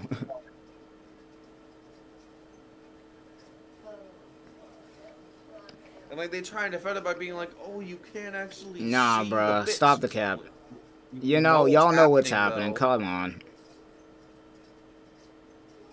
Y'all know what's happening, but I'm not gonna harp on that too much. I always find it funny when people be doing that, especially as a recent, because people are kind of people are people are gatekeeping more now than ever because of all the nonsense that's going on. You be seeing it a lot on Twitter, but yeah, it's one of those things. But as far as SAO is concerned, not to get sidetracked, I'm pretty excited for the game. I'm gonna probably try it out because I love SAO games. Shit, SAO was getting while SAO was getting hate, I was out there grinding it, bro. I was like, hey, screw y'all, I'm in there. But it's one of those things that, especially as a recent, I think SAO is starting to actually get some love now because a lot of people are really excited for the game. There's something else I need to bring up.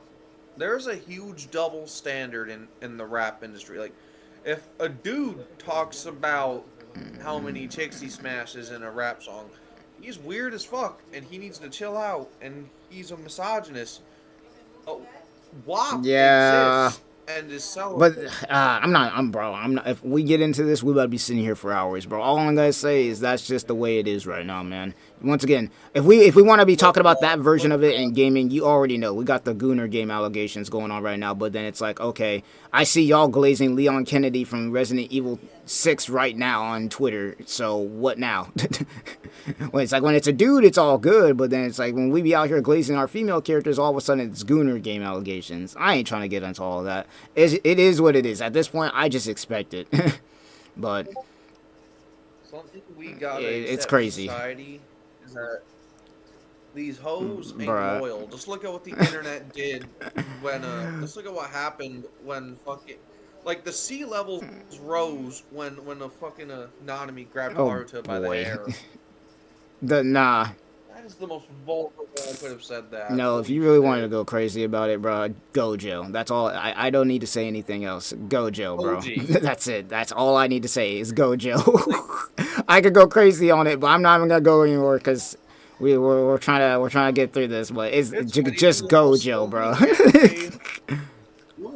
Like, so many anime are shit on for their fan service, but like Chainsaw Man is. It's funny. It really depends on the fandom. Every fandom is different. Like, once again, you got fandoms like Gachi Kuto, which is going through some nonsense right now, and then like My Hero. But then you got fandoms like Bleach and Naruto, where it's like they don't have the same problem, but it's like they also got that small little bit of a fan base that's like, okay, they were here trying to still convince themselves that Naruto and Sasuke were gonna get married in the end, with like Ochako and freaking Toga, we're gonna get into a relationship or something. It's there, but it really depends on how bad it is.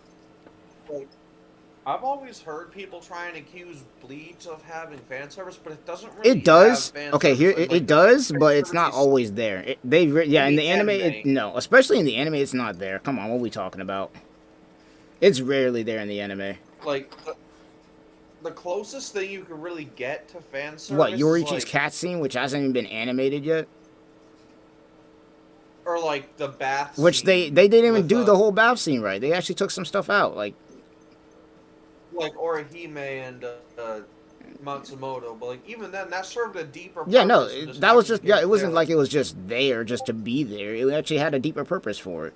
When there's Tamaki from Fire Force, Bro, no. Did you see that episode that came out? Literally, that episode that came out about that? Yeah. Nah, that. I'm so glad that they took that. I'm like, bro, that one episode called out so many tourists on Twitter, bro. I'm like, oh boy, I know some people are about to be mad about this. Oh man, I'm so glad that he did that. I'm so glad. I don't care. I'm glad that he did that. That was so good, but not to get sidetracked. As far as the SAO game is concerned, my thoughts on it, just short and sweet. I'm pretty hyped for it. We'll check it out. If I do make a video on it, or when it comes out and I make a video, I'll go crazy with it. Why people praise the fan service in a Chainsaw Man? It's because of Makima. Let's be real. It's because of Makima. No, not that. It's because like Fujimoto and his writing style, he just has such crackhead energy that you can't help but love everything he does. But speaking of which, Have you read? another anime that I'm pretty excited for right now, which is also something that's on the list, is PSYREN. Don't have an announcement date yet, but they did announce on. I'm about to look right now. Hold up. PSYREN should be getting an anime adaptation this year, and it will be premiering in 2026, produced by Studio Statelight, and it's gonna be good, bro. If you haven't seen PSYREN yet, and you have made it this far into the podcast, I'm letting y'all know now. This is the time. This is the time for y'all. If you haven't read the manga, it is time to get caught up. Or actually, if you really want to, just wait for the anime to come out. Because who knows? Because who knows? They might do what they did in Bleach and be like, hey, let's get some new stuff in there, because, Also, unfortunately with PSYREN, we have not finished. They didn't really finish it. So maybe we'll get something here. So you never know. Wait, let me just Google the name real quick. But yeah, PSYREN, yeah. Oh boy, I can't wait until PSYREN comes out. And if y'all wanna goon character, Sakurako, bro, the internet's gonna freak out, bro. I'm telling you, Twitter's gonna be on fire, bro. It's gonna be nonsense all over again. I'm just waiting for it. Another anime, I don't have it on like the title right now, but another anime that you guys should watch if you haven't already. I'd be surprised if people haven't. Would be obviously Classroom of the Elite. Season 3 is coming out, and I'm hyped. So I love it, bro. I don't care. I love that. I love that anime. I don't care how many times a narrator tell me these dumbasses are smart. They're still dumbasses doing dumb plays. I'm good, man. I love it. I don't care. Bro. Classroom of the Elite is lit. But then again, that's probably due to just my anime taste, because a lot of the anime that I do watch is like, I watch everything, man. It's just like, I watch literally everything. Whether it be, Classroom of the Elite, then you got the action stuff like Bleach, and then you got, your slice of life things, Isekai, obviously being Sword Art Online, or like The Imminence in Shadow. I'm all over the place, so maybe it's just me. You want to know an anime that scratches the same itch? Well, I don't know if it I don't know if it has an anime, but it's a comic, a series that scratches the same exact itch as Classroom of the Elite, but is like a million times better. Which one would that be? I'm actually curious. Liar Game. What? Liar Game. How do I spell that? LIAR space GAME. LIAR space G what? No, oh, okay. Game has a game you play. I might look at it in my spare time. I might look at it. Like, I know an anime hasn't been announced, but I haven't kept up with it enough to know if it's come out yet or not. But other than that, that should be it as far as news. Obviously, Dragon Ball's coming back, but I'm kind of waiting for anime news to drop so we can really get into that. But Dragon Ball's coming back. One Piece is also coming back this year. Still, once again, no news on the 4 episodes for Naruto at the moment, but we will have to see. And then Classroom of the Elite, PSYREN, Bleach, Thousand Year Blood War. We're never getting those Naruto episodes. What's up? let's be Yeah, real, we're never at this getting point, those we might not Naruto ever get them, but hey, you never know, bro. You never know. I'd love to have all the big 3+ Dragon Ball back at it. The GOATs all back in 2026. I love it, but other than that, you know, at least based on my knowledge, that's like the big things, at least from me and everybody else. Once again, one of the big things with this podcast is that, you know, if you want to join, especially with how small it is at the moment, if you want to join, have any other anime news, especially near this ending portion, that would definitely be good to fill in, because I don't always watch everything. So, you know, I'd be missing on some stuff. May I give a message to the viewers at home? Okay, everyone here listening, this is me, Zach. I'm giving you advice that will change your life for the better. Watch Shimonetta. Watch what? Shimonetta. S-H-I-M-E... How the fuck do I spell it? S-H-I-M-O-N-E-T-A. Shimonetta. Oh, I found it. Oh, I've seen this. Okay, we got jokes now. We got jokes out here. I've seen this before. We got jokes now. That's crazy. I've seen this anime. Bro, come on. I agree that, bro, we got jokes out here, man. Holy. It's definitely peak. You know what's funny is this anime aged so well, bro. It's actually crazy how well this anime aged. It's a great... No, let's bro, okay. Let's stop lying right now, bro. Let's stop lying. Let's stop the cap. Let's stop the cap, bro. Let's actually stop the cap. You know what? We out here waffling right now, bro. We out here waffling, bro. Next thing you know, you're gonna talk about how Boku no Pico is a peak anime. Get that garbage out of here, bro. Stop. Get the. One time I actually tricked a friend. Bro, come on, dude. Whatever you do, do not watch that show. Don't even look it up. You got it from me here first. But please, yeah, don't like, look it up. If you can't blame me for this. Like, please. I will flash up to your house and beat the dog. Please, bro. Don't be out here waffling. But either way, we're going to get out of here. Hope you guys all enjoyed our first Soul Society podcast. You know, once again, you know, as we do these, we will be getting better and better. We'll be adding more members, so, you know, always be ready to be joining in. You yourself could also potentially join in on this podcast. It's kind of open to everybody, as long as we're respectful to each other and everything like that. That's kind of the rules, is, you know, respectful to each other, let each other talk, whatnot, have fun, and, you know, we'll be chilling. There is a prerequisite to being able to join this podcast. You need to be Team Raze. Oh, boy, yeah, no. New Team Akino for the freaking win. Get out of here. No, I said Team Raze. Oh, wrong anime. Wrong anime. My brain's fried, bro. Holy crap. And if we were going on DXD route, Team Shinobi is winning, bro. Hell nope. But I'm not even trying to get into that, because this podcast will last 5 hours if we get into this argument. So without further ado, that's pretty much going to do it. Thank you to all the guests. Once again, shout outs to Zach, shout outs to HBC who dropped by. Once again, I got one more thing all to say. good. Sorry, I'm rambling, but like, for so many years, I've wanted a No Game No Life Season 2. But now that I'm a grown-ass man, I do not know if I would be able to comfortably who knows, watch it man. If it did. Who knows, bro?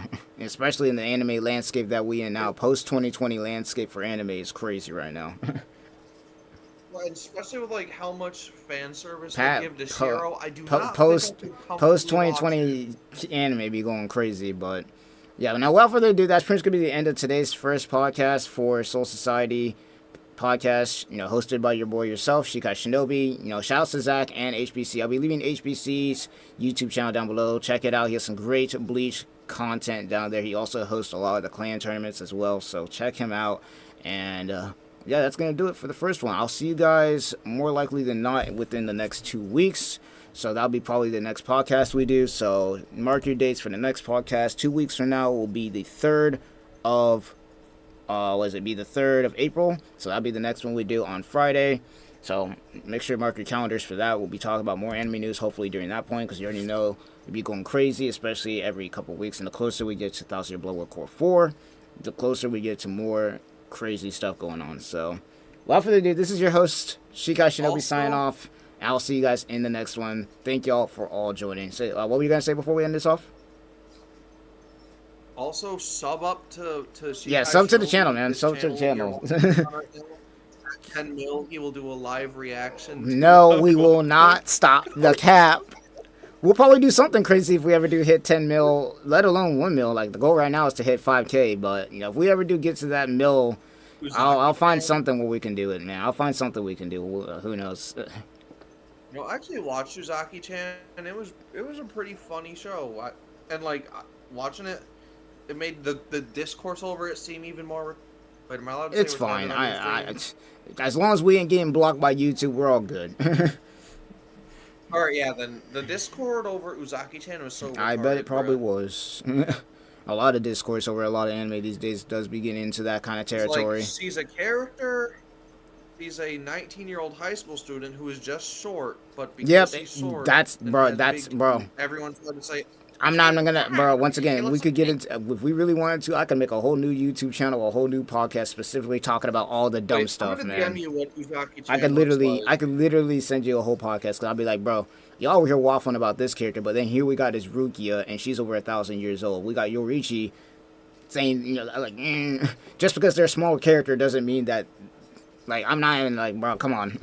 There you go. I just seen a picture of what Uzaki looks like. Let me see. Yeah, I've seen this anime before. This is another one. Yeah, this is another one I've seen. People are waffling over this, bro. Like, come on.